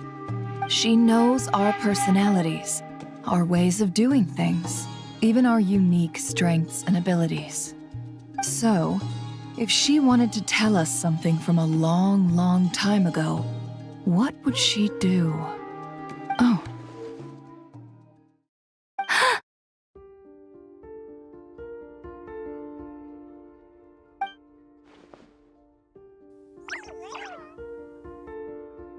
Traveler, you once said that those golden ripples also appeared when Luanatar was born. What if Columbina left Luanatar here, not just as an anchor to the real world, but for some other purpose? If she is part of Columbina, and Columbina knows that I can see past events through her... Oh yeah! Like when you peeked into Rarer's past through his heart! Nefer, wait! If you're right about this, and you can really see past events through Luanatar, your eyes, they'll... Oh, I know. Looking at Rerir's past in Conria was already enough of a strain on my eyes. Looking this far back into the past, it'll surely blind me. But it's our only chance. This is the only way. Boss. We spoke about this once, a long time ago. Do you remember what I said, Yehoda? The day I lose my sight, the Curatorium of Secrets will be yours to run. But... What's wrong? I'd be overjoyed if I were you. This day's come a lot earlier than either of us expected. I need to know you'll honor our agreement, Yehoda. Promise me. Yes, Boss Neff. I promise. Are you sure you don't want some time to think this through? What is there to think through? I should have gone blind after our battle with Rerir. Frankly, it's almost criminal that I got away with it for this long. Then at least let me take some precautions on your behalf. And if you really do lose your sight, I'll visit your office every day and make sure you're well looked after. Oh, please, anything but that. I was actually ready to go through with this. Are you trying to scare me into backing out? As if I could ever scare you. I'll assume you're just joking to calm your nerves. All right, enough chit-chat. Let's do this.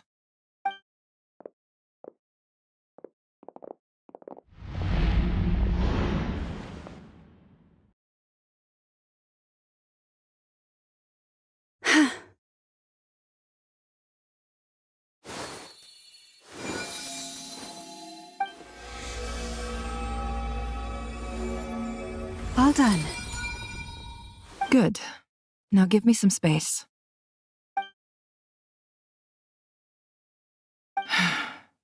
Come on then, little one. Show me what happened in the past.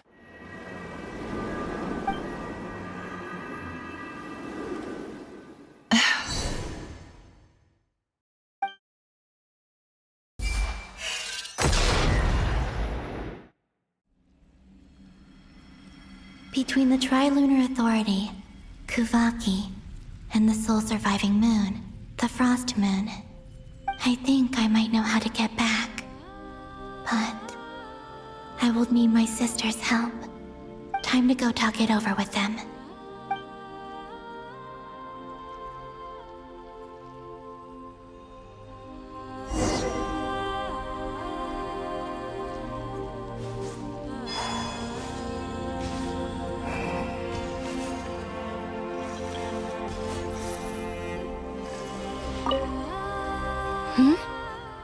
Have you decided what to do?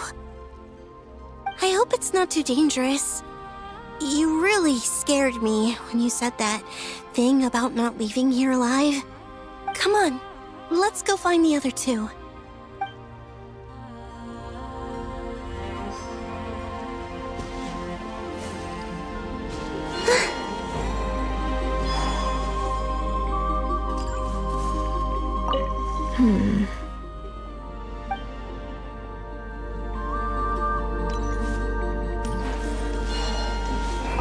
Seems you have reached a decision. I'm all ears. What do you propose?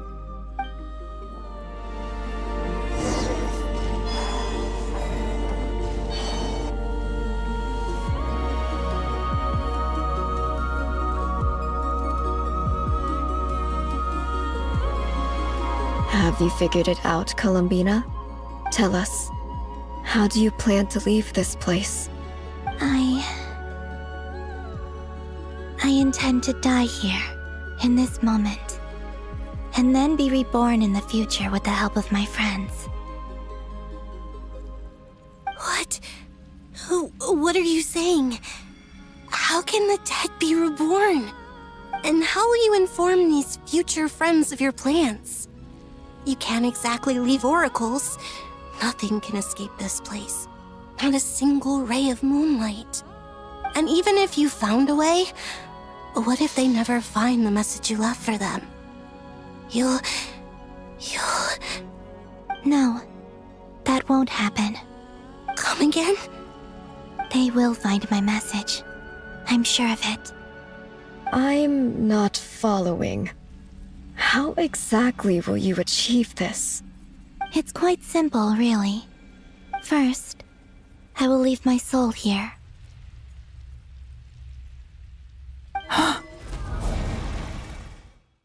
I see it. Your soul? You mean you're a divinity? Yes. I once left a portion of my soul in the future. One so small that this prison barely noticed anything. In this very moment, she can resonate with my soul across time. When the time comes, I believe that she can serve as an anchor to pull my soul from here back to the future reality. Just as gravity connects the world to the moon. Exactly.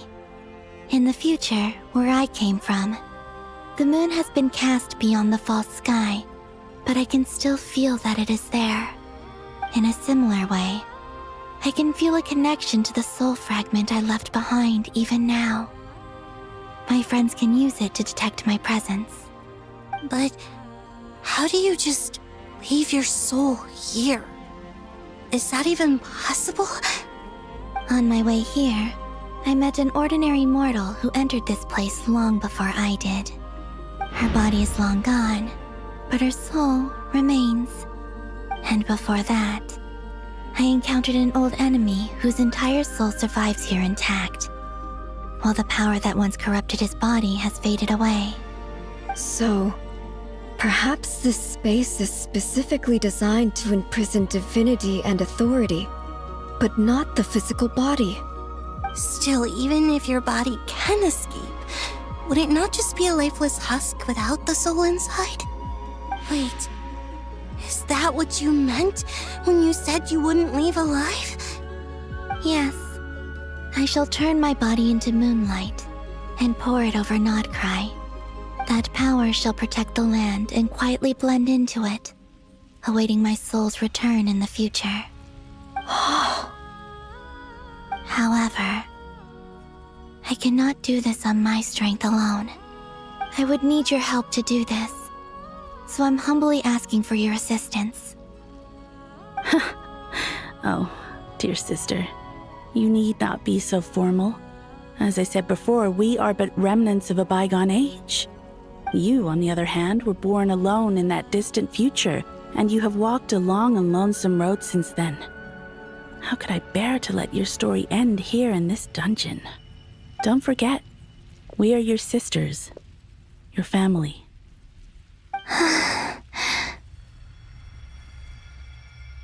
Arya's right. Actually, I've always wanted a little sister. Can you imagine how it's been for me? Getting nagged by two older sisters all the time. Now, I finally get to be the big sis. And not just that, but I get to help you return to your world, too. How could I say no to that? Sonnet. Kennen?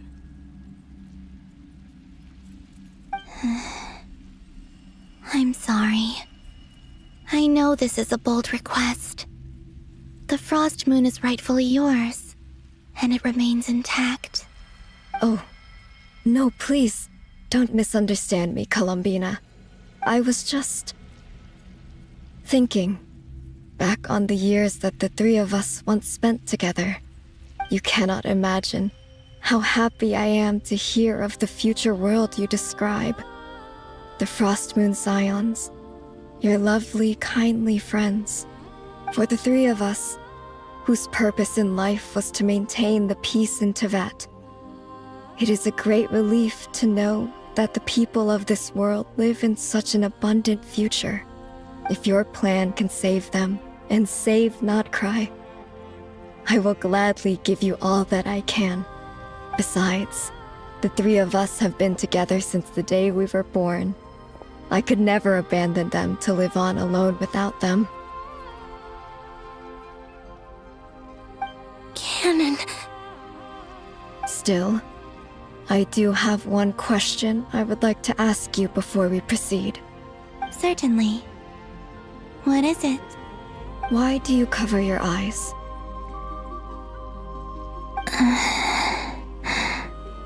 Yeah, I was curious about that too. But it seemed personal, so I didn't want to intrude.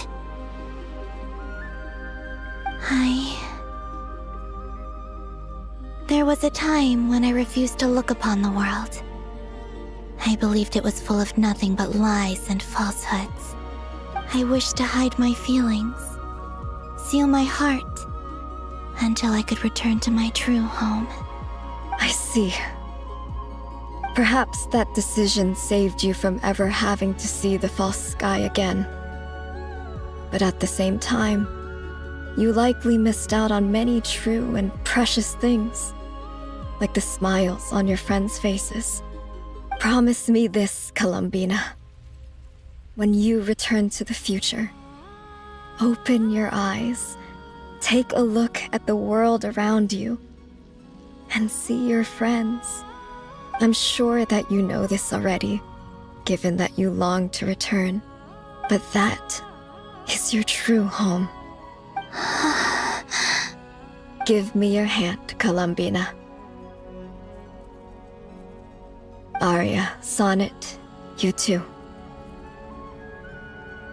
Okay. All right.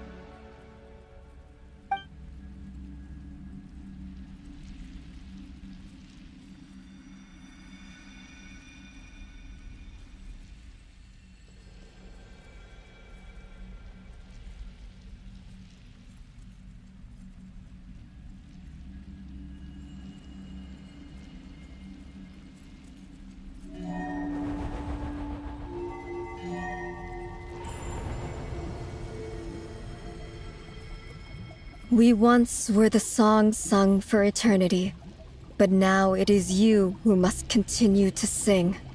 We once were the tides in the great river of time, but now we subside, and you arise.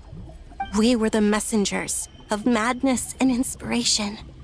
But now, the lies have faded, and your truth must endure.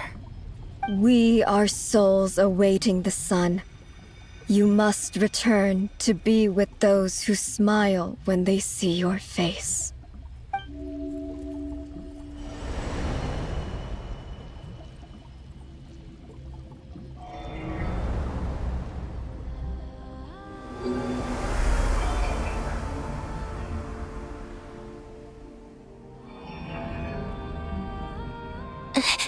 Is it done?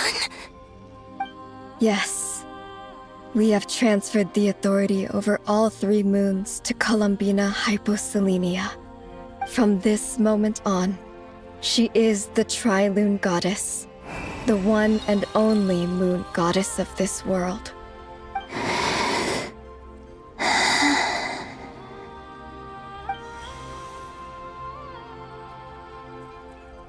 Thank you. Thank you, my sisters. Now go, and do what you believe is right, Columbina Hyposelenia. Be aware that we cannot grant you the power of the 3 moons beyond these prison walls. The conflict that arose over their remains following our disappearance will still take place. I understand. Sisters, oh, my body. It feels Now that we have given up our power and authority, our bodies are merely mortal shells. This prison is dissolving them as we speak. It's okay, Sonnet. The end must come for every god, just as it does for every human. That's all this is. The final destination of our lives. Canon and I will be by your side the whole way. We have one final request, Columbina. Could you use the Three Moons' power to send us back into the real world? Now that we have lost our powers, I doubt this space will seek to hold us further. It's just... we would like to spend our final moments together in the only place we ever called home. Of course. Gladly.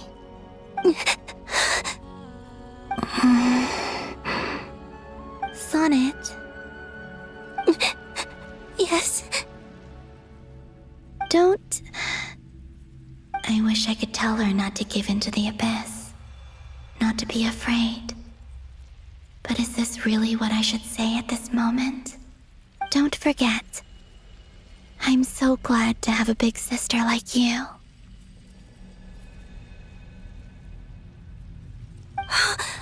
No, Hypo. Thank you. I'm okay. I'm not afraid. As long as my sisters are with me, I won't be afraid.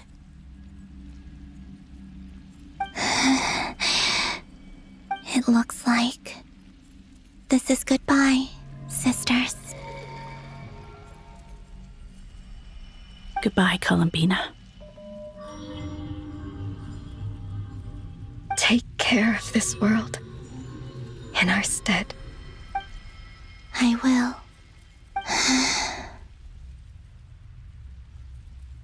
And now, it's time for me to bid farewell to my body, too. May it become the moonlight that keeps Nodcry company through the long years ahead. So this is why Nodcry was not always home to Kuvaki. It only appeared after I poured my body out upon this land, and only this land. Kuvaki responds to me because it is me, my body, answering the call of my soul. And the golden energy I've encountered on my way here was, in fact, that very soul, which I am about to leave here to guide me. O power Trilune, eternal moonlight. I, Columbina Hyposelenia, lay aside my body. Let it be cast into the dark night to illuminate the future. May it be a companion to all who dwell beneath the moon.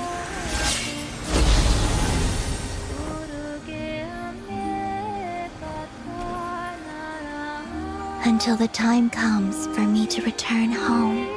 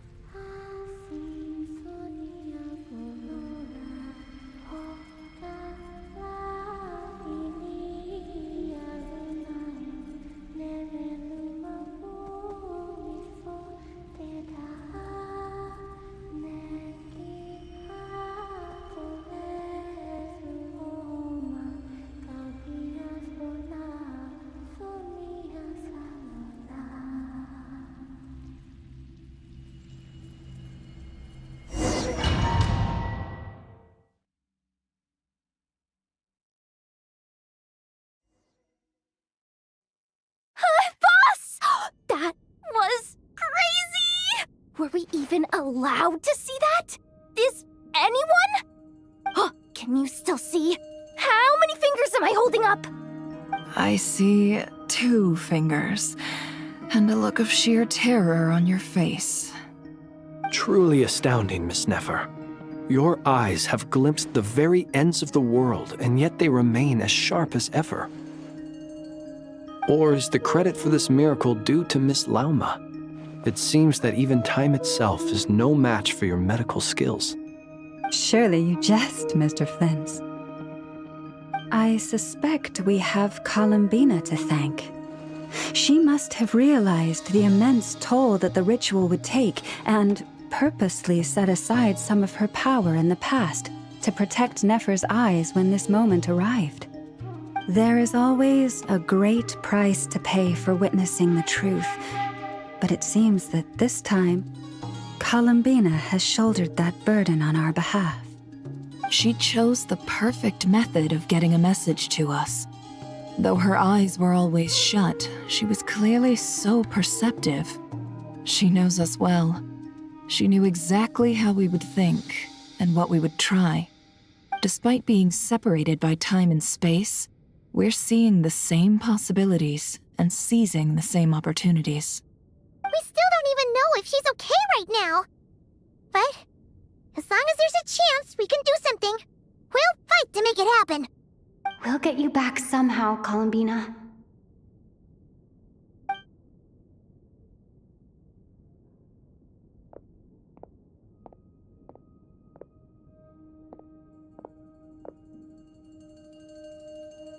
Well, based on the information we now have, let's figure out our next moves. Thanks to these gentlemen, we have a much clearer picture of the situation with Dottore. The civilian population has been moved to safety, so we no longer need to hold back. Miss Androne, how are the calculations going? So far, so good. I'll keep seeing how far I can push the system, though. Can't have Hatman being powered down for nothing. There's still a long road ahead. Where should we begin?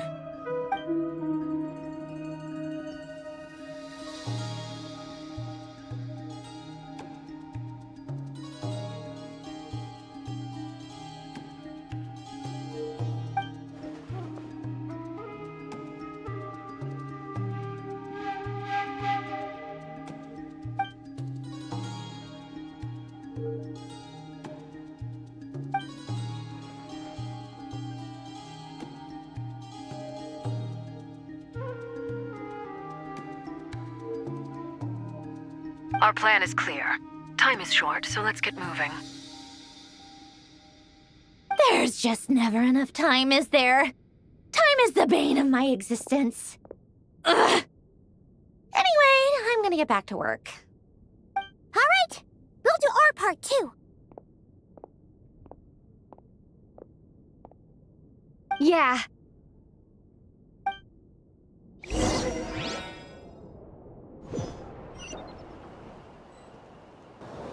Albedo's theory says that elemental energy can dilute the light realm's power, but I'm no expert in building elemental defenses. Sounds like something out of the advanced elemental theory section of the library. Whew.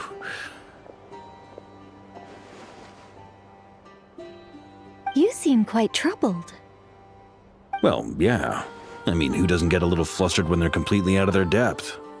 You were the very picture of confidence back when you approached the Hexen Circle.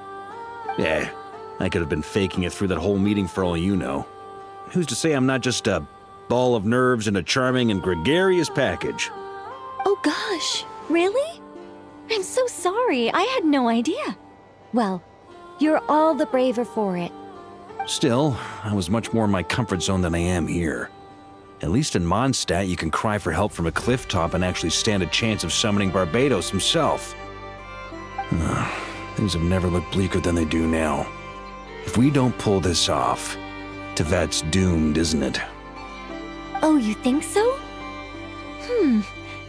Actually, yes. Yes, it probably is. It's a shame. Don't put too much pressure on yourself.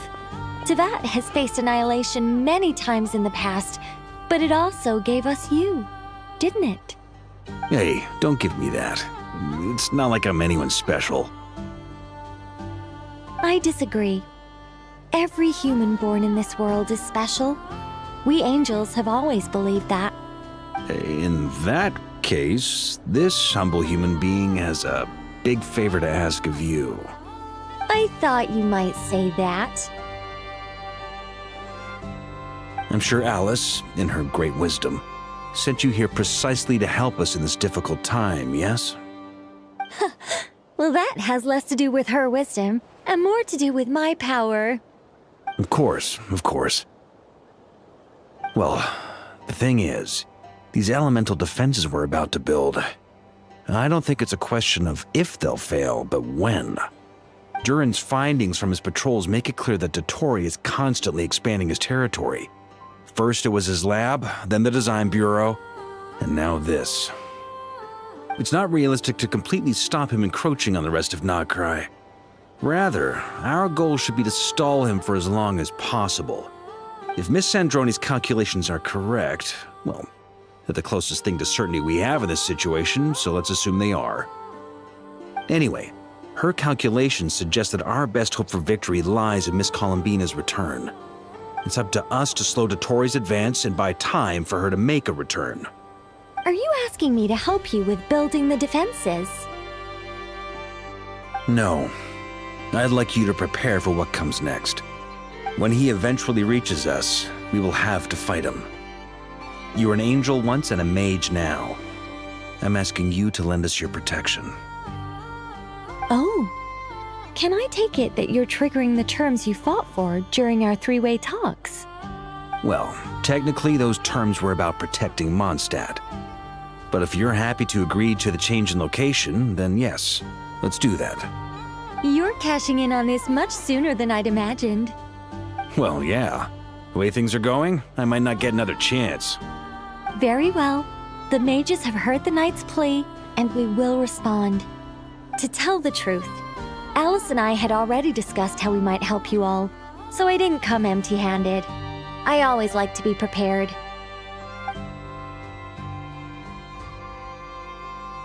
This is... wow. Yeah. This is great. Seriously, thank you. It's been many long years since I had a chance to dazzle humanity with a little divine intervention. To humbly serve as a reliable and responsible guide. Anyway, Knight of Boreas, please accept this gift in recognition of your great virtue. Go now. May the angel's blessing deliver you safely to your destination.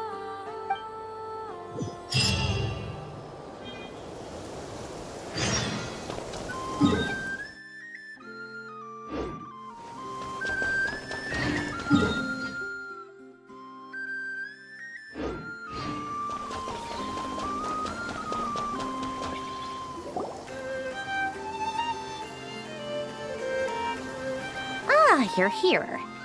Sandroni, how are things going? Glad you asked. You two are about to become the first people to lay eyes upon my masterpiece. Or should that be the first person and the first, specter? Hey! Whatever. Come, feast your eyes on this. Wow! We've never seen something like this before! This meter displays the progress of my formula. Currently, it's still making the most important connections. Once it's finished running, I'll deliver it right to your side. And then, we can finally bring Columbina back. What do you mean, deliver it? Can't you just tell us over the Dodo communication device? It'll just be some numbers, right? Ugh, you're such a greenhorn. This isn't the kind of formula you solve in math class. It's a highly complex algorithm capable of constructing a framework of rules. Ugh, whatever. We'll be here all day if I start trying to explain it. All you need to know is the formula must be completed before we can bring Columbina back. I'll share the data with you. Nicole's agreed to let me use her information channel, so we just need to use the Dodo communication device like so. And... there. Now you can check in on my progress. Wow! Look at that! You're amazing, Sandroni! about time you recognized my genius. Took you long enough. Anyway, that's all for me. You should check on the others if you have time. Make sure we don't have any weak links in the chain. That might sound harsh to you, but close supervision is a common practice in the Fatui. Not looking to catch anyone out. I just care about everything going smoothly. That's all. I'm kinda stuck here while the formula's running, so I need you to be my second pair of eyes in the meantime.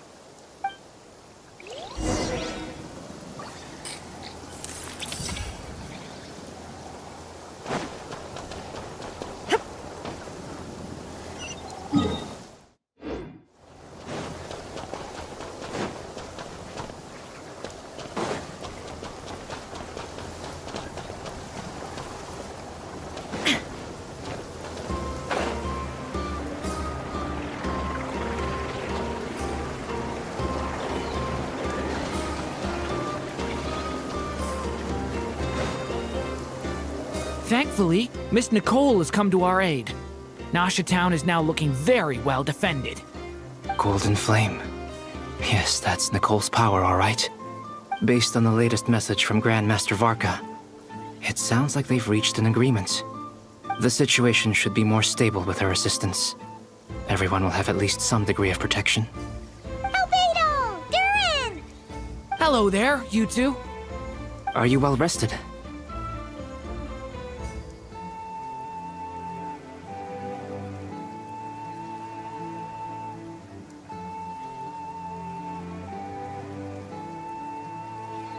That's good to hear.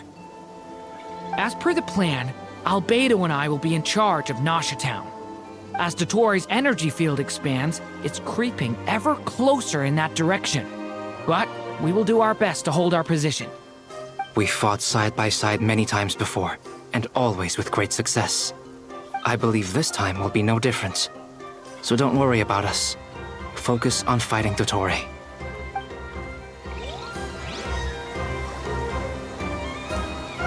As Dottoro's energy field expands, it's creeping ever closer in that direction. But we will do our best to hold our position. We fought side by side many times before, and always with great success. I believe this time will be no different. So don't worry about us. Focus on fighting Dottore.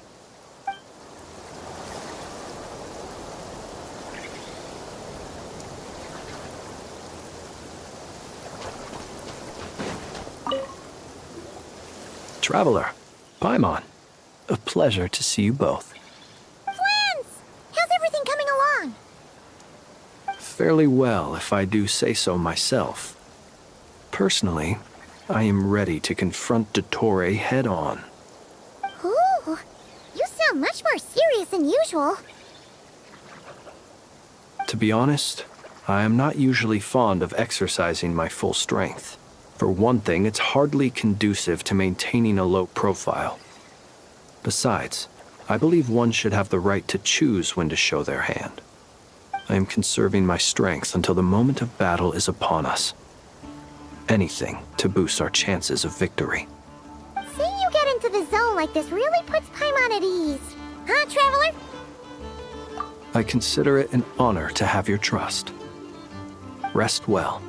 I look forward to seeing you both in your element during the battle. Rest well. I look forward to seeing you both in your element during the battle.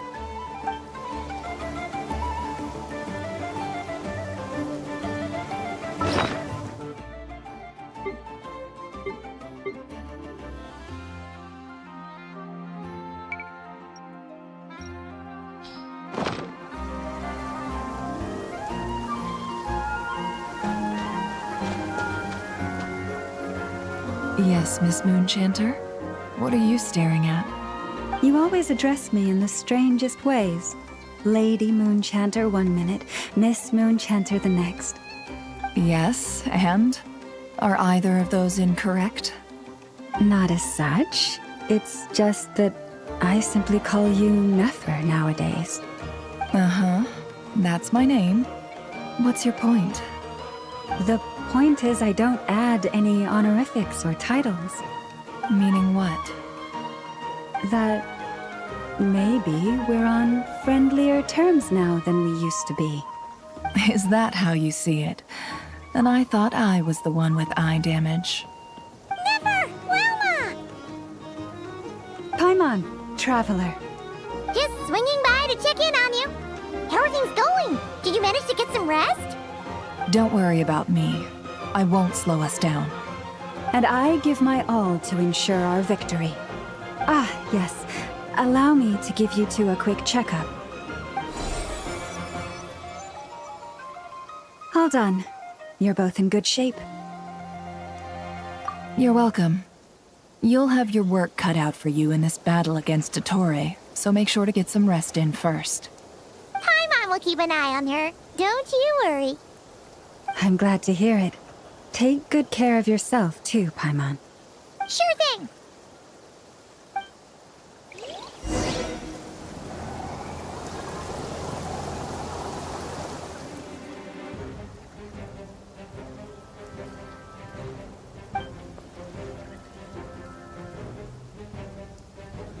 Here they come.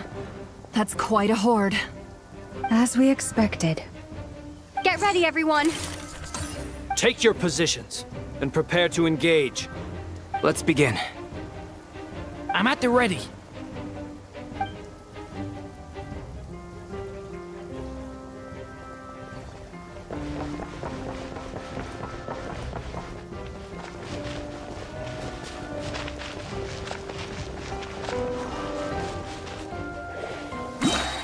What a waste of time! Your skull!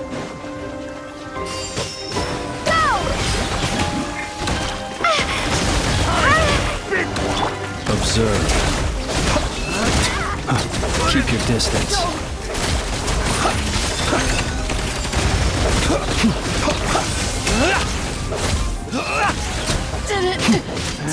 Another one. Bombs away! Go! Close your eyes. The long sleep villains. Observe.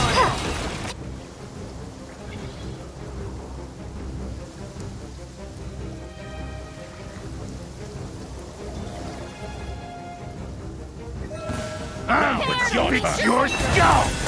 With one heart, we pray. These creatures cannot stand against us. Oh, fighting talk. Just don't let your...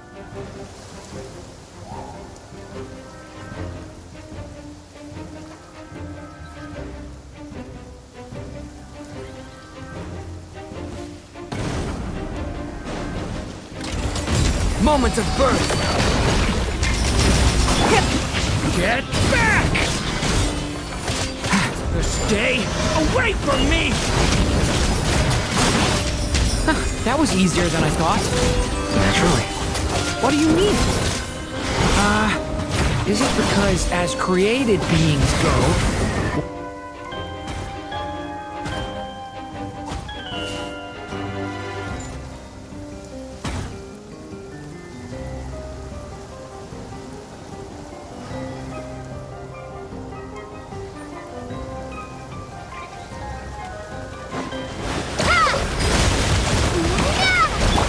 Leave this place. It all falls into place. People have always used fire to drive away wild beasts. Wouldn't a lantern work just as well? You read my mind, my dear friend. I was just about to say that. All right then, dear friend. Bring the light.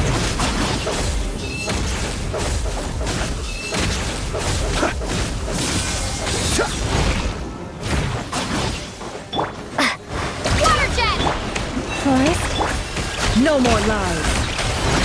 Let's see what you're made of. The mystery unravels.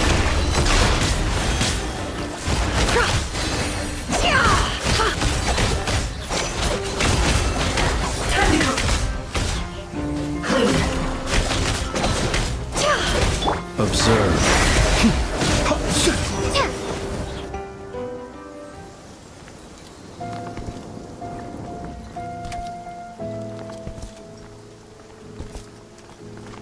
You're looking well. I trust you've had a good couple of days. Dottore. It's actually a good thing, in my view. If the subjects of my experiment were to die prematurely, it would throw quite a wrench in the works. And so, I must thank you all for your resilience.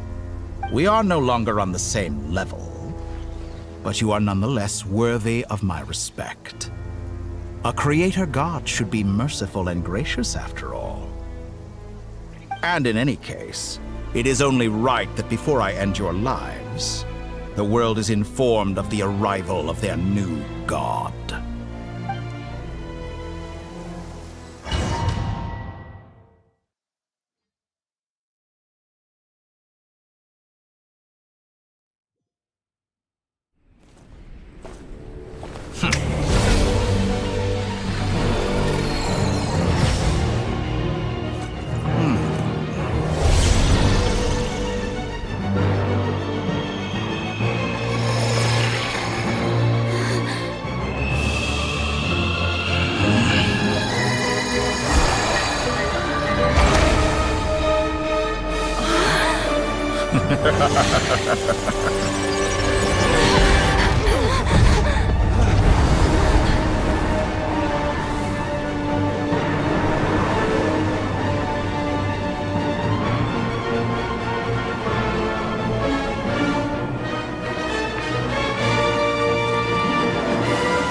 The experiment begins.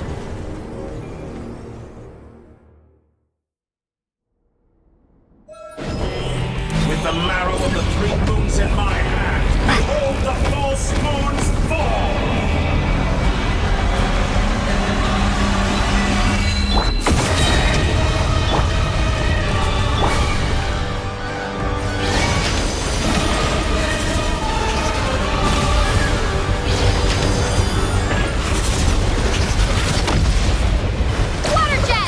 It all adds up. Pathetic. You poor lost. Close your eyes.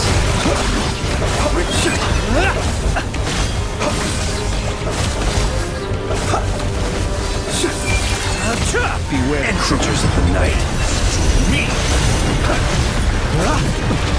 Be silent. Close your eyes. That's more like it. Some results of value. Be silent.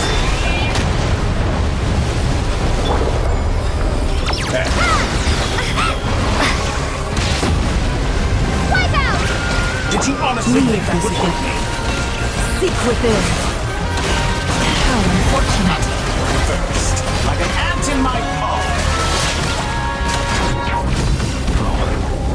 I've been moved inside another space, and it's sealed off. Looking at the structure of it, it seems like the Torii intends to trap us here. There's no exit. Our endurance is about to be put to the test.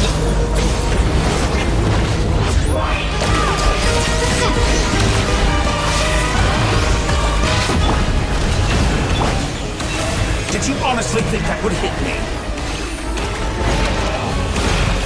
How dumb.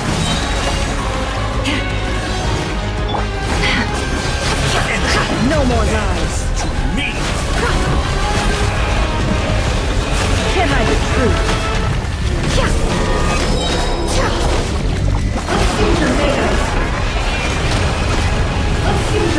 Did you honestly think that would hit me? The mystery unravels.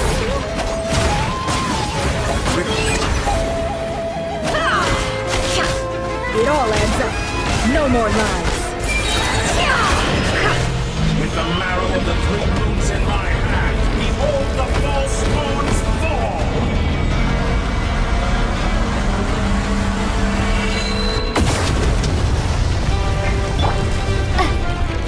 Tell me, where will you try scurrying off to next? Stay your hand. Looks like the Torii has opted for a divide and conquer strategy. But we will not allow him to triumph. Now, I shall pray for our victory.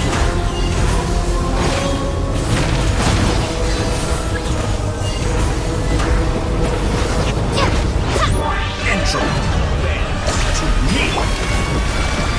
It all adds up.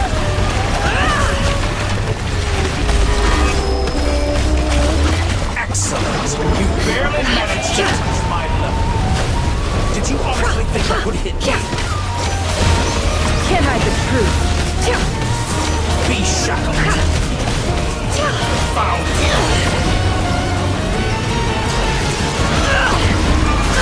Absurd.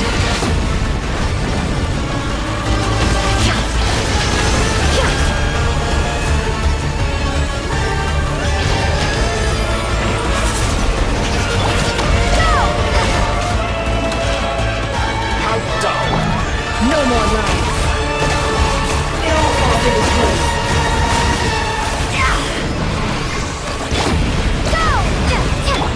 Can't hide the truth. I better wrap this up. No more lies. The deception ends here. You cannot face me. Be annihilated, that which cannot stand against me.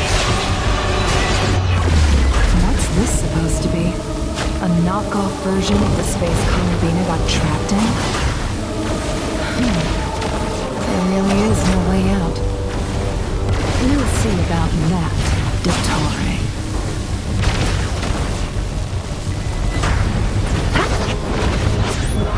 My apologies. I had not intended to take your team. Did you honestly think that would hit me? But you have a choice. Obey, and I can release them. An excellent deal, if you ask me. Won't you consider that?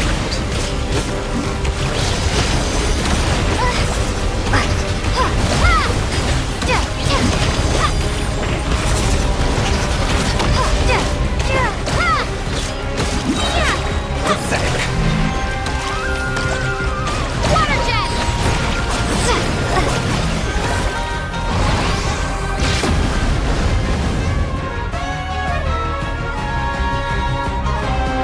I'm aware you've been working on some little tricks to surprise me with, but it appears that none of them have come to fruition.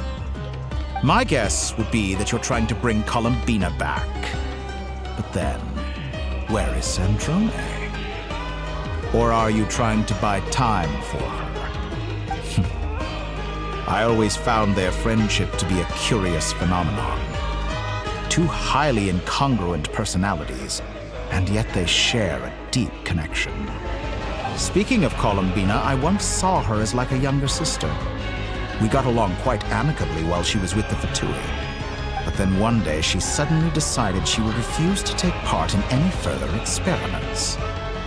To this day, I truly don't understand what I could have done to upset her so much. It's such a pity. I could have had a sister, a family. But alas, she grew to dislike me. You're not fit to be family to her. That I can't deny. So many people, all obsessed with playing out the same tired old dramas. This world is rotten to the core. And then there's you. You had every opportunity to reach the right conclusion. The thought of killing you off like this? But I maintain that I approached you in good faith, so I will offer you another chance. Will you work with me? You have until I count to 10 to make your choice. 1, 2, 3. Not in a million years.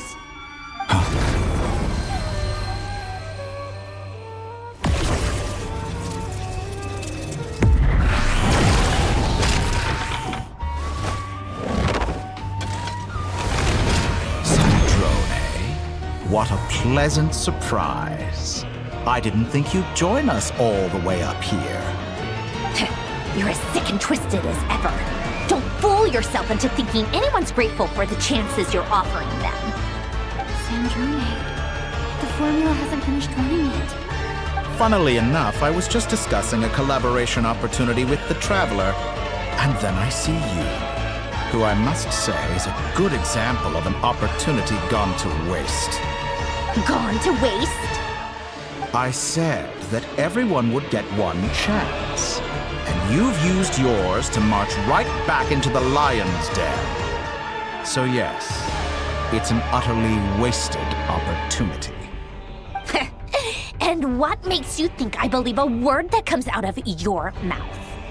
I was planning on disposing of your little formula after wrapping up more urgent business here. But since you've taken the trouble of serving it to me on a silver platter, I can simply bring it forward in the schedule.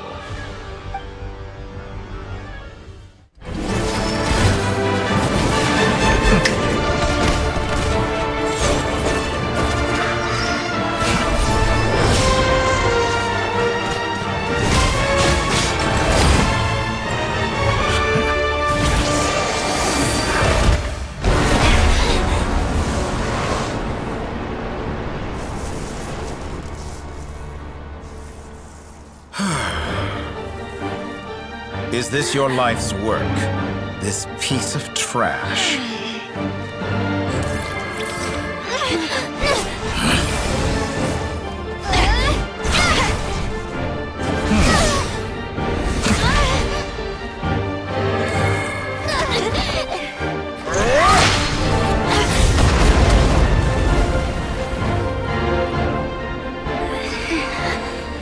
Your formula runs too slowly, Sandrone. You put your hope for success on others instead of fighting dirty. That is why you have failed. Now, whom should I slay first? Any volunteers? No one? How nice of you to leave the decision to me.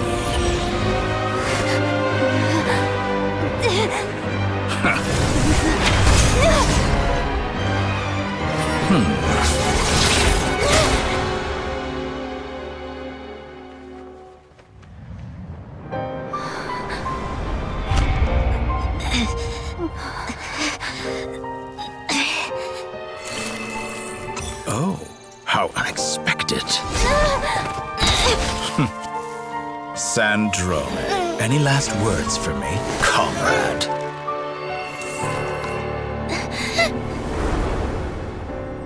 Is there anything you wish for? Not really. But I've always known what I don't want. Go to hell, Dottore.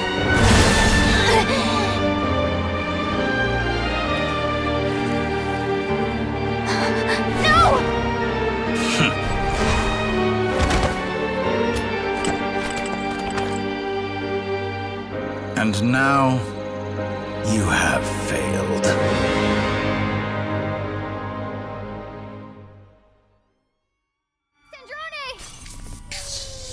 Now you see how fragile mechanical contraptions are. Just a gentle tap, and they fall to pieces. However keen of an inventor Sandrone may have been, her death spells the end of the formula that was running inside her body.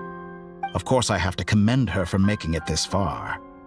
As her colleague, I have to admire her stubborn tenacity. Now, it is time for you to take your place by my side.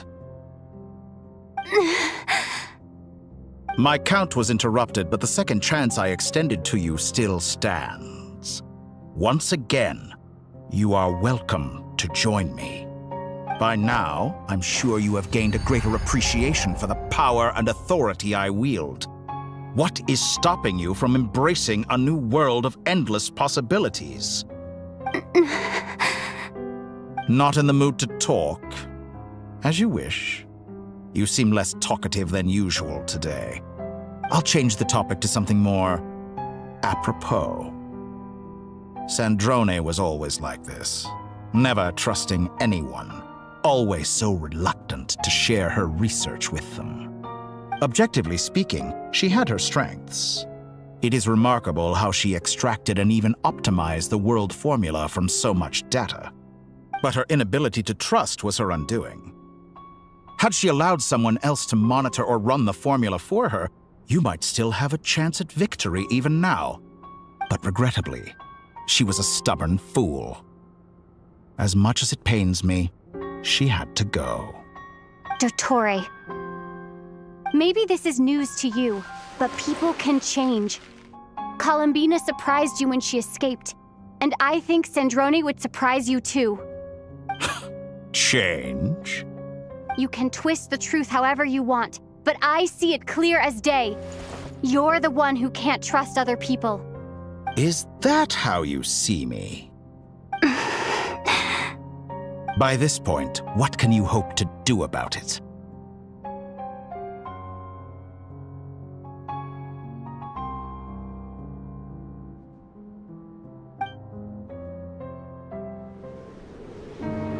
It is pointless to fight on. You've already lost.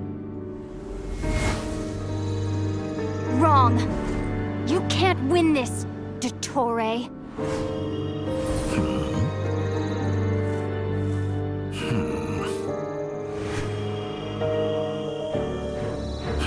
What?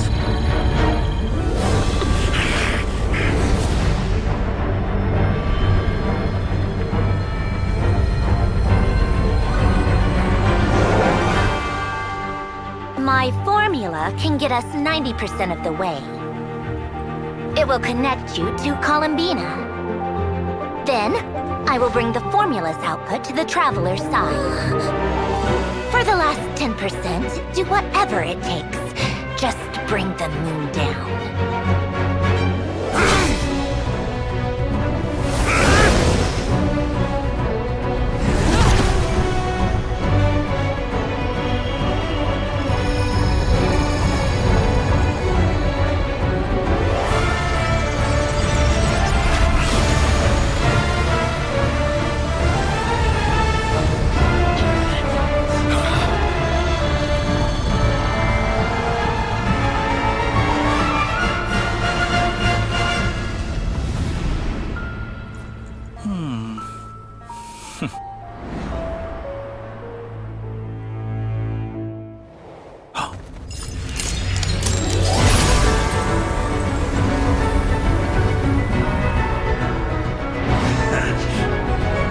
The moon will never be yours.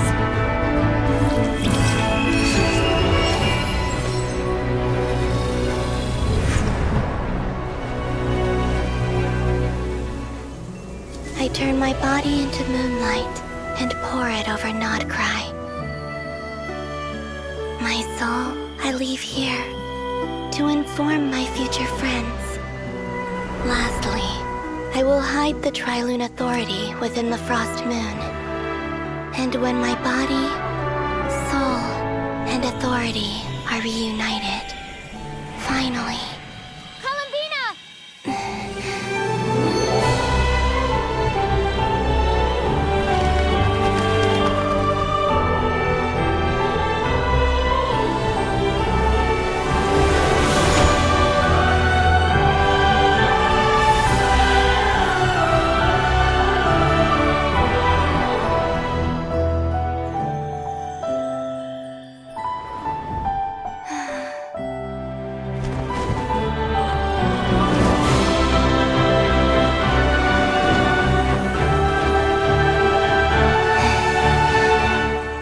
It's been too long.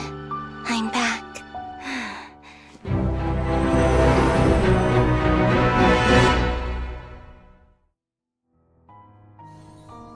Stay focused on the battle, Traveler. What a touching reunion. Though I personally find myself repulsed by the sight of weaklings huddled against the wall. Now, quite finished patting yourselves on the back. Show me how long you can struggle before you drown. Watch out, Columbina! He can manipulate himself! I know. Wait for the right moment. We'll strike together. Moon's remnants fall!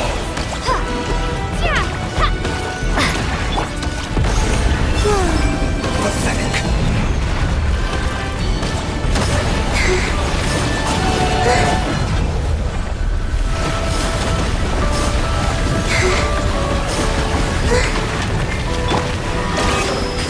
Bombs away!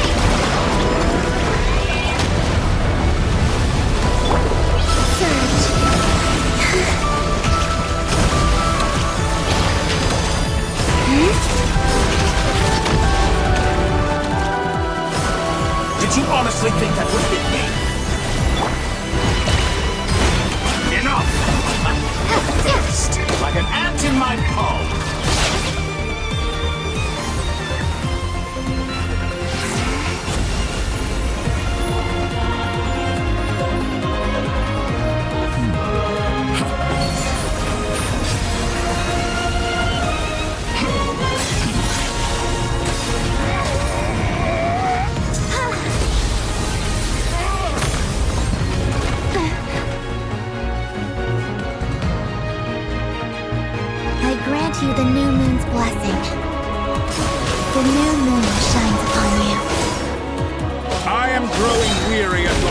stubborn resistance.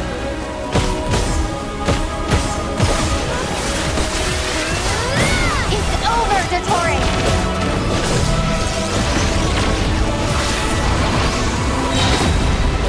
No longer must the world cower in the cold night.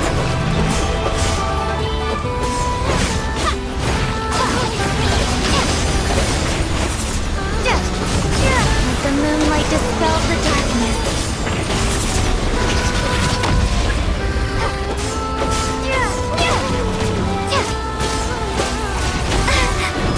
Everlasting.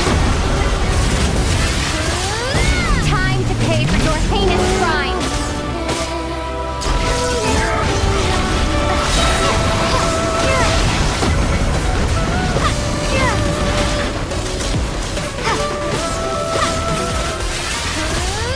Our future is not yours to command. Wallow in this rotten, decaying world!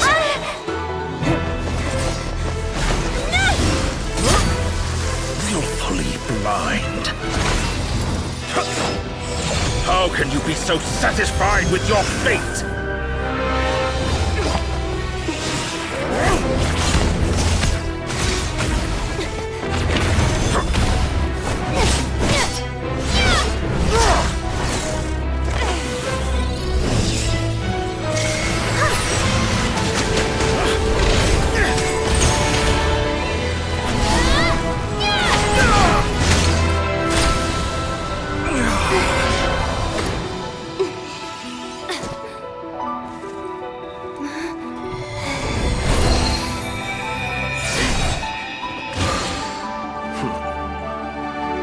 This battle was never about fate. It's about friends, family, and the home you stole from them. So dull. Only the weak rely on each other for comfort. You shall see. Once I transcend fate, you will be nothing but fodder for my grand experiment! That will never happen.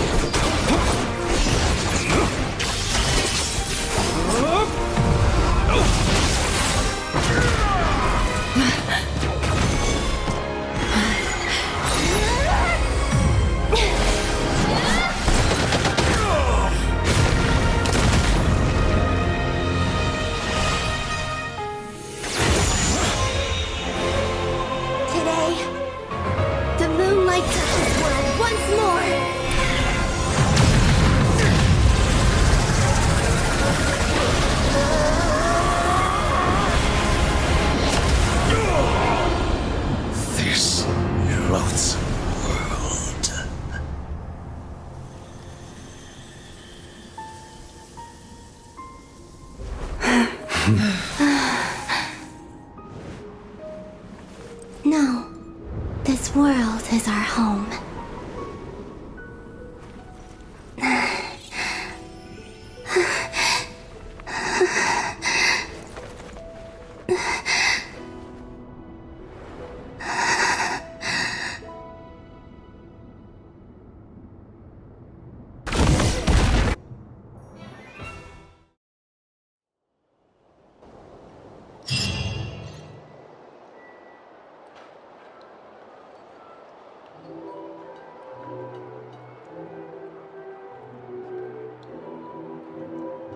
No, you're doing it wrong.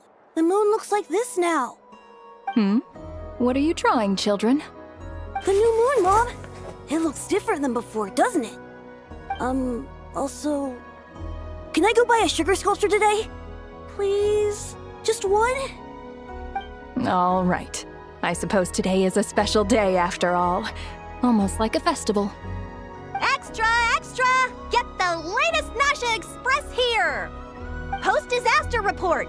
Nasha Town reborn beneath a new moon! The voyage begins today! The future looks bright thanks to the League. Want a copy? I knew things would be different. But I didn't think that would include the moon. They say a new moon goddess has been born. A new moon goddess? Who's saying that? The Frost Moon Scions? I guess so. I'm not too clued up on the details. As far as I'm concerned, the moon's still in the sky and it's business as usual. Hey, since we've come all this way, shall we grab ourselves a free meal while we're here? Are you a convert now? Or are you just here for the free lunch? Oh, come on. What does it matter? After everything we've all just been through? That smells good. All right, that's it. I'm hungry.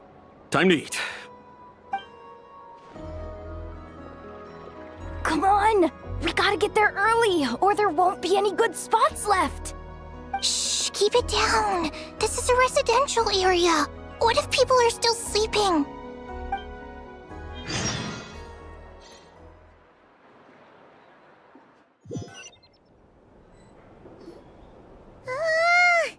Why is it so noisy outside?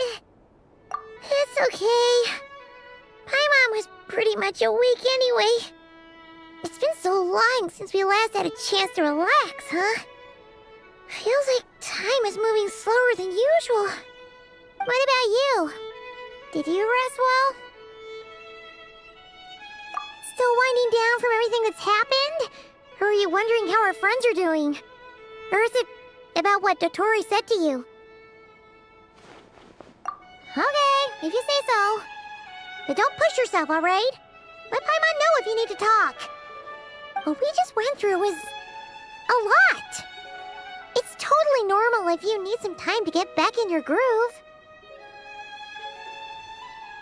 Luonatar disappeared after Columbina came back. Apparently, she was part of Columbina's soul or something. Still, Paimon kind of misses Luonatar somehow. But anyway, you did great. So did Paimon. We all worked our butts off to contain this disaster, and in the end, we made it. So, chin up, Traveler.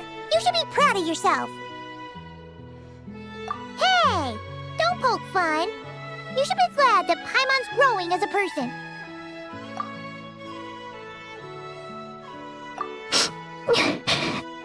Paimon didn't think you'd mention it. You have no idea how anxious Paimon was. She was worried sick about you.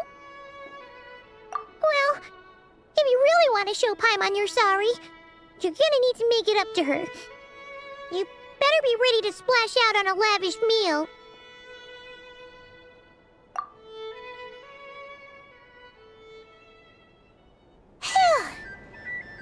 Okay. Paimon's full now. Huh? Oh, well... Hey there, Traveler and Paimon! Good morning! Morning, Yehuda! Here for some breakfast? Oh, I've already eaten. Just need some water. I was mostly worried you might forget what day it was today. So, I came over to remind you. Careful there, Paimon. Too much food will make you drowsy. Don't let anyone catch you hiding at the back and nodding off during the League meeting. You should probably be saying that to Aino. She's the baby of the group, if anyone. True. You know, I'm surprised that all these competing groups are actually coming together to try to solve things together. Definitely a first for Nodcry. Well, nothing like a region-wide calamity to bring people together. After that, surely even the most self-interested people have to realize that going it alone isn't worth the risk, right? Try telling Boss Neff that. She's not exactly convinced that people are gonna get with the program. Really? But if she's so pessimistic about it, why'd she agree to be the Curatorium's representative in the League? Probably 'cause even though Unity sounds like a pretty far-fetched idea, the benefits it would bring make it worth a shot. I think things will work out, though. I swear, Nodcry feels like one big family now with everything that's happened. More than it used to, anyway. Paimon's with you on that one. And it seems like plenty of other people agree too. Just listen to the bustling streets. All right. Everyone's been rebuilding these last 2 weeks, and the evacuees have been coming back in droves. Life's slowly returning back to normal. Which means my workload's probably gonna shoot back up. Were you about to head out? There's still some time before the ceremony begins, you know. Yeah, we were gonna take a stroll around the square and say hi to some friends first. Sounds good. See you later then.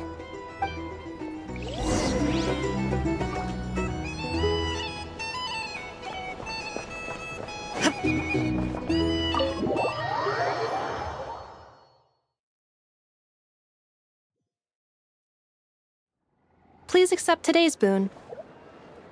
Have a nice day. Are Paimon's eyes deceiving her? Or is that Inefa handing out food for the Frost Moon Scions? Hello there. Would you like a feast of the moon, along with some snacks of the day? So, what's new, Inefa? It was only a few days ago when we last saw you, but it looks like you've joined the Frost Moon Scions in that time. And I know too? What are you talking about, Paimon? We're just here to help. Duh. In the wake of the disaster, it's all hands on deck. We responded to Lama's request for support. At times like these, the smallest good deed can inspire others and help them through the hard days ahead.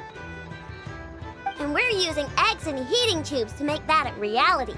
In true Krumkake craft shop style! Enough! Did you hear that? The Traveler said I did good. The Traveler! That's because it's true, I know. Proposal. If you can resist eating today's dessert, I will provide you with compliments, too. No way! Well, that proposal got shot down quickly. I need something to get me through the hard times too, you know. Mom! Yes, dear. Go right ahead. Excuse me. Could I take a photo with the robot lady? She helped us get safely out of Notcry, and she helped us get back home too. She's the best. Of course she is! And since I'm the whiz kid who built her, that makes me even better than best, right? But you stole my snacks though. Oops. Shall we move to the open space near the center? The view there is better. Thank you! Aren't you the better pick for this job, Flint's? You underestimate yourself yet again, Master Ilua. Not at all. I rarely come by Nasha Town. I don't know any of the big shots here. All in good time. Socializing is a step-by-step journey. But you're much further ahead on that road, aren't you?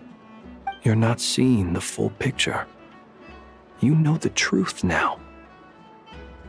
My friends do not understand my habits. There is no question about it. The Lightkeepers need a representative in the League. Someone who is upright, cares about other people, and can realize their self-worth through group action. You say it like you wouldn't make the cut.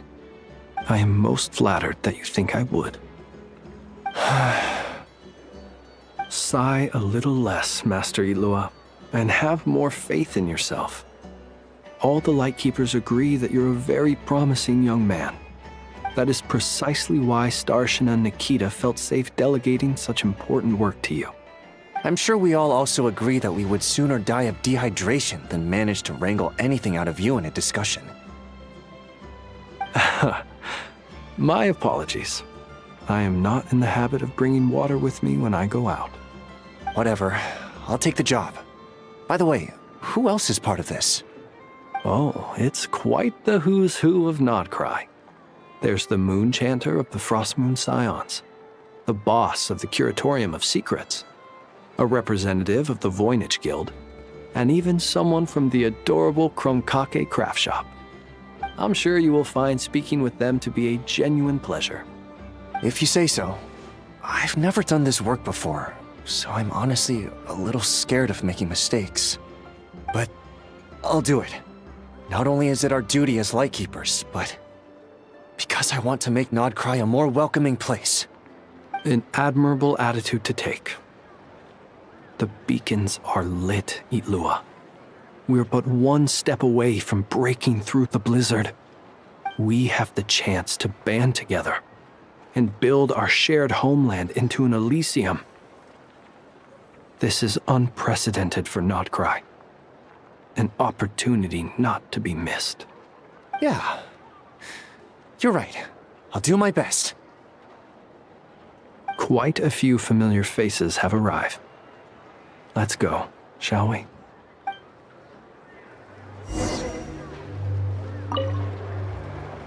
You look so cool when you fly, Miss Robot, and when you use your spear, too! And even though you took my snacks, it's pretty cool that you can build stuff like this. You've got so many inventions. It's amazing! Also...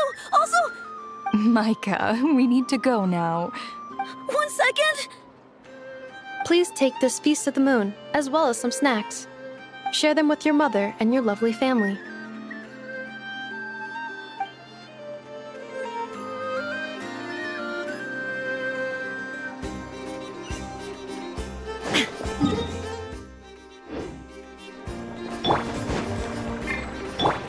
Try and stop me! Wow! Everyone's here! You seem well rested. I know no one's asked, but I'm sure you all want to know, so let me just say, we're doing great. Thanks. Well, great, but not perfect. I'm starting to lose my mind from boredom. Can't drink a drop of alcohol while I'm waiting for my wounds to heal. I'm sure you had a sneaky swig or two. Wait, how'd you find out? I'm sure you must be missing Mondstadt after all these years away, Grandmaster. Yeah, you could say that again. Every time I get news from Mondstadt, it makes me want to go back and see the place for myself. Honestly, once things are wrapped up here, I think it'll be time to head back home. Hey, looks like someone's taking the stage. Can everyone see okay? Anyone need a boost? I'll just listen from the back. It's fine. You're taking this pretty seriously, huh, Durin? Well, it's not every day that I get the chance to see how people speak in official settings. Soak it up like a sponge. I'll make sure you get a chance to practice for yourself later down the line. Actually, I know just the thing. You can debrief the Knights of Favonius for me. Mr. Varka, are you forgetting that I'm not a Knight of Favonius? I can knight you. Any particular title you'd like? Is he joking? I really can't tell. You'll have to figure this one out for yourself. It'll be a good learning experience. It is my honor to host the opening ceremony for the League, and to have this opportunity to speak to you all in my capacity as Voynich Guild representative. Could this person also have been pushed onto the big stage by the real big shots? Guess I'm not the only one then. We come here today, having weathered the trials and hardships of yesterday, and having learned from them the importance of unity and cooperation. All right, here we go. Uh-oh. Looks like Aino's off in Dreamland already. Wait, Boss is looking kinda drowsy too. What's up with her? Come on, get this speech over with already. Nodcry is our home, the land we rely on for survival. And as we chart a course for the future, may we persevere through the storms ahead as we sail towards a new era of prosperity, freedom, and hope.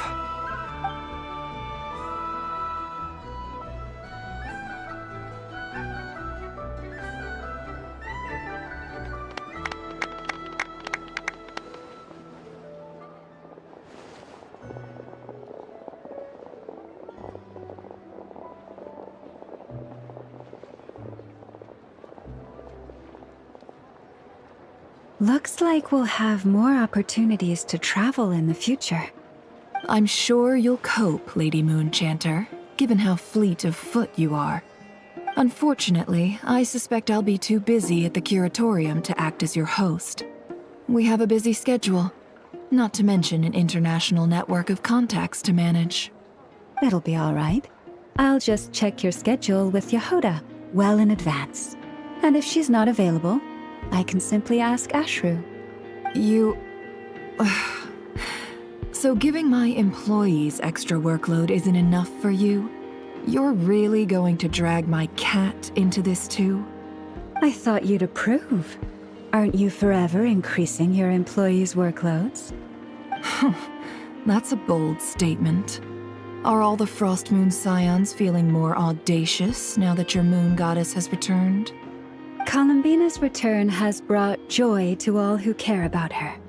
That includes both you and me. As for the Frostmoon Scions, we are learning how to thrive independently, without relying on the moon goddess. It is up to us to make our home a more livable place.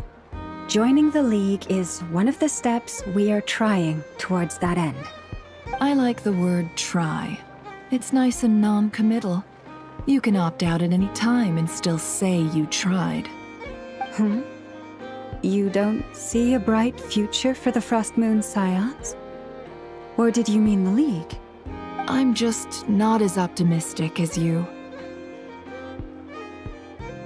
The Frostmoon Scions should count themselves lucky that they have a leader as stubborn and enterprising as you. But Nodcry's a big place, with all kinds of people. Most of them don't enjoy answering to a leader, or even listening to reason. Well, that's where you and your methods come in. Unless the Curatorium of Secrets is only here for appearances. For now, yes. And that won't change until this venture becomes worth my while. What would make it worth your while? Getting out more than I put in. Right now, I'd barely break even, but I'll grant that it's a good start for Nodcry. Then maybe it's worth a try. All right, you can stop now. Or do I have to join the Frostmoon Scions before you'll get off my back? You'd be very welcome to join us. Hey, you two! Congrats on all your hard work! What are you chatting about? Nefer was trying to dissuade me from adding to her employees' workload. Also, she's considering joining the Frostmoon Scions. Sorry, what? Your conversations are always the most interesting. Would you two care to join me for some tea before heading to your next destination?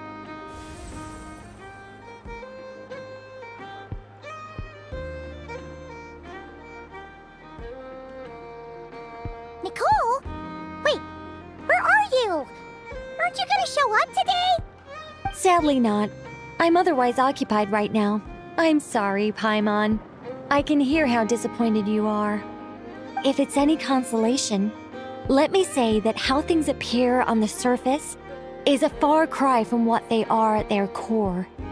Perhaps you'll feel better if you focus on the fact you have a special line of communication with the great mage herself. Okay? Has something happened? No, or not yet, anyway. Well, that's not ominous at all.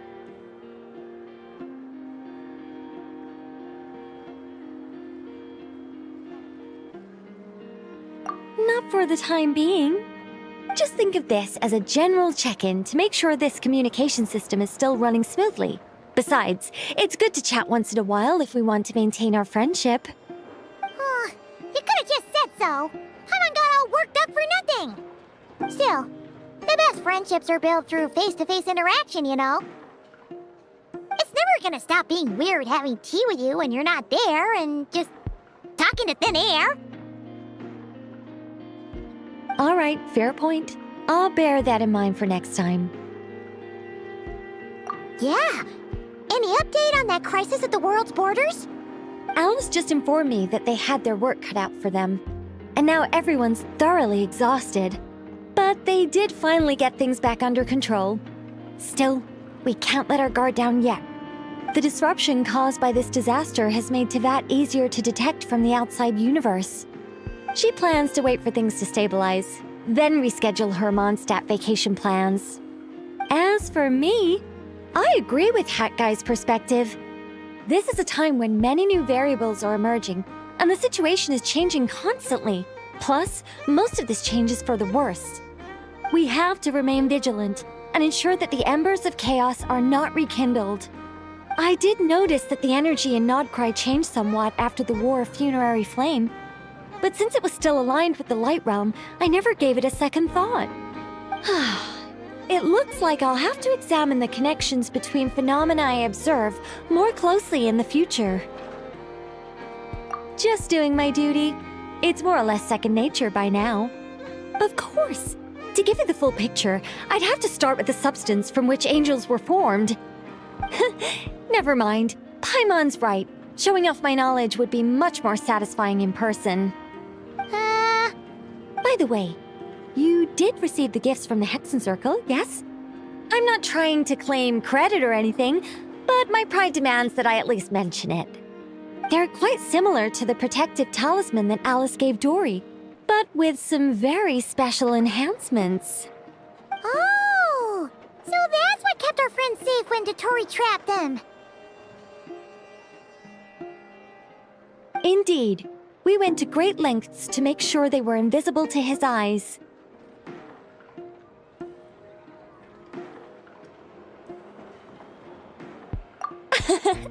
I'm so happy they came in handy.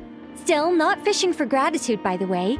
I just want you to be aware that sometimes your friends may be protecting you in ways you cannot perceive. Anyway, I'll contact you if anything else crops up. If not, you know what they say, no news is good news. Oh, my angelic instincts are tingling. They say you should head to the docks next. Your friends are about to board their ship home.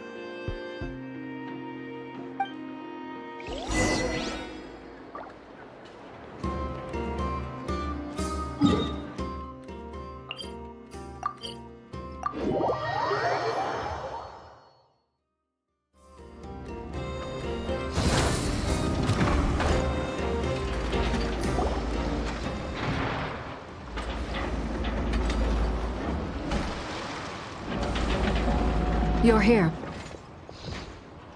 You're here too, Hat Guy. Are you heading back together? No. I'm bound for Sumeru, and she for Fontaine. We just happened to cross paths at the harbor. Everything seems fine. Sandrone may have an abominable temper, but she's always been very responsible with important calculations, and things entrusted to her by valued friends. You always speak as if you know us inside out, Mr. Hat Guy. Maybe I'm just a good judge of character. I certainly hope that's all there is to it. Regardless, you have been a significant help in this matter. For that, you have my gratitude. I didn't do anything special. Sandrone's the one who completed a seemingly impossible formula and turned the tide of the entire battle, even giving her life in the process. She's the one we should be thanking. Even we were unaware that Sandrone had hidden the real formula inside Polonia's body. She managed to fool Dottore into thinking the formula was running in her system by installing an identical-looking decoy within her. She probably realized that she didn't have the strength to stop Dottore. But this way, she could at least get him to lower his guard. She always worked like that. Always had a backup plan. Well, that's why I'm traveling to Fontaine. She made a request of me long ago, and the time has come to fulfill it. Think of it as her will. She said that should she ever fail in a mission, she'd like me to deliver her core and Polonia's to the Fontaine Research Institute. She also mentioned that she had made arrangements for people there to set her affairs in order. Some of her personal effects, such as her notes, were left to me. I've decided to take them back to the House of the Hearth, for safekeeping primarily, but also As mementos, I suppose.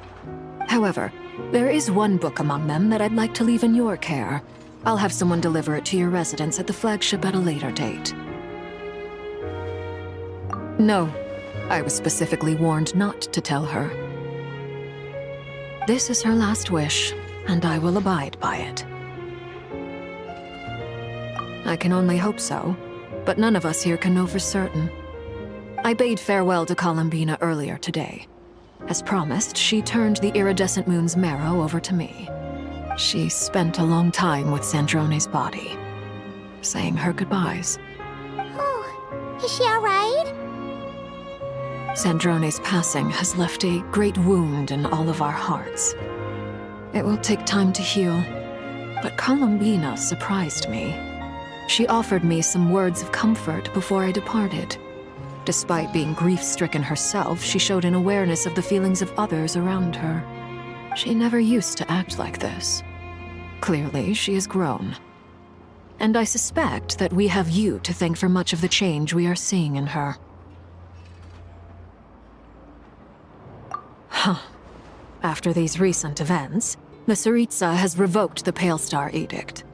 Snezhnaya now realizes that the arrest warrant for Columbina was just a ploy by Dottore, who coveted her powers.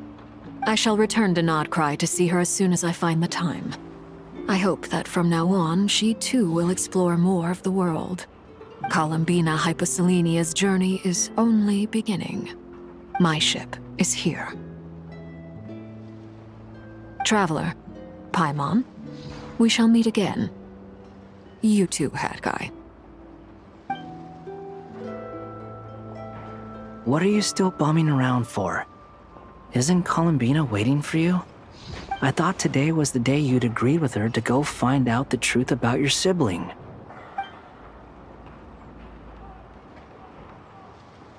You're afraid you won't like the truth when you see it.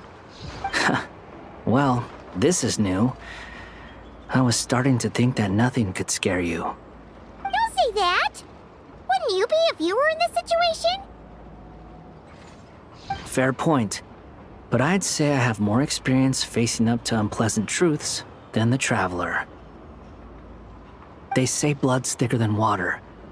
I know how much you need your family back. More than you need any of your friends. And I'm sure that all your real friends understand that too. No matter what the truth turns out to be, they will stick by you and support you, whatever decision you make. Finding the truth is important. But more important still is what you choose to do once you've found it.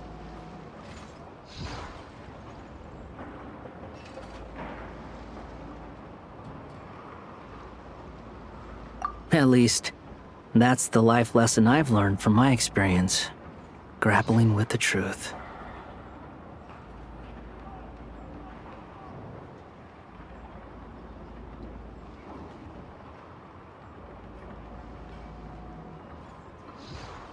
What?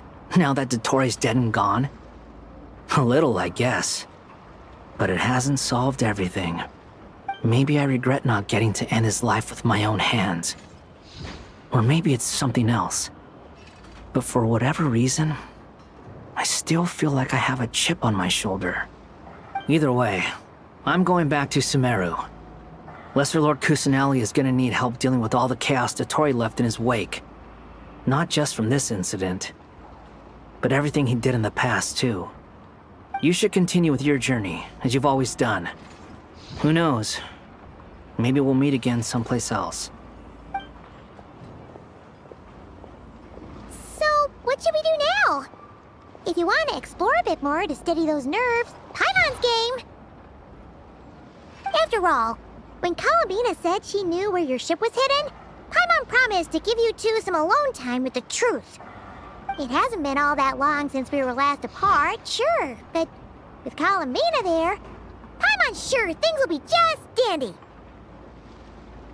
Ain't no biggie.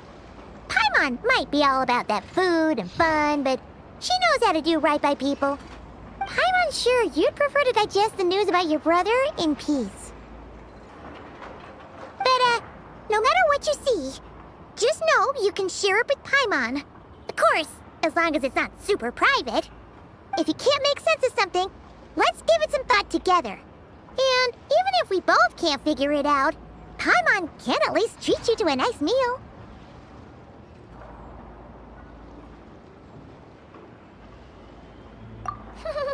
Glad to hear it. Feel better now? Alrighty.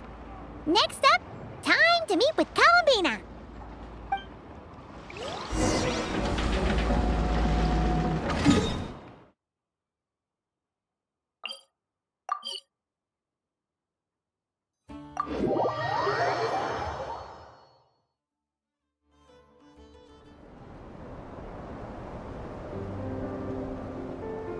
Columbina, we're here! Can't quite believe we're meeting out here. We've gotten used to walking over to Silvermoon Hall whenever we go see you. Well, you're still welcome to go there whenever you want to see me. It's just, now that it's all over, I've decided to make some changes. Try and fit in with the Frostmoon Scions, like Llama suggested. The older generation are still timid around me. They don't dare get too close, and they bow their heads when I walk by. But things are much better with the children. I see more curiosity in their eyes. Hopefully, by the time the next Moon Prayer Night comes around, I can enjoy the festival with them as myself, without having to pretend that I'm only dressed up as the Moon Goddess. You'll do fine, Columbina. Paimon's sure they'll realize you're super nice once they get to know you better. You really think so? When we first met, you thought I was a little up in the clouds. Oh, we were just starting out then, come on! So Llama told you, huh? I'm only teasing. I know that I have you to thank for pulling me back down to solid ground. It feels good to finally stand firm on the earth where I was born. Oh, that's great!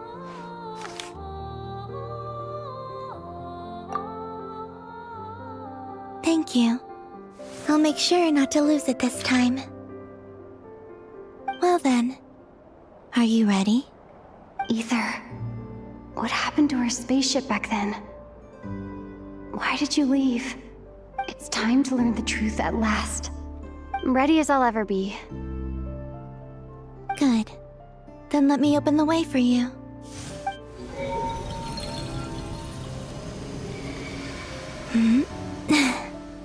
Where does this lead? To our shared destination. Huh? Do you remember me telling you about my missing prologue back when we just met? I said that my story began on the moon. But while I was inside the moon's reflection, I realized that my prologue was really hidden in the future. I just had yet to discover it at that point. The story of the time before I was born was in fact the story of my distant future. It's truly fascinating. But when I obtained the Trilunar Authority and returned to our present reality, I sensed something I hadn't expected. Your prologue. So you mean... Yes, your spaceship. All this time, it has been hidden on the Frost Moon, which lay beyond the sky. The great ruler of the firmament. The heavenly principles. Wait, them? Why would they do that? I don't know. Perhaps your ship contains something that is incompatible with Tevat. Or something that cannot be known. Oh, did I pick a bad time to say this? I know it must have been hard to work up the courage to do this. Maybe I should have waited until you were on the moon, with no chance to back out. That would have been kind of mean, you know.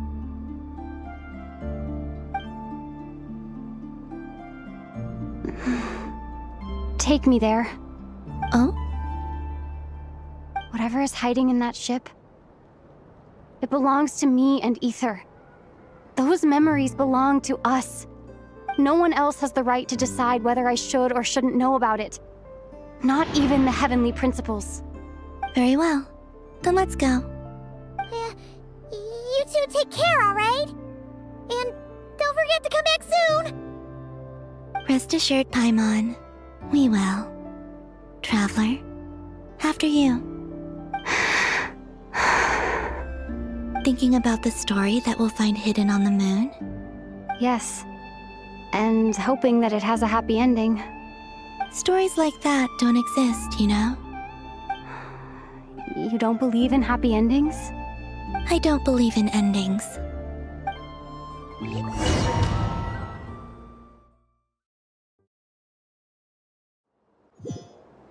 Where am I?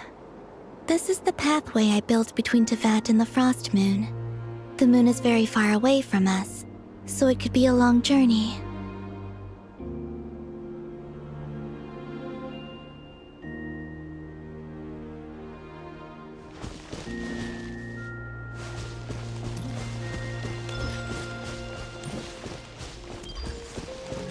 After I obtained the Trilunar Authority, I unwittingly saw past events from many of my friends' lives. One was Lauma. She was so young when they chose her to be the Moon Chanter. From then on, the Frost Moon Scions looked to her to bring messages from their goddess.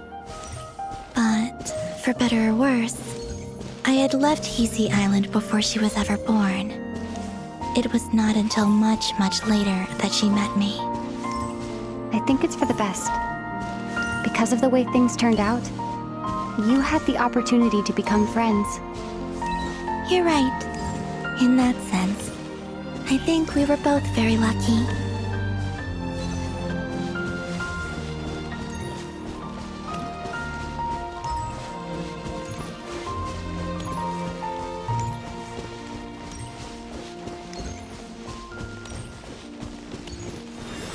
Oh, and about that mage, Nicole. I only recently learned that she has lived in Teyvat since the time of the Three Moon Sisters. The Moon Goddesses always had a good relationship with the angels. I suppose our friendship continues that tradition.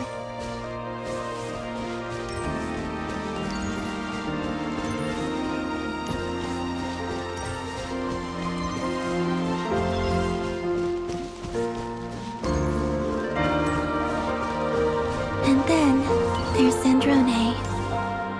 I never knew that much about her, beyond the fact that she was created by someone called the Lord Artificer. She, too, suffered for a long time before joining the Fatui.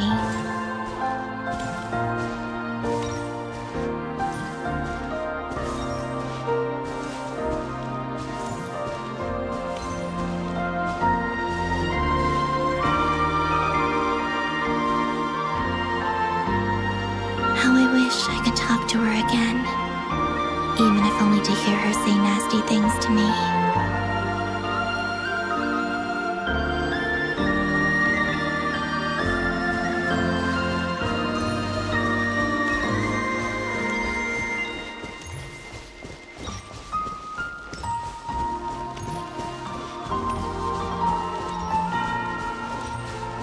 Also, I saw your siblings' story. I'm afraid I didn't see much. It seems that he rarely came to the surface, where the moonlight shines. But I did notice that back when you first set out on your journey, he would often appear nearby, gazing at you from afar with a guilty look in his eyes. Ether. Let us speak no more of the past. I probably shouldn't reveal so much about my friends. It's not my place. Let the moonlight carry us forth. We are very close now.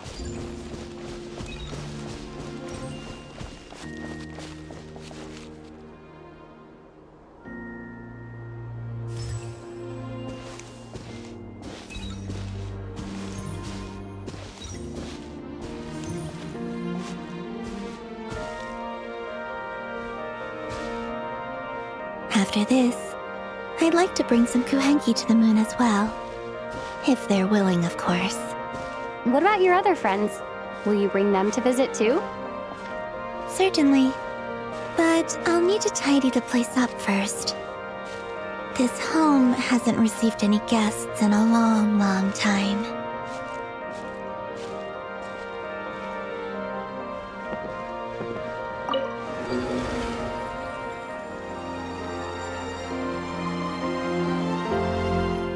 I remember writing something similar with you on Moon Prayer Night. I believe it was called... Dodoko's Whirligig. Yes, that was it. You asked me if I was afraid to return to the moon, and I said that I was. The idea that I had gained something precious, only to lose it so quickly. That frightened me. But I'm not afraid anymore. Besides, this time, we're traveling together.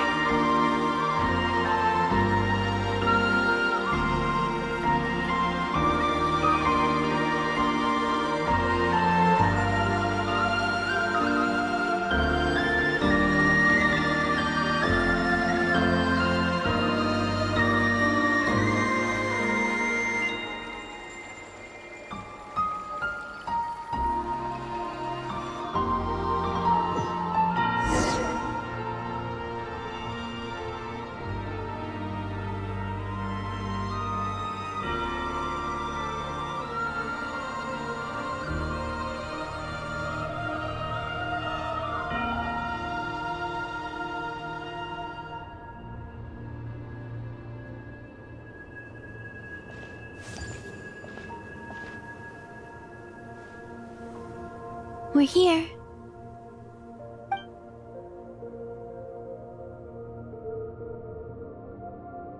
Over there.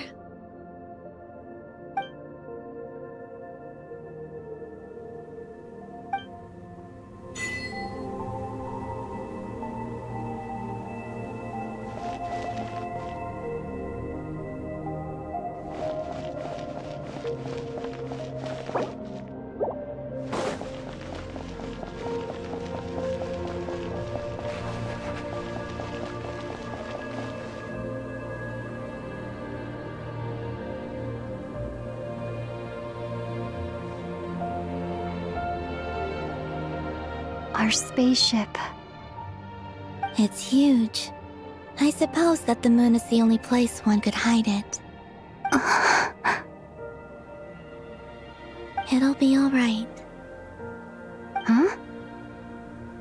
The way you feel in this moment, I went through it too, on Moon Prayer Night. The door was right in front of me, but I struggled to find the courage to step through. Solitude for me once meant living a life in which even I was absent. Before I met you, that was the only life I knew. But that night, solitude meant throwing away the life I had gained after meeting all of you. Columbina. Go. Retrieve the part of your life that was once lost. Trust me, you will lose nothing by doing so. Look, Tavad is right there. All of our friends are down there, waiting for us.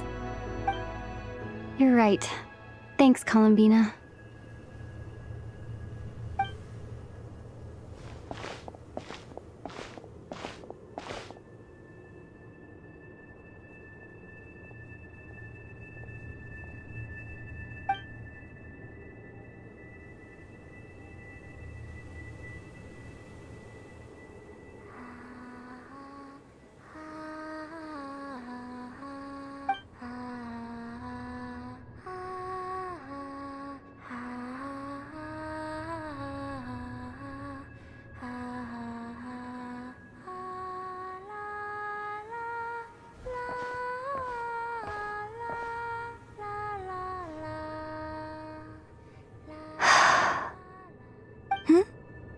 Finished? Yeah. Why did you take your eye mask off? Well, since my return, I've decided to take more opportunities to see the world with my own eyes. Besides, I've always wondered how Tevat looks from the moon. And what do you think? It's beautiful. I could spend a whole day here just gazing at it. What about you? What do you think of the truth you found? I haven't looked at another person's expression in a long time, but I think yours is saying it was neither good nor bad. Keep this up, and it won't be long before you give Nefer a run for her money. Oh, I don't think that's going to happen. I'm much more used to sensing what's going on around me with Kuvaki. I think I'll save my eyes for seeing special moments I really want to remember. I read the spaceship's flight logs. I always assumed that this was my first time in Tevat. I thought that Ether and I must have been hibernating in space for centuries on end. But the logs show that our spaceship flew over the skies of Tevat once before. A long, long time ago. Flew over? So you didn't land? No. The ship barely came to a stop before flying on again. After that, it continued traveling through space for a long time. Some of the data is corrupted, but I suspect that it kept flying for thousands of years. It was only after that that the ship made a forced landing in Nodcry. When Ether found me, he came from outside the ship. Could this mean that he left the ship long before I did? Maybe even during our first pass over Tevat? Are you alright? Yes. I can feel that the truth is coming together, one small piece at a time. I remember Ether telling me that when he first arrived in Conria, he could not recall the past. So this might be something that even he doesn't know. Here, I made some space for you. Your mind must be racing, and this seems like the perfect place to relax and clear your head. Oh, wait, there's one more thing. What is it? Wait here a moment.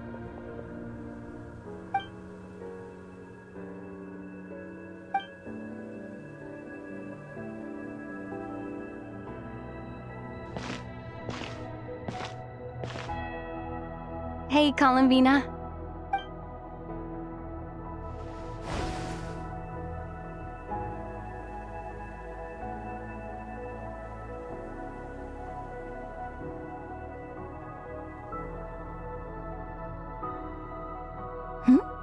Is that a new outfit? An old one, technically. It's been in a cabinet inside the ship this whole time. It's a matching pair with Ether's. He always liked this set more. Huh. I don't think there's a huge difference. Really? Yes. It's still the same you. You're the same person, no matter what clothes you wear. Only Columbina would make an observation like that.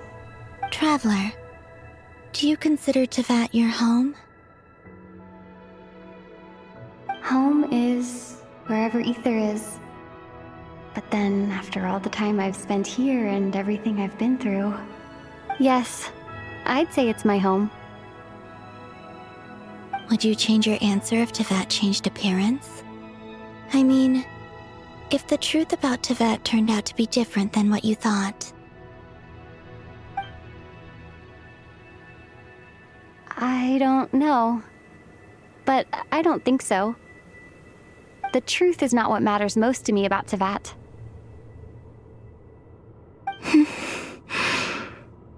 When I was first born, I longed for a home. And when you get something before you're mature enough to understand the world, you just take it at face value. I thought that a home was a transaction. You give me what I want, and I'll do the same for you. But you and your friends taught me what a true home should look like. You never asked for anything, yet you gave so generously to me. That's because your friendship matters to us. It was worth it. In the past, I thought that my birth in Nodcry must have been a mistake.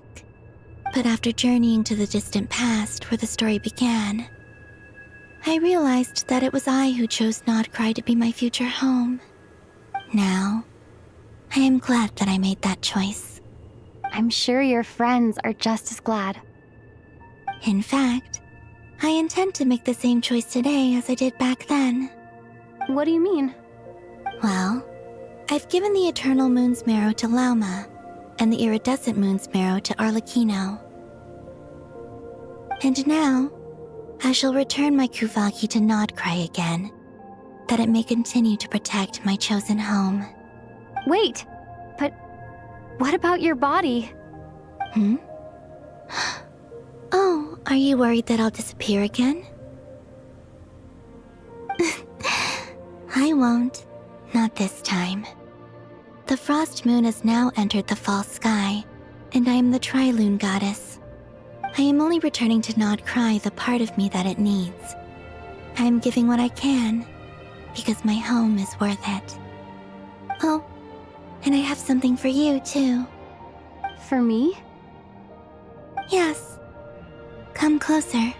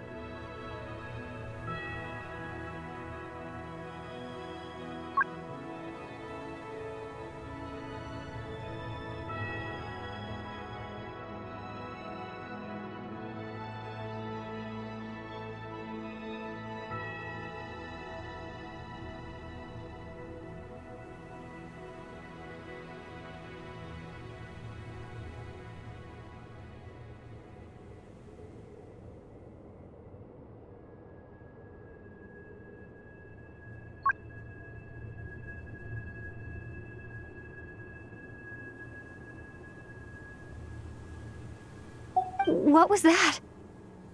I lifted some of the restrictions this world placed on you.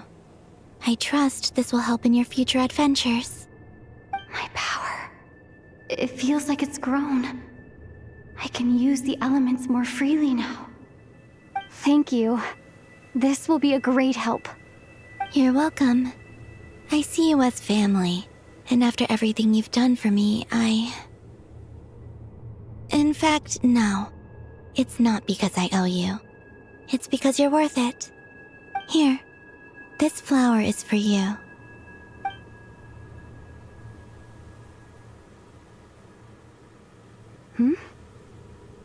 Isn't this a moon prayer blossom? Yes. Don't worry. You will never see these flowers lose their color again. I'm finally discovering the joy of giving. How I wish I'd learned this sooner. Hey, better late than never. What are you thinking about now? Why don't you take a guess? You get 1 shot. I don't think I'll get it in one guess, but I'm sure it's a happy thought. That's kind of a sneaky answer. I can't say you got it wrong. Down into that, the moon seems so far away, I felt it might always lie beyond my reach. But on the moon, everything feels so close by. The haze that once enshrouded the skies has finally been dispersed. I feel like a traveler on a winter's night, starting a new chapter in my tale by the warmth of a bonfire. I don't have a lot of luggage, but I do have a lot of hope for the future. Well, what's next? Next? To start with, I want to stay here just a little longer. After that, let's return home and continue our journey.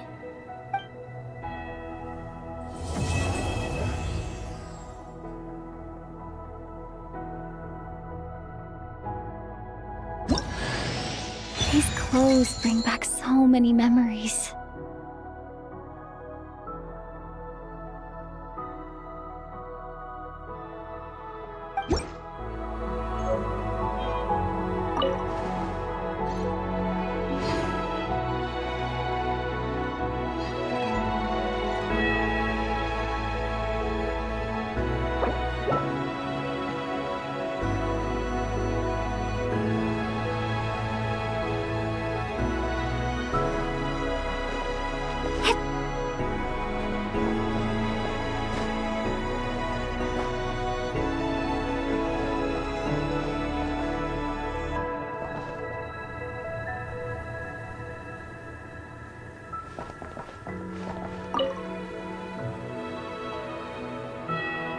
The journey goes on, for you and for me.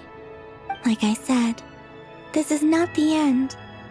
I don't believe there has to be an ending. Oh, is that your next destination? Most people would probably tell you to pack some warm clothes.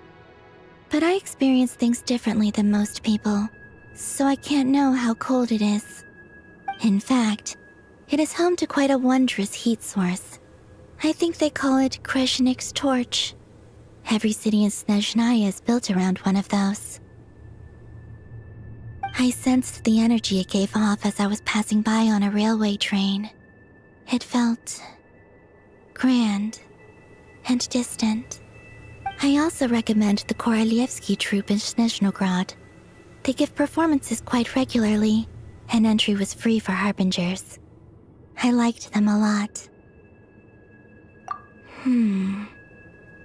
Ice cold and sharp. Crystal clear in some ways, yet profoundly unfathomable in others. Like the thick layer of ice on top of a frozen lake. That's just the impression that Tsaritsa gives me. I was never able to glimpse what truly lies beneath that icy exterior. In fact, I don't think the people of Snezhnaya even know what kind of power their god wields. Maybe that's because the Tsaritsa herself has never acknowledged, nor accepted that power. There's Regrator, the Rooster, and the Jester. Between them, they control a lot of what happens in Snezhnaya, but I can never wrap my head around how exactly power is split between them. I just know they are each responsible for many specific domains. I noticed that the Rooster and Regrator often appear to get along on the surface, while working against each other in secret. And theirs is not a friendly rivalry. But I wasn't particularly interested, so I tended to keep my distance. Now that I think about it, the term Mistelton often seemed to come up in connection with Project Stuja.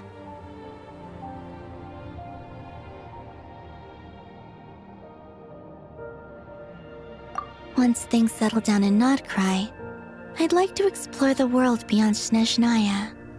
You've told me so many stories about the other places you've been to, and all the friends you've made there. I'm curious to visit those nations and see them for myself. It would also help me learn more about the journey that has made you into the person you are today.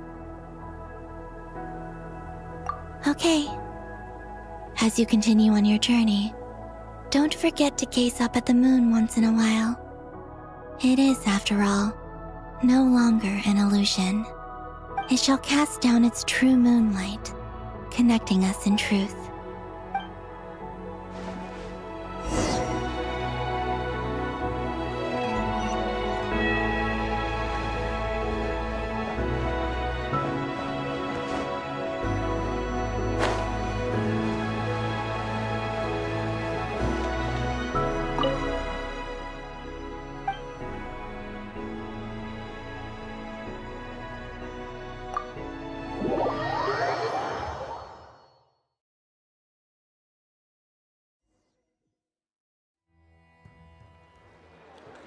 To Jean, acting Grand Master of the Knights of Favonius. Ugh, this preamble is such a pain to write. It's probably high time we got rid of this acting business.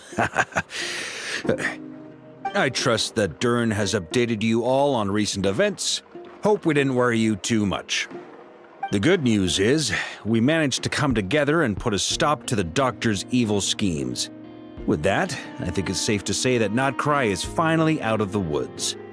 As for the Fatui, not counting the Damselette, aka the Moon Goddess, who has left their organization, we found ourselves allied in this instance with both the Knave and Marionette. May she rest in peace. As ever, we find ourselves better off for making friends rather than enemies. But until we can ascertain the Tsaritsa's true intentions, the future remains uncertain. In a short while... Wait... How am I meant to surprise everyone if I tell them in the letter that I'm heading home? Well, that would be a huge waste. Okay, got it.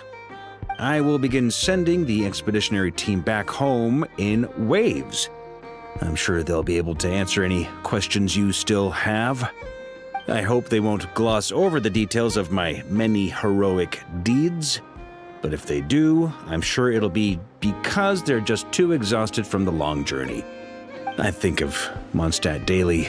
Please give everyone my best regards. P.S. The honorary knight went above and beyond this time.